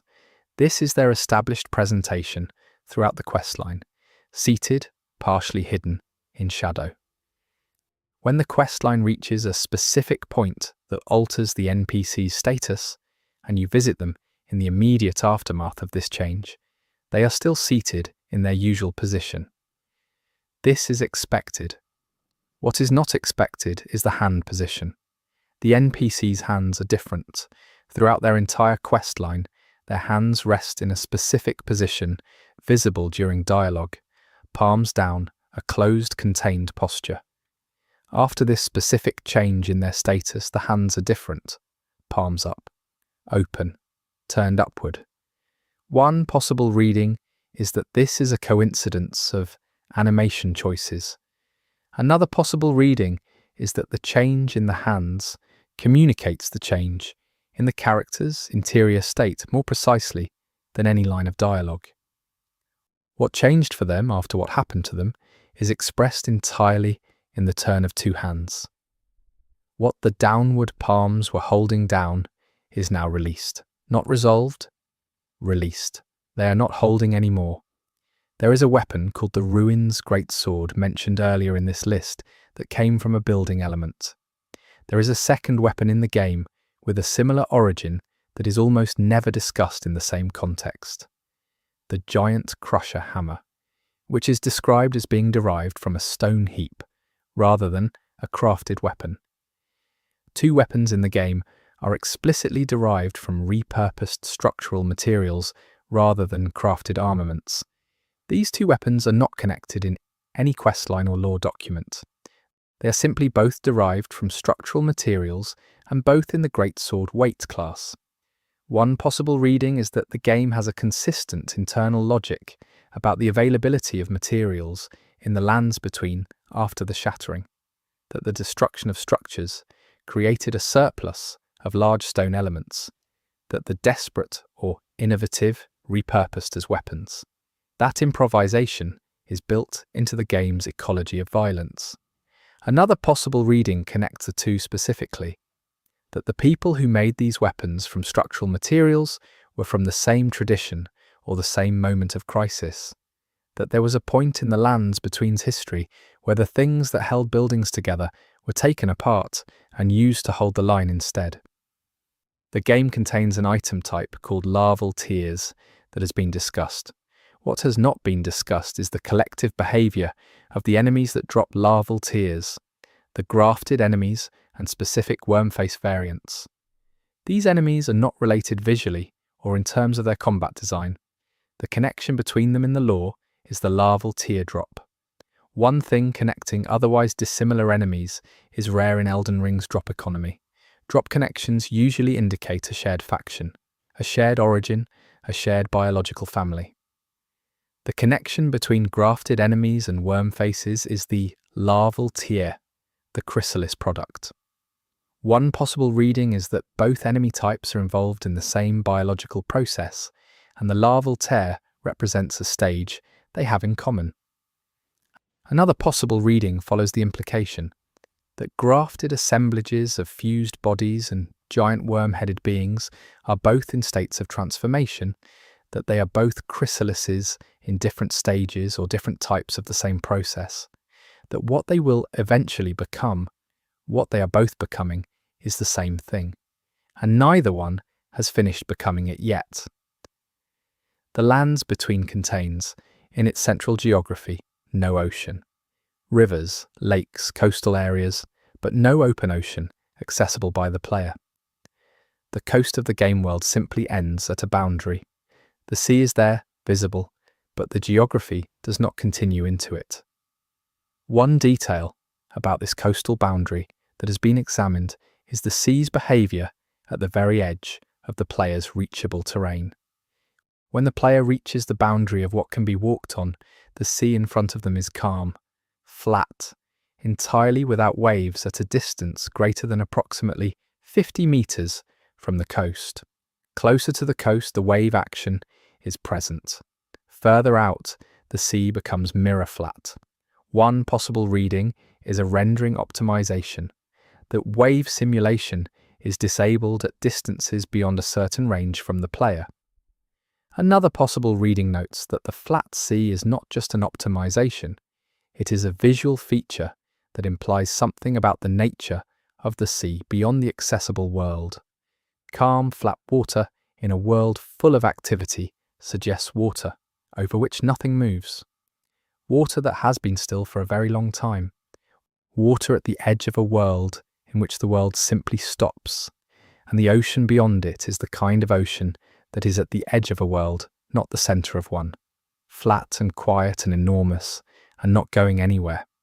There is an item in the game called the death root that has already been discussed. There is also an item called the nascent butterfly, and these two items are connected in a way that requires examining both descriptions simultaneously. The death root is described as growing where death accumulates. The nascent butterfly is described as a butterfly that has not yet emerged from its death-touched shell. A butterfly that is connected to death, that has not yet emerged. One possible reading of these two items in proximity is biological, that the nascent butterfly is an organism in the process of transition, in a chrysalis state, connected to death as a transformative medium. Another possible reading makes the connection explicit, that nascent butterflies are formed by the same process as death root, that death accumulation produces both plant growth and insect metamorphosis in this world, and that what emerges from death root ground is not just a root but a chrysalis, that the relationship between death root and nascent butterfly is not coincidence or independent law, but a single biological system. Death accumulates, the death root grows from it. The nascent butterfly forms within or near the death root, and what the butterfly becomes when it emerges from its death-touched shell is never described. The nascent butterfly has not emerged. Whatever it will be, when it does, no one has seen it. The prayerful strike weapon skill applied to certain armaments includes an animation in which the player character briefly presses both fists against their own chest before releasing a radiating strike. This animation is very fast and easy to miss as simply an attack wind-up. What the gesture is doing structurally is the motion of absorbing something before releasing it, drawing in, closing, and then releasing outward. The same motion in different contexts, with different intentions, is used in the game by characters performing acts of sorrow or grief. The fists pressed to the chest. One possible reading of this weapon skill animation is that it is a combat technique involving internal centering. Another possible reading treats it as an unintended emotional expression that survived into the combat mechanic, that whoever designed this animation reached for a gesture of concentration that happened to share its form with a gesture of feeling something deeply before letting it out. That prayerful strike begins with emotion that is, in human body language, grief, and then releases something from that posture.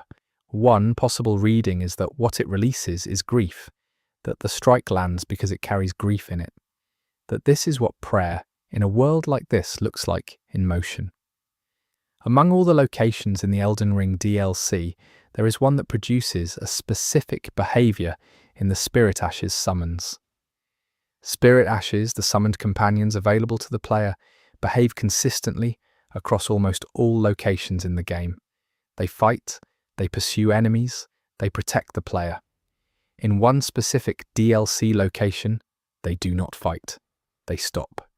When summoned in this specific location, Spirit Ashes stop moving approximately 3 seconds after summoning and remain still for as long as they are active. They do not attack enemies. They do not respond to threats. They stand still and face a specific direction, all of them, regardless of their type. All Spirit Ashes in this location face the same direction. One possible reading is a pathfinding failure, a location where the terrain causes AI navigation to lock. Another possible reading is about what they all face.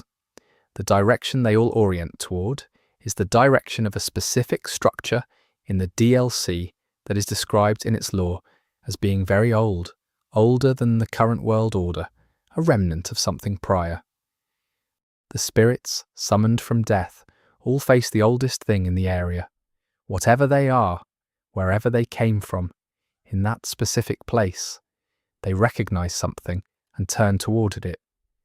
There is a type of creature in the game called the Kindred of Rot that appears in areas with high concentrations of scarlet rot. These creatures have a partially insectoid anatomy, limbs and body structures that borrow from both human and insect templates. Most enemies in the game that combine human and non-human anatomy are described in lore as either transformed beings or constructed beings. The Kindred of Rot are described as neither. Their item description states only that they are kin to the god of rot, without describing a process of becoming or creation. One possible reading is that they have always been this way, that they are a species unto themselves that has existed alongside humans without being derived from humans. Another possible reading follows kin to the god, not servants, not creations, not worshippers. Kin, family. One possible reading is that if the outer god of rot has kin, the kindred of rot are its biological family, that the god of rot is not an abstract cosmological power, but a being with physical relatives who live in the world, who share genetic or ontological material with it, who are, in some literal sense, family. And the scarlet rot that saturates their territory is the household of this family. The rot is the home. The kindred are at home in it. They are exactly where they are supposed to be. The detail mentioned earlier about the Millennia Phyte's flowers blooming during unobserved moments has a broader version that applies to the entire Haligtree environment. In the Haligtree, there are flowers, many flowers. All of them are closed when the player first reaches a given section of the Haligtree. Not all of them stay closed. As the player progresses through the Haligtree and returns through previously explored areas, sections they have already been through, flowers that were closed on the first pass are now open. This is not synchronized to a time mechanic. The flowers do not open on a timer. They open based on a condition that appears to be related to proximity. As you move through the Haligtree, flowers near your current location open. When you move away, the flowers behind you stay open. The Haligtree responds to your passage through it. One possible reading is a dynamic detail system, ambient environment, responding to player progress for atmosphere. Another possible reading treats the Haligtree as a living entity that knows you are in it and opens as you move through it. Not for beauty, but for recognition. It opens toward you. A tree responding to a presence moving through its body, noting where you are, marking your passage by opening what was closed. There is a piece of dialogue in the game that is said by an NPC and that most players remember as a piece of gameplay guidance, but that, upon rereading, contains a secondary meaning that is not about guidance at all. The line is, "Your grace will show you the way." This is standard in-world direction to follow the grace light as a navigation tool. It is said multiple times by multiple characters and received as navigation advice. The secondary meaning of your grace will show you the way is different from the grace will show you the way. The word your changes the ownership. It is not the grace of the eared tree, not the grace of the world, not the grace of the two fingers. It is yours, the grace you carry, the grace that is specific to you. One possible reading of this phrasing is that the grace the player follows is not a universal signal from an external source, but a quality of the player character themselves. That the path exists because the player's grace exists. That the tarnished does not follow a path that was laid for them. They illuminate a path that exists because they illuminate it. Their grace shows them the way, because their grace is what makes there be a way at all.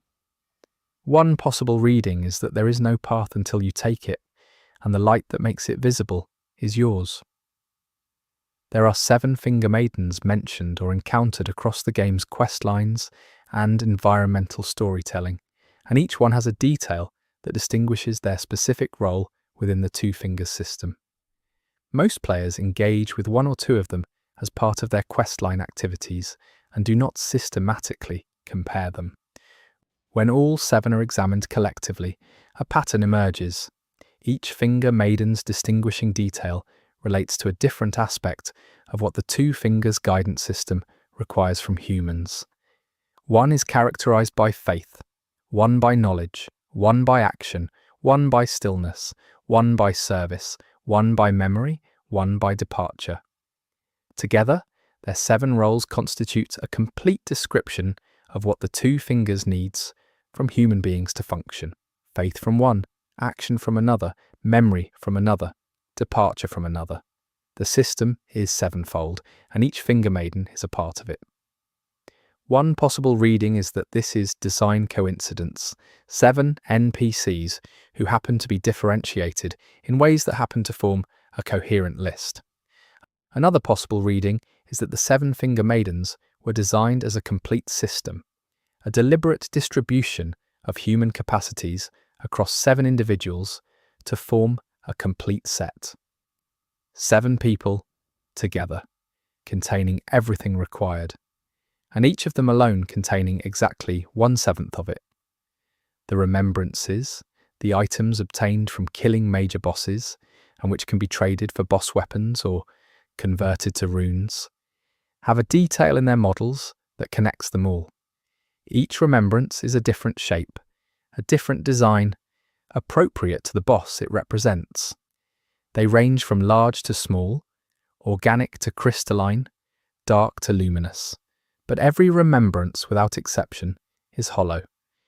When each model is rotated and examined from every angle, every remembrance has an open interior. They are hollow objects, not containers with openings. Hollow in the sense of having internal space with no contents currently inside. One possible reading is that remembrances are containers that hold something invisible, a non-physical property, the memory of a being, and the hollow interior is where that non-physical content lives. Another possible reading notes what hollow means in the game's vocabulary. Beings who lose their sense of purpose or self are described as going hollow. The remembrance of a defeated boss is the hollow left by what that boss was, not a record of them, not a tribute, the exact shape of the emptiness left behind when a being of that scale is removed from the world.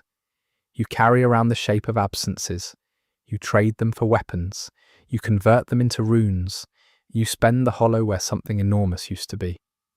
The detail about NPC Melina has already been discussed in terms of her spectral horse torrent.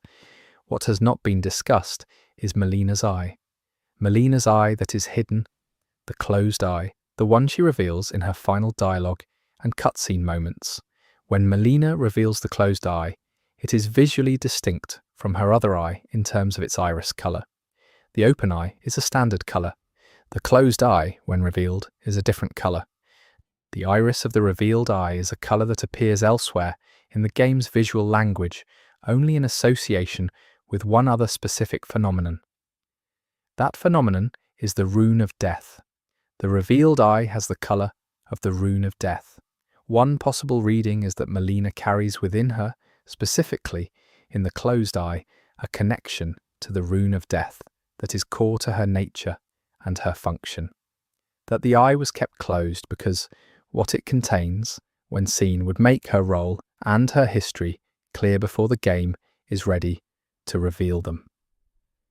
Another possible reading is darker, that the colour is not a connection, but a mark. That something was done to Melina's eye at some point in her history that left it this specific colour, and that what was done to it, whatever left the mark, is what Melina has been carrying under a closed lid for the entire game. In the Erdtree Sanctuary, the area that forms the immediate approach to the game's most important divine location, there is a detail in the Guardian enemy that serves as the area's main challenge. The Guardian of the Sanctuary, a large tree sentinel variant, has a patrol route that is entirely circular. Not a loop with variation, a perfect circle. The Guardian walks in an exact circle, with no deviation, no pausing, no directional change other than the continuous curve of the circle. This is the most precisely circular patrol route in the entire game, in a game full of patrol routes. The circle's center point is the Sanctuary's main door. The Guardian circles the door indefinitely. One possible reading is that this is a deliberately simple patrol route for a location that needs a visible, predictable guard. Another possible reading examines the geometry, a being that circles a point endlessly, perfectly, without deviation, without resting, without purpose beyond maintaining the geometry of its protection. The Guardian does not watch, it moves. It has been moving in a perfect circle around the most important door in the game since before you arrived, and will continue after you leave, if you let it. One possible reading of an eternal perfect circle is a thing that has become the circle, that no longer has a guard's purpose. That is simply the shape of perpetual enclosure made animate. There is a small animation that the player character performs when receiving a blessing, being cured by a sacred tear application, or applying certain consumables. In this animation, the character briefly turns their head upward before completing the effect. The upward turn is quick, approximately half a second, and easy to miss in the context of gameplay. But it is in every blessing animation, every healing tear, every sacred application. The character looks up, not at the item, not at the player. Up. One possible reading is that this is a gesture of thankfulness, a brief motion of gratitude toward the divine source of the grace that makes these healings possible. Another possible reading is simpler and more interesting. The character looks up because they feel something coming down, because the blessing comes from above, because what heals them arrives from a direction, and the body's natural response to feeling something approaching from above is to orient towards it. One possible reading of a character who looks up when healed is a character who can feel grace arriving, who senses its direction, for whom healing is not an internal process but a relational one, a thing that comes from somewhere and arrives at a specific angle, and the body knows which angle that is and turns towards it. The game contains a moment, in the late Lanedale sections after the capital's transformation, where you can encounter the remains of a golden figure that has been described elsewhere in the game as a divine messenger. Divine messengers in Elden Ring are described as beings that deliver grace and information from the two fingers to the faithful. They are described as appearing and disappearing, as serving functions and then ceasing to be present. This specific remains does not simply indicate a messenger that has ceased to be present. The remains show damage. The figure was not deactivated or recalled, it was destroyed. Something in or near the capital was capable of and willing to destroy a divine messenger, and did so, and the game does not attribute the destruction to any named actor or event. One possible reading is that the messenger was caught in the destruction that transformed the capital. Another possible reading is that something specifically sought this messenger out.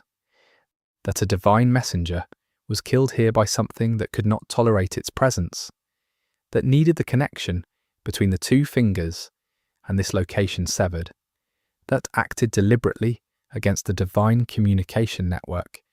The messenger is destroyed, the act of its destruction is unattributed, and the silence that its destruction created, the absence of its function, is still there in the capital's ruins.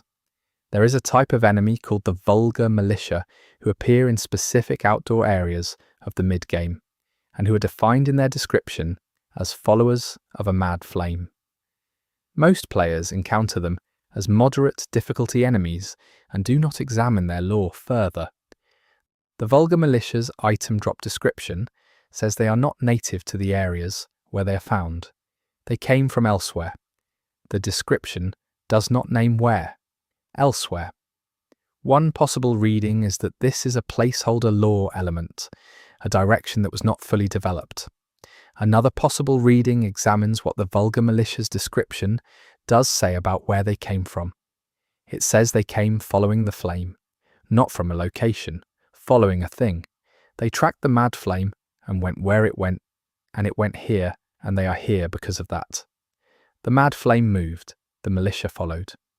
One possible reading of an enemy whose origin is not a place but a movement is an enemy that has no home and never had one. That their territory is not a territory but a trail. They live in the wake of the thing they follow, and if the thing they follow moves again, they will be gone from here and present somewhere else, and the elsewhere where they came from will be wherever the flame was last. Elden Ring contains a piece of non-interactive environmental furniture in the Round Table Hold's blacksmith room, a shelf of small tools used by Hugh in his work. These tools have no gameplay function. They are ambient detail. Among them there is one tool that is positioned differently from the others. All other tools on the shelf are hung or placed in organised rows or sets.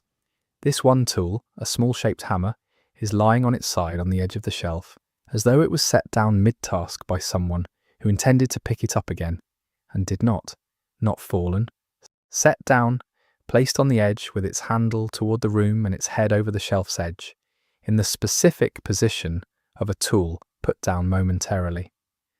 One possible reading is that this is atmospheric environmental design, a small human detail in a workspace. Another possible reading is about who put it down. Hugh is the only occupant of this room. If the tool is set down mid-task, Hugh set it down. Mid-task. He was working and he stopped, and he has not picked the tool back up. The tool is on the shelf where he left it. One possible reading of a tool that was put down mid-task and not picked up is a task that was interrupted and not resumed. Something stopped Hugh. He put the tool down for a moment and then could not go back to it. The tool records the moment of the interruption.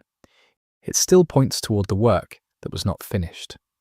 The tutorial message that says, "This door won't open from this side," appears at multiple locations throughout Elden Ring, indicating doors that are barred from the near side and require an approach from the opposite side to be unlatched.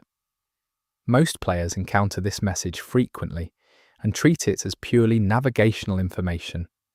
What is less frequently noted is that this message type, this specific phrasing, appears in one location, where there is no door. The wall in front of the message is solid stone. No door frame, no door outline, no hinge marks.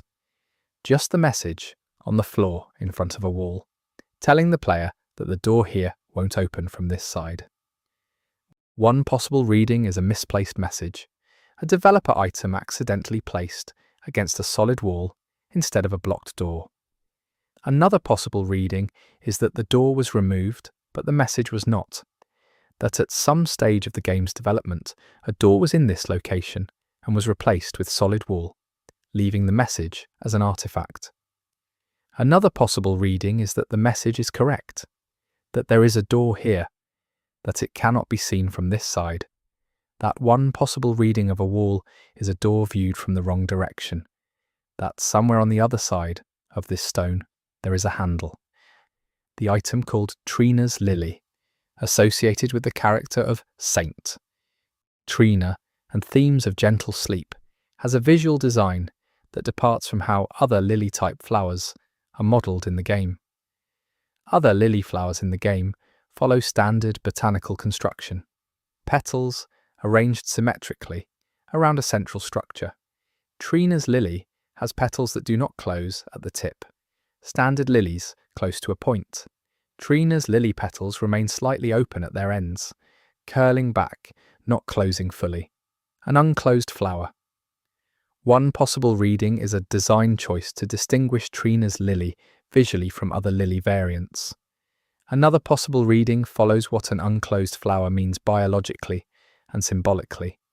A flower that is not fully open and not fully closed, perpetually in the transitional state between open and closed. Neither bloomed nor sealed. One possible reading of a flower that does not fully close is a flower that is always in the act of opening or closing, and the distinction between the two is a matter of which direction time is going. One possible reading of St. Trina, whose domain is the boundary between waking and sleep, between one state and the next, expressed in the shape of a flower that is always at a threshold. A boundary deity whose symbol is a thing that has never arrived at either of the things it exists between.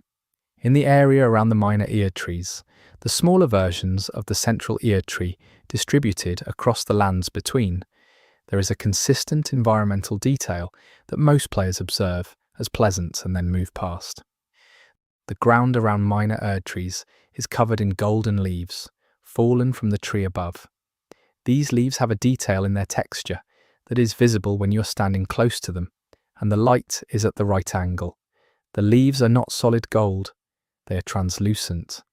Light passes through them, and in specific light conditions, the pattern visible through the translucent leaves is the same pattern found in the skin of the Erd tree avatar enemies, a specific cellular-looking lattice pattern. The fallen leaves of the minor Erd trees and the physical bodies of the creatures made of Erd tree material share a visual signature visible in translucent light. One possible reading is that this is a consistent artistic texture applied to Erd tree biological material throughout the game. Another possible reading makes the connection explicit. The Erd tree avatars are not made of Erd tree material. They are made of fallen leaves, grown into shape, the way a leaf pressed under weight, and time and specific conditions might develop from flat organic matter into a three-dimensional figure. One possible reading is that the Erd tree avatars are what fallen leaves become, given sufficient time and will and the right conditions. That the ground around every minor Erd tree is, in very slow process, becoming the things that guard it. There is an event in one of the game's rune bear encounter locations that occurs if the player remains in the area for more than 20 minutes without leaving or resting at a grace. Rune bears are among the game's most aggressive enemies, attacking with great force and persistence. After 20 minutes, the rune bear's behaviour changes. It does not become less aggressive, it becomes less mobile, its patrol range contracts, its responses to stimuli slow. Not the way they slow in a creature that is becoming less alert, but the way they slow in a creature that is becoming tired. After 30 minutes in the area, the rune bear has reduced its activity to approximately half its standard range and speed. After 45 minutes, it has stopped moving entirely. It stands in its territory, aware but not patrolling. A tired rune bear, an exhausted rune bear. One possible reading is a long-duration AI state designed to represent the animal's energy reserves depleting. Another possible reading is about the rune bear specifically, described in lore as a creature driven to rage by the presence of grace, by the scent of the player's grace light, a creature that is in a state of continuous stimulation when you're near it. One possible reading of a rune bear that gradually exhausts itself in your presence is a creature that is trying continuously and with all its strength to do something about what you are and cannot, and eventually runs out of the capacity to keep trying. Not tamed, not defeated, just finally, briefly, out of whatever it was using to respond to you. In the game's post-game content, accessible after the credits, and the continuation of the playthrough into New Game Plus or the post-ending state, there is a piece of NPC dialogue that changes in a specific location. An NPC who was present throughout the main game's story and whose dialogue was entirely oriented toward future events, toward what might happen and what the player should do and what the world might become, now speaks only in past tense. All future tense framing is gone. All subjunctive, all conditional, all will and might and when. Only past tense, what was, what happened, what went. The NPC, who spoke in futures, now speaks only in pasts. One possible reading is that their function has changed. They were a guide to an unresolved story, and now the story has been resolved, so they have only history to offer. Another possible reading examines the experience of speaking only in past tense, of being a being whose forward orientation has been completely replaced by backward orientation. The NPC had a future. Now they have memory. One possible reading of a character who loses future tense is a character who has run out of future, who exists in the wake of completion, whose language has changed because their relationship to time has changed. They are still present, but they are now entirely in the past.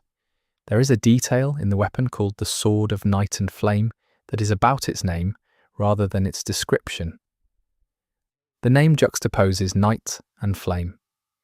In the game's cosmological vocabulary, night is associated specifically with Rani and with the age she seeks to create, the age of stars, which would replace the Erdtree's golden light with the distant, cold light of stars. Flame is associated with the fell god, with the fire giants, with the primordial heat that preceded the Erdtree's establishment. Night and flame are two of the most opposed concepts in the game's cosmological structure. The cold distant future Rani wants, and the ancient burning past the fire giants guard. One possible reading of a sword that contains both is a weapon at the intersection of the game's two most fundamental temporal oppositions, past and future, heat and cold, the giant's flame and the witch's stars. Another possible reading is that night and flame are not opposed in the way the game's surface structure suggests. That cold starlight and ancient fire are both things that the Erdtree's golden light excludes equally.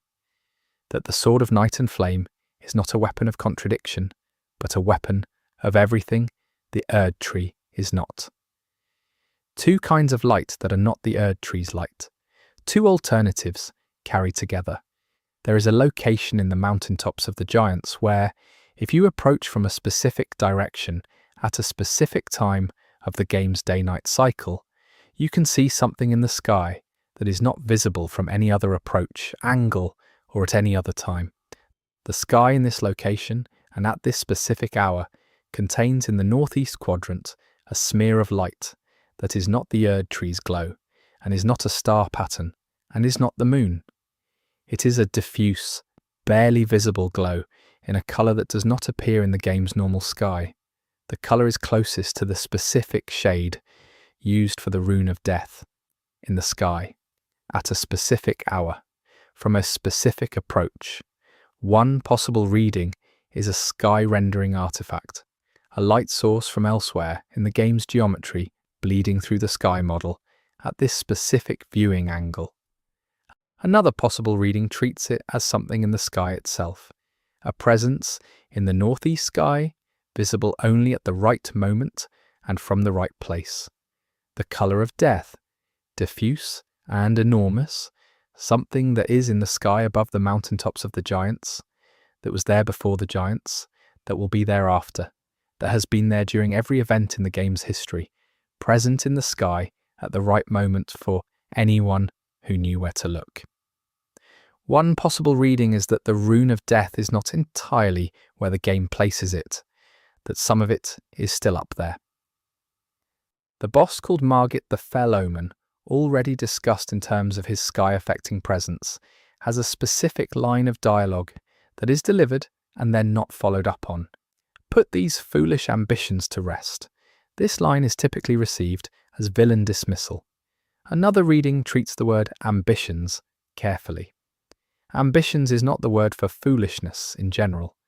Ambitions are specific, desires about the future, desires about becoming something or achieving something.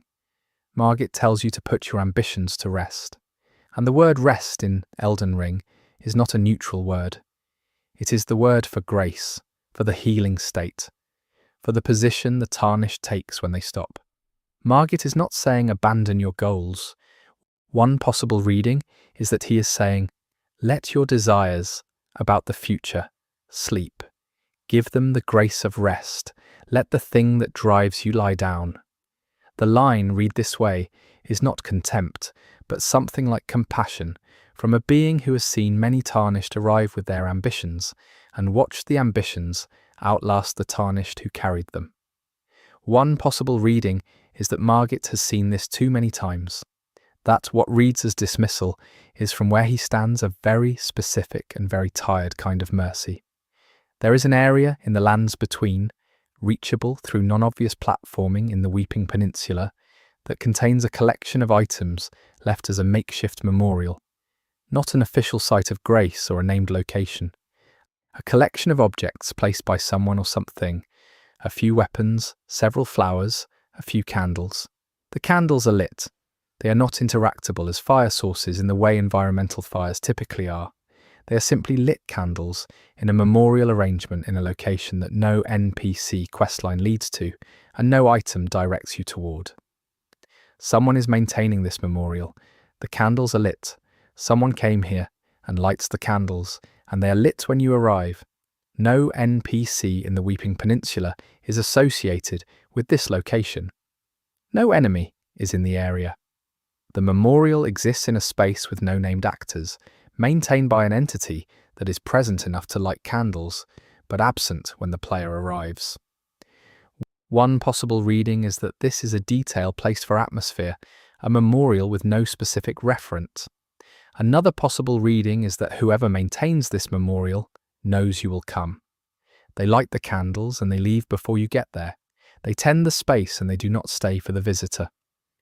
One possible reading of a memorial maintained by an unseen hand is a grief that prefers not to be witnessed, a loss that is tended in private and offered only in the form of lit candles by the time you arrive.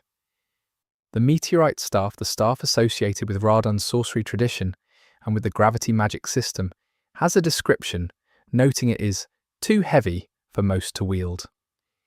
In the game's mechanical terms, it requires a specific strength investment that scales out of proportion to its sorcery scaling. It is a physically heavy magical implement. Most staves in the game are described in terms of their catalytic properties, their connection to specific sorcery traditions, their materials.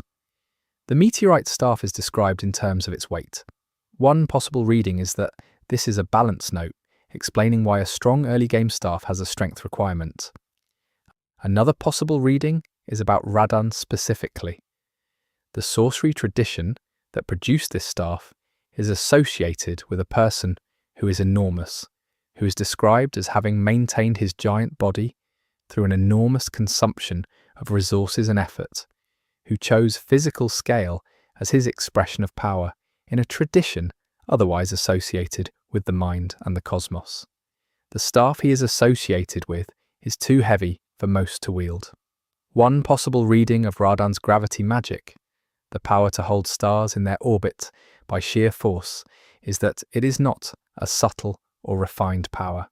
It is a heavy power, a power that requires you to be strong enough to hold something enormously heavy and not let go. His staff tells you this by being too heavy for most hands. To use his power, you have to be able to hold his weight. The nomadic merchants found throughout the lands between, including the jar-headed variety and the hooded variety, all share a visual detail that goes unnoticed because it's so consistently present. They are always facing the road.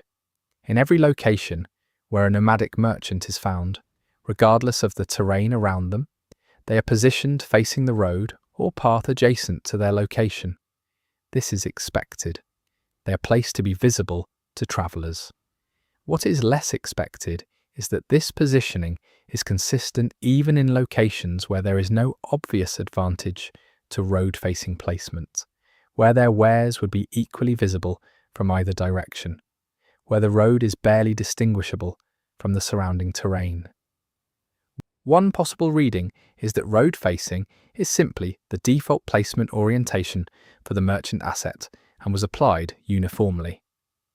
Another possible reading treats road-facing as a character detail. The merchants face the road because they are waiting for the road, not for customers from the road, for the road itself, for whatever comes along it. The road is the source of everything in their world: materials, buyers, news, danger, company. 1:37 p.m. Possible reading of a merchant who always faces the road is a being who has oriented their entire existence toward movement, toward whatever travels. They face the road because the road is where life comes from. And if you stop looking at the road, you might miss it. Among all the enemies in the game that have been examined in this list, there is one that has not been discussed that has a detail so consistent and so rarely noted that it deserves its own entry. The imp enemies, the small grey-skinned creatures found throughout catacombs and sealed areas, have a behaviour triggered only when they believe they are unobserved. When all imps in an area are not in an alerted state, and the player is not in their detection range, and you observe them with careful positioning from outside their detection radius, they perform a specific action